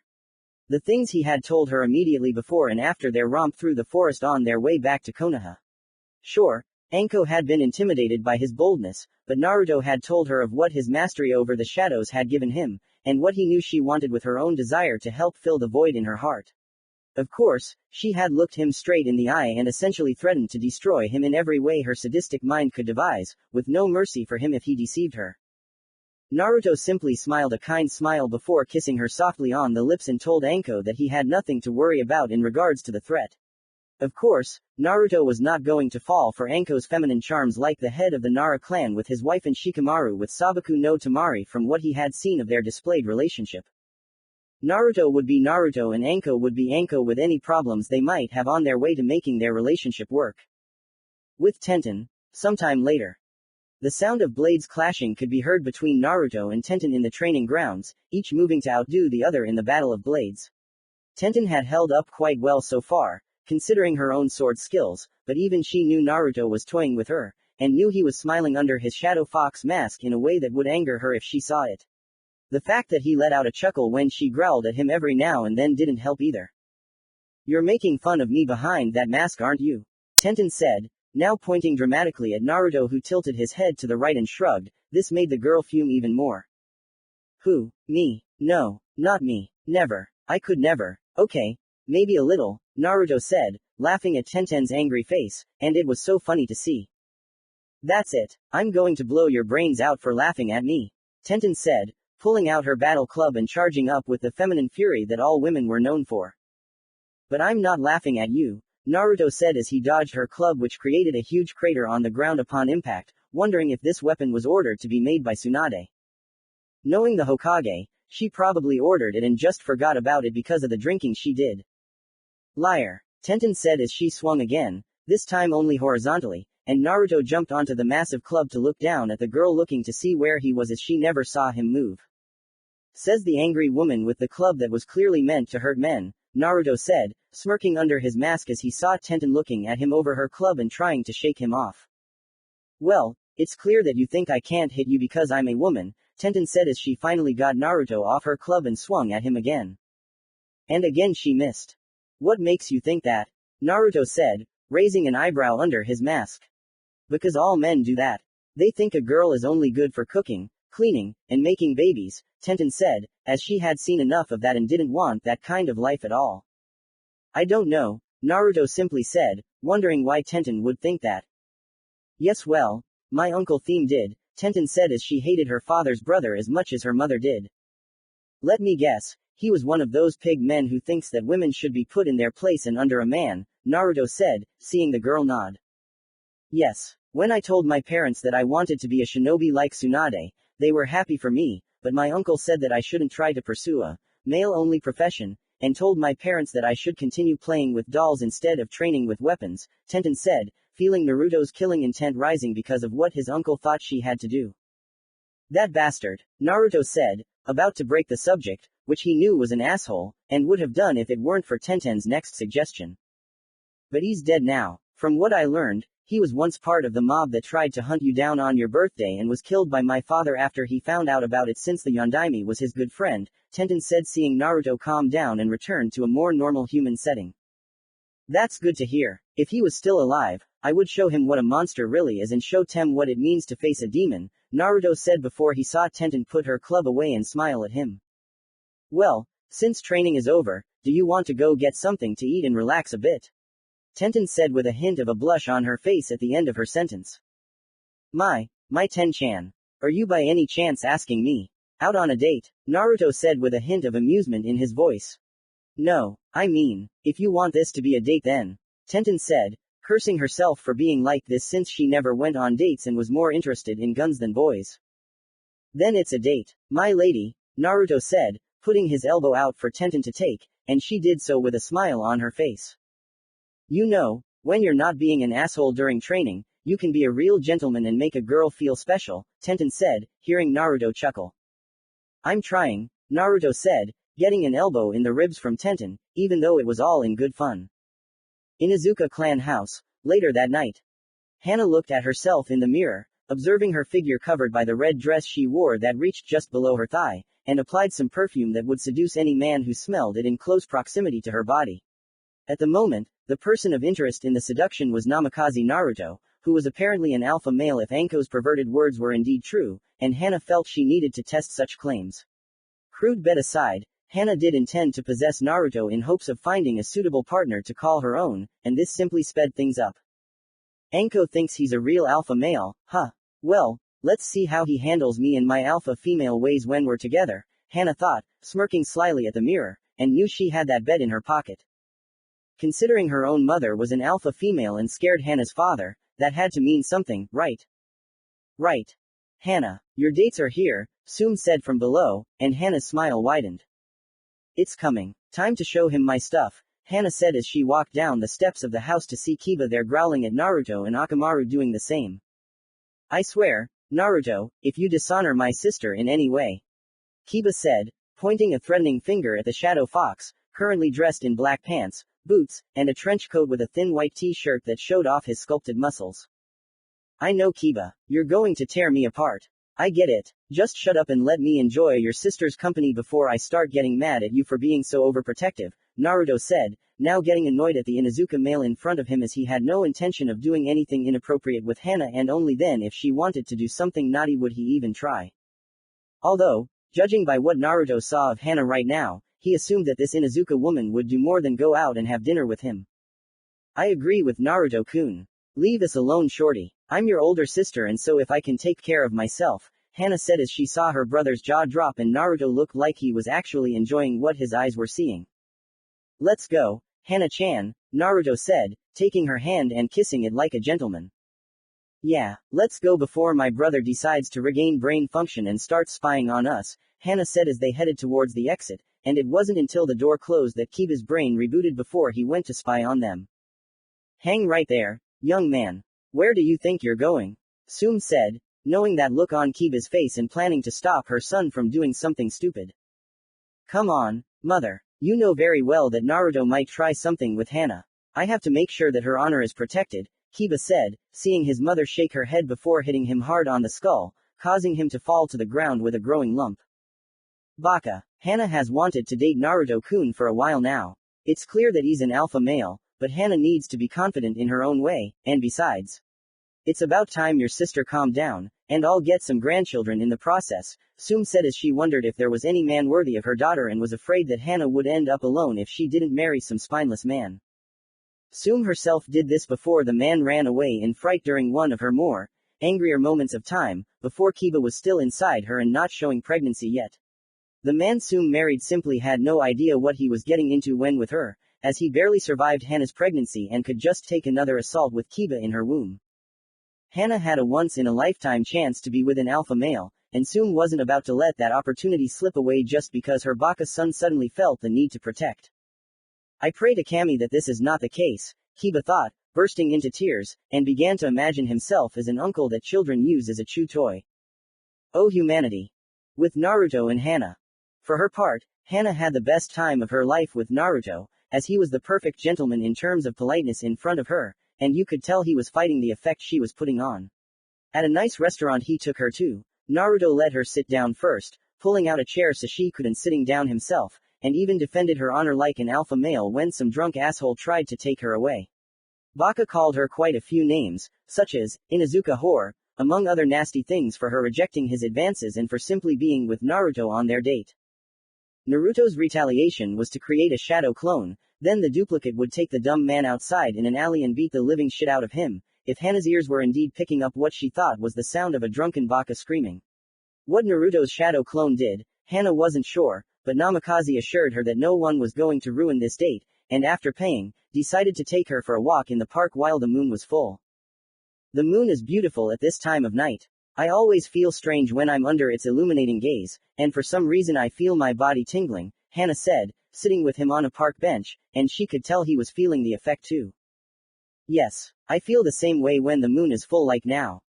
I think it's because I'm a vessel for a tailed beast like Gaara Sabaku but also a few other members of my family that I've met during my travels, Naruto said as he took a deep breath and looked at the moon before looking at Henna with a smile on his face.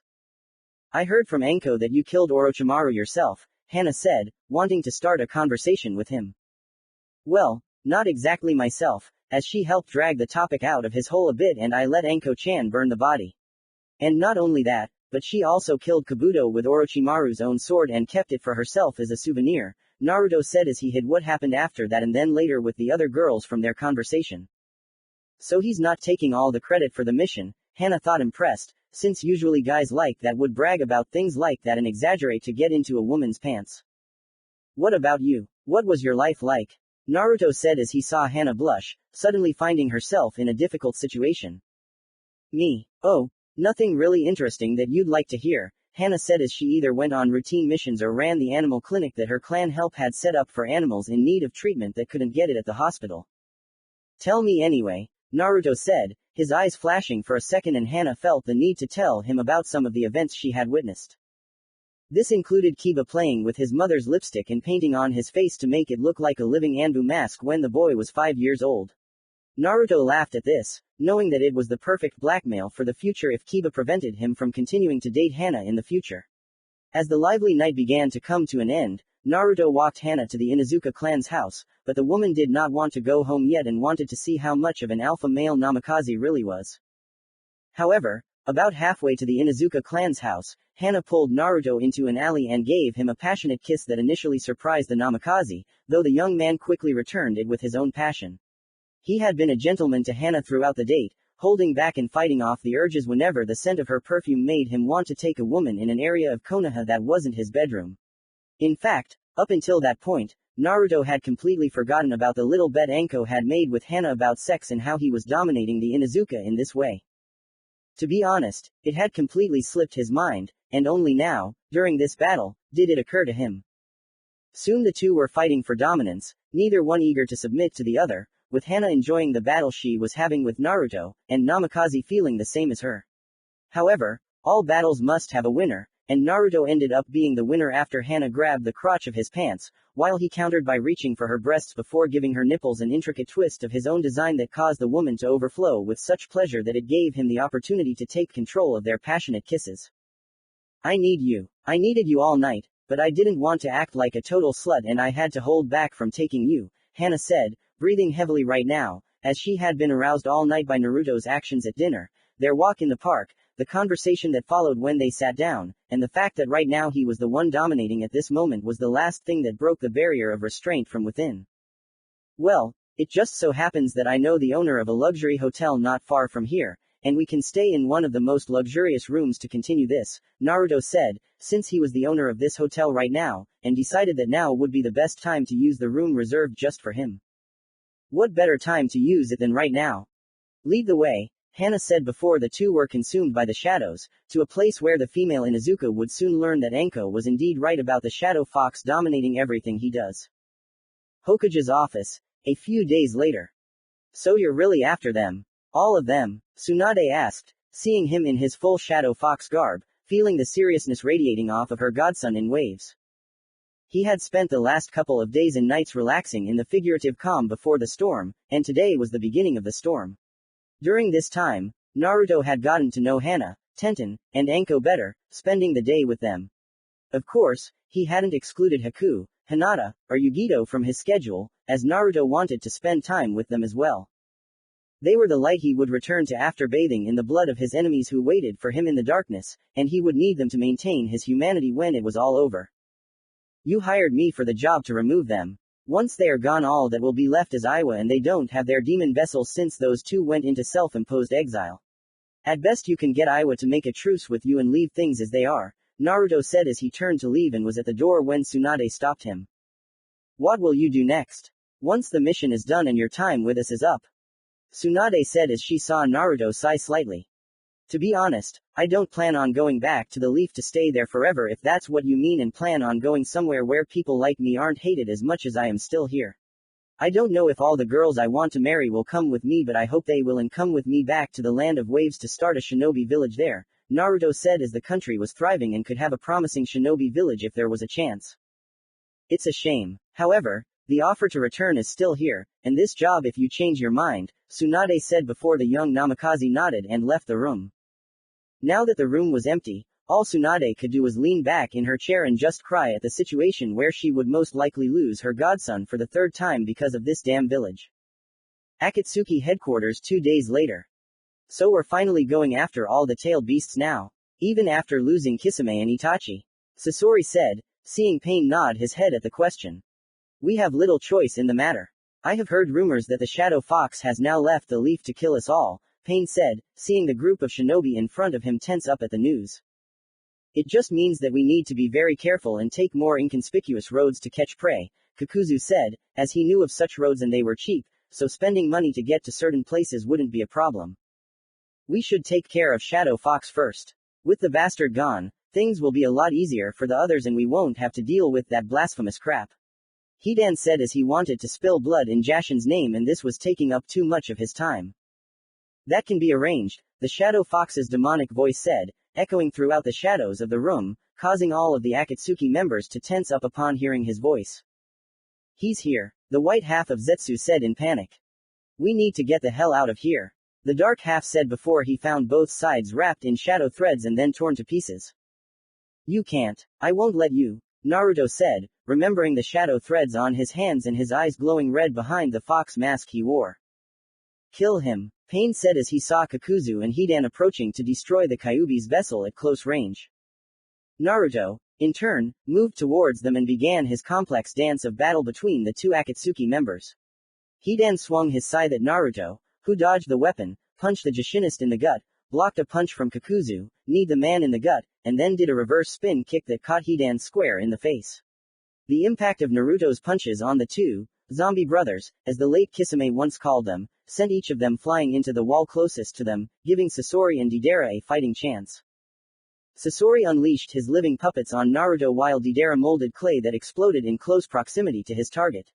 The Shadow Fox struck back by launching spiked shadows at Sasori's puppets, allowing the shadow energy he released to travel from one puppet to the next, poisoning them with shadow and demonic chakra that reduced them to nothing, with Sasori soon following before he even realized it.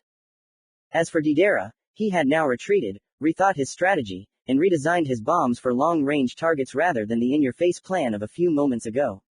However, the former Iwa shinobi soon found that this plan was also useless, as tendrils emerged from the ground, wrapping themselves around his limbs, and then the ones that were around his arms covered his hands, plunging into mouths inside his palms. Deidara tried to say something, but one dark tendril wrapped itself around his neck and strangled him violently, yanking him back by the man's neck. Boom, Naruto simply said as he saw Deidara's eyes widen, knowing what was about to happen, and then a second later, the man shattered into 100 different pieces. By this point, Hidan and Kakuzu had regained their positions and attacked Naruto before Namikaze pulled out his bow staff. What he had hidden until now because of the information in the bingo book had already allowed people to know something about him, and Naruto felt that he had to hide something when the time came for the confrontation with the Akatsuki organization. Moving almost majestically, Naruto danced around his opponents once more and once again prevented them from landing a single blow on him. He even forced Hidan to swing and hit Kakuzu with his scythe before spin-kicking the money-hungry man into another wall, taking the worshipping Jashin with him. Seeing the two psychopaths momentarily pass out again, Naruto turned his attention to Pain and his beautiful partner Konan. Of course, he hadn't taken any action against them yet, even as they were preparing to do the same, and he could hear the shadows whispering information about their true identities. The reason they were doing this, the pain they had endured that had turned them into these monsters, had become flesh, and he saw that these two were tortured souls just like him, who had no choice in life other than to wage war, in order to end it in any way they saw fit. It's your time, vessel of the Kyuubi. You won't stop us from achieving our dream, Konan said as she prepared to strike Naruto down, while Pain had his 6 paths ready to destroy the Namikaze with their power. Your dream is madness. Your plan is to hold the world by the throat and shake it to its very foundations until it submits to the fear of turning my kin along with myself into a combination weapon using that statue. Do you really think that is what the world needs to bring peace to it? Fools. War will always exist. You just can't turn it off, even in fear of something so dangerous that it will only stop it for a while, and even then the war will escalate into something else that will make your threats useless. That is why shinobi exist. To be a buffer zone. To make sure that the fighting, conflicts, and overall warfare stays small to the point that minimal lives are lost in the process. The world will not be held hostage simply to do your bidding if you succeed, as it doesn't work that way and people will fight against such oppression. Naruto said as he saw Pain's eyes narrow and Konan's widen. You know nothing. To be betrayed and then killed out of fear for doing something good for those we trusted, not knowing that they would even do such a thing because they loved you more. That's what happened to us. We helped AIM become something great, But its leader Hanzo was afraid of our charisma in being heroes of the people, and for that, we were betrayed, Pain said, remembering the agony of that day and the betrayal by the leader of AIM. I know well enough. For 12 years, I too have lived a lie, and like you, I have planned my revenge on those who betrayed the beliefs they claimed to live by. The hypocritical tyrants who destroyed you are dead, just like mine, and those who support them are now no more of a threat than the smartest termite in the world. You do not need to hate the world for the sins of a few. Simply destroy a few, and the hatred will leave your body, and love will take its place, Naruto said, seeing Pain glaring at him. That's not enough. I will only find love when there is peace, and only then on my terms. Pain said, seeing Naruto shake his head and sigh sadly. Anyway, I tried, and I'd like to say, I'm sorry, Naruto said before moving on to hand signs before stopping his own two personal hand signs for Shadow and Demon, as the light in the room completely faded. What is this? Kakuzu said, noticing what was happening, and Hidan now looked around in fear as well. A jutsu that I created just for this moment. My own jutsu that I regret and only want to use once for the rest of my natural life. Shadow style. Dark Abyss Jutsu. Naruto said as he closed his eyes and let the jutsu do the motions. Around him, the four Akatsuki members looked on in fear as they looked at what could only be described by the name of the jutsu, a swirling dark abyss that sucked in anything that stood in its path, and it covered the entire room around them. Within it, they could see millions and millions of eyes looking at them, none of them human, and all of them assessing every single person in the room as if they were a piece of meat to be eaten. The largest gaze fell on Pain, who felt fear run through his entire body, all the way down to the original, safely hidden within the flames. Your real body is not safe from me, said a demonic voice that seemed to come from within a giant eyeball that narrowed at him as if it could read Pain's mind. Because, in truth, he could read Pain's mind and knew what the man was thinking. No, don't, Conan said, realizing what was said and trying to protect her love from that judgment. You did it for far purer purposes than anyone else, the big eye said, peering into her mind. So what if I have won? Will my life be shown more mercy than his, simply because of my reasons? Conan said, seeing her gaze soften as he looked down at her. Yes, it was, the eye said, as if it were a simple thing. Oh, no, wherever Pain goes, I must follow him and see things through to the end, Conan said defiantly. It's not up to you, child. It's already started, the large eye said with more authority in its voice before it glowed red along with the others surrounding it, hundreds and thousands of different teeth that soon appeared beneath the many eyes. Who are you? Kakuzu asked as he saw Hidan on his knees praying for Jashin to save him, and the money-loving man secretly wished for the god of Psycho to help him too. That which has no name, and the likes of you cannot give one, the great eye said before the creature burst forth like a great plague of howling locusts, consuming all that stood around it in a way that could not be described by the eyes of mere mortals. As the jutsu ended, the light returned to the room and Naruto opened his eyes to find that out of the 4 Akatsuki members in the room, only one of those members had survived. It was Conan. Now she was on the ground, crying for the loss of the one person who was above all others in this world. Again. Pain-sama, Conan said weakly, crying as she tried to descend into the abyss after all of Pain's forms were taken, but the creatures did not accept her and simply knocked the woman down to stop any further heroism on her part. Your purpose in this life is to not die here like them. The people of AIM need you, Naruto said as he saw Conan looking at him with teary eyes. Why should I? Why not just end it now? Conan said as best she could, making a kunai out of paper and stabbing it into her neck. Because it won't do anything. The people feared Pain in the fire, but they loved you, and that's what a ruler should be when it comes to those who serve the people. That's what helped Pain become so popular before Hanzo betrayed him, but all he saw after the betrayal was that it was better to be feared than loved, and he lost his way by walking that path. You are more loved than feared by the people of AIM Conan, and you love them all in return despite the fear Pain brought upon them when he took over, Naruto said, seeing Conan shake his head in despair. Things will be different without Pain, Conan said simply. You are strong. You can endure this for the people of AIM. They will need you now more than ever. Will you give up on them now? Will you leave them? Naruto said, seeing Conan look shocked by his words for what seemed like an eternity before she met his gaze with determination in her eyes. I will not betray the people of AIM. I will be their leader, just like Pain, only I will rule them in my own way and bring a bright future to the village, Conan said as she manifested a bouquet of paper flowers and handed it to Naruto. Thank you, Naruto said as he took them and watched as Konan's eyes softened and a few more tears ran down her face.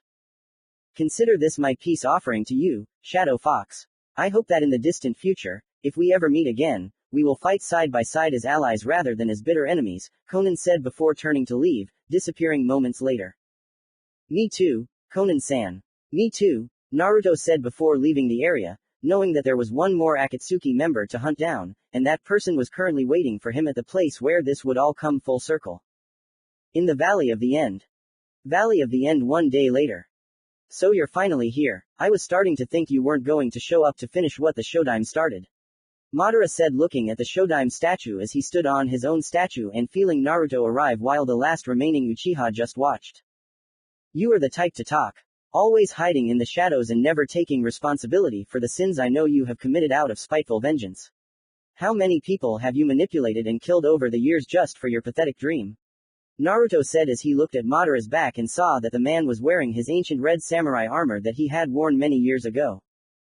Pathetic. There is nothing pathetic about wanting to rule the entire world after the position that should have been mine was taken away from me. There is nothing pathetic about wanting to be a supreme being who has no equal. And you of all people should know about Naruto's vicious vengeance, considering what you did in the 3 years away from the leaf, Madara said as he turned to face Naruto with his Sharingan eyes activated. My revenge was not out of malice. I was hurt by your actions on my birthday because you could not accept the simple fact that someone else was more qualified to be Hokage than you. You are just like your ancestor who was the eldest son of the sage of the Six Paths centuries ago and could not accept being walked over by his younger brother, Naruto said as he mentally thanked the Kyuubi for telling him that and using it against Madara. Shut up. Our family history is none of your business, and you can tell my old pet that he can expect a big punishment from me for revealing that information, Madara said, hearing Naruto chuckle under his own mask. He heard you and honestly, the fox doesn't really care. You have abused your right to be his summoner time and time again. You are unworthy of your family legacy and I am going to right the wrong your cousin made all those years ago, Naruto said before he lunged forward at supersonic speed and punched Madara right in the gut, causing the last true Uchiha from the elemental countries to fly into the wall on the other side of the water-filled ravine. He hits just like the Shodime did back then. Madara thought as he flipped over to land on his feet and made a huge crater in the natural rock wall before firing it back at Naruto with the intention of returning the favor. Naruto met him halfway, turning sharply at the last moment and punching the vengeful Uchiha in the face before grabbing one of Madara's arms to throw him into the water. As Naruto did so, Madara grabbed his enemy's ankle and dragged the Namikaze along with him. However, before they reached the water, the Shadow Fox struck Madara in the head with enough force to force the Uchiha to let go and allow Naruto to stand on the water again, with his enemy doing the same. Looks like I'm really going to have to work on your death, Naruto said, seeing Madara raise an eyebrow. You didn't think I'd be that easy to kill, did you? Madara said, drawing his sword from the sheath on his belt. You know, for a brief second when I first hit you there. Yeah, I kind of did, Naruto said, smiling under his mask, and saw Madara frown in response. You will pay for your arrogance in underestimating me, Madara said as he saw Naruto draw his own blade and sensed that the Shadow Fox was now smiling beneath his mask. Bring it, Naruto simply said and the two rushed towards each other as the blades clashed with each other and a powerful shockwave created by the powerful wave of water rose up around them. The battle intensified as the two continued to fight with everything they had, shaking the ground around them, rocky walls cracking, and the water they stood on rippling violently around them. Madara of course held his own due to his Sharingan, but found it impossible to penetrate Naruto's mind using his eyes, and found his enemy much harder to defeat than he had first realized. You can't win, boy. I've been around since Konoha was founded. How do you expect to defeat someone like me when your years of experience pale in comparison to mine? Madara said as he found himself at a stalemate with Naruto once again, their blades flashing against each other, and he could have sworn he heard Namikaze chuckle. Wisdom from years of experience, and it's clear that you've learned very little. Of course, I didn't expect the Uchiha to understand the difference between knowledge and its counterpart. Learned. It's not about how many years of experience we have under our belts, Madara, but rather what we told Naruto as he summoned a blade from beneath his left wrist and stabbed upwards through Madara's brain, reaching the man's brain before being pulled out as the Uchiha retreated in excruciating pain. That can't be. I'm immortal. The first true immortal in the elemental countries. How can you defeat me? Defeat an Uchiha who is as perfect as me, no less. Madara said as he felt death slowly touch him from the damage the blade had done to his brain and the blood flowing into it that would eventually clot before putting pressure on the organ to cause a slow painful death. You may be ageless because of your eyes, but you are not immortal and will not survive today thanks to that fatal blow to your body. You will not be able to fake your death next to Uchiha Madara this time. Death has waited long enough, Naruto said as he saw the man fall to his knees, coughing up blood and screaming in pain before looking at him with his Sharingan eyes returning to normal. This is not the end, Madara said, refusing to die from this attack. Actually, it is, Naruto said as he brought his sword down and cut Madara's head clean off his body. Naruto caught the head while it was still in the air and walked towards the shallow surface before throwing it to the ground and used the fire jutsu to end the human's existence in the world forever. An ironic and fitting end to the founder of the Uchiha clan who was said to be a master of fire jutsu. Indeed, it was a fitting end for the Uchiha clan, and perfect for someone who betrayed others for power. Epilogue 2 years later. What's it like being the Shodime of the village hidden in the waves? Hinata said as she walked in with their baby in her arms and saw Naruto smirking with the cage hat on his head. Good. Very good. I've been waiting for this moment my whole life, and now I have it with you, and the rest of the girls are coming with me, making it even sweeter, Naruto said, standing up from his chair and hugging his wife. One of many wives, to be precise.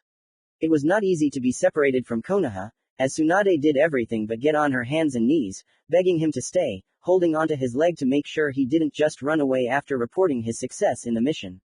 After his return to Konoha to give his report, there were still several problems, as members of both councils felt he was too powerful to let go, and tried to arrest him on dubious charges. In retaliation, Tsunade made her own move and liquidated 2 government bodies in Konoha before preparing newly appointed members to take the place of the old guard with the fire daimyo's approval. Then there were the people from the village itself, as they were not happy to see him in Konoha alive and well from his battle against Akatsuki. Not that their opinions mattered, as Naruto did not care about them and stayed at Tsunade's request due to Iwa being rather stubborn. Apparently, someone in Konoha decided to reveal his origins to Iwa and stir up a hornet's nest of problems for Naruto. To most of the Leaf, the Yondaime was the last true Namikaze and simply refused to acknowledge Naruto as the man's son. In fact, Naruto was sure that they would all rather die than admit that they were wrong, and they didn't care that their hero's son was abused by them when he was younger. I actually feel a bit sorry for them. During the remaining time he spent in Konoha, Naruto took over all of Konohamaru's training to train the trio to become strong Junin and help the Sarutobi group gain the right to become Tsunade's successor. Tsunade herself had no problem with this, as Konohamaru was going to be her choice after Naruto rejected the offer to become Hokage. Naruto was expected to attend the ceremony in 6 months to witness the passing of the hatred, despite people thinking that the Kyuubi's offspring would be in the village again for the ceremony. However, it was a choice that needed to be made and Naruto actually benefited from it in terms of his love life when the girls, seeing what he had done, refused to stay in Konoha any longer than they had to. Hinata loved Naruto without question. Haku had been with him for 3 years and had not regretted a single day spent in his presence. Henna was a bit hesitant at first, but soon told her that she should follow her heart and be by her alpha male's side no matter what. Kiba was against it the whole way, but after a good show off from home, soon was able to talk to Henna like a mother to daughter and help smooth things over. Anko immediately packed her things as she wanted to live outside of a village that hated her almost as much as it hated Naruto and felt that another place to be herself was in order. Tenten was on guard about it, which was unsurprising due to her bond with Guy, Lee, and Neji along with the other rookies. However, they told her that whatever the choice was, they would support it and they could always visit each other if the opportunity arose. Have you finished all your paperwork? You know the kids at home need your help too, Hinata said reproachfully, although she didn't mean it. I'll make sure to write this down after you girls basically did everything you could to get pregnant in the first place, Naruto said as he looked at Hinata and the woman blushed as it was true. Well, it's not like you don't like the process that made us fat as a beached whale, Hinata said, seeing Naruto chuckle as all of his wives had different mood swings when it came to pregnancy and they got very angry when it came to how fat they could look. It wasn't my fault. I never said that you were like that. If you remember correctly Hinata-chan, I kept saying that none of you were getting fat. Rather you were just feeding the life inside of you, and like anything that is fed, it grows. It wasn't my fault that a baby grew inside of you either, Naruto said as he saw Hinata pout and clap his shoulder. You're telling that to the female Mizukage in the mist. She wants you there to say hello to your twin boys more often, Hinata said as she knew that the Mizukage only got the alliance because of her past and the brief relationship with Naruto that helped the woman become the Cage of the Mist. Although the red-haired woman, who was named Terumi Mei, wanted something more permanent in terms of an alliance with Naruto, and this came in the form of Mei soon becoming another of his wives with children. As for the shinobi village that Naruto created, it received quite a bit of support, with several shinobi joining his cause. Notable shinobi, including 2 of the Iwa demon ships, went into exile, and after being offered a position in Namikaze village where they would be treated with respect, they joined without question. Waterfall village also allied with Naruto's village, as it had long disapproved of Leaf's actions after the Yondaimi's death, but did not have the strength to confront Konoha without the risk of possible discovery, and the chance that Jiraiya of the Sannin would be able to disable their own demon vessel. Thanks to Naruto, the system changed with the demon vessel. A girl named Fu even became the leader of the village and was raising it to new heights with Namikaze. The Kazekage, one Gara Sabaku no, also allied himself with Naruto's village while still remaining with the Leaf, if only as a formality, and the two became great friends, with Naruto being an honored guest in Suna. It also helped that Naruto was able to establish a trade route to Suna to supply them with water during the drier seasons, when water was harder to come by from various known locations throughout the Land of Wind. Konan proposed a formal alliance with Naruto's village, establishing trade between them, and various ideas on how to train shinobi without giving away too many secrets. The Flame Angel had been dating Naruto since their last meeting, which was during the final days of the Akatsuki organization, and the two had become close friends. In a way, Naruto reminded Konan a lot of pain before things went badly for them, and it wasn't hard for the origami woman to see that Namikaze was right about the people of AIM needing love, not fear. Luckily for me, the shadow travel method is quick and to the point, so I don't have to worry about being late, Naruto said smugly as Hinata stuck her tongue out at him. I'll remember this when you come home late at night, Hinata said, and Naruto smiled shyly. Now, Hinata-chan, you know that I'm never late. I always come home exactly when I'm supposed to, and not a second later, Naruto said, seeing the mark on his wife's face. You're lucky I love you so much despite being a smart ass, Hinata said with a small glare, though Naruto had seen far worse when his wives were pregnant. True, but me being a smart ass really turns you on and makes you scream for more. Or are you still having trouble remembering last night? Naruto said laughing as he ran home, Hinata blushing in embarrassment before she carefully ran after him, making sure her son didn't wake up. Get back here so I can kick your ass, Naruto-kun. Hinata said as Naruto ran away from the woman chasing him. Now Hinata-chan, remember what happened the last time you said that and the result of our actions that led to the birth of our child, Naruto said as he ran faster through the village as the people watched the interaction with the two shaking their heads. After all, he was the most unpredictable shinobi in the elemental countries. Final.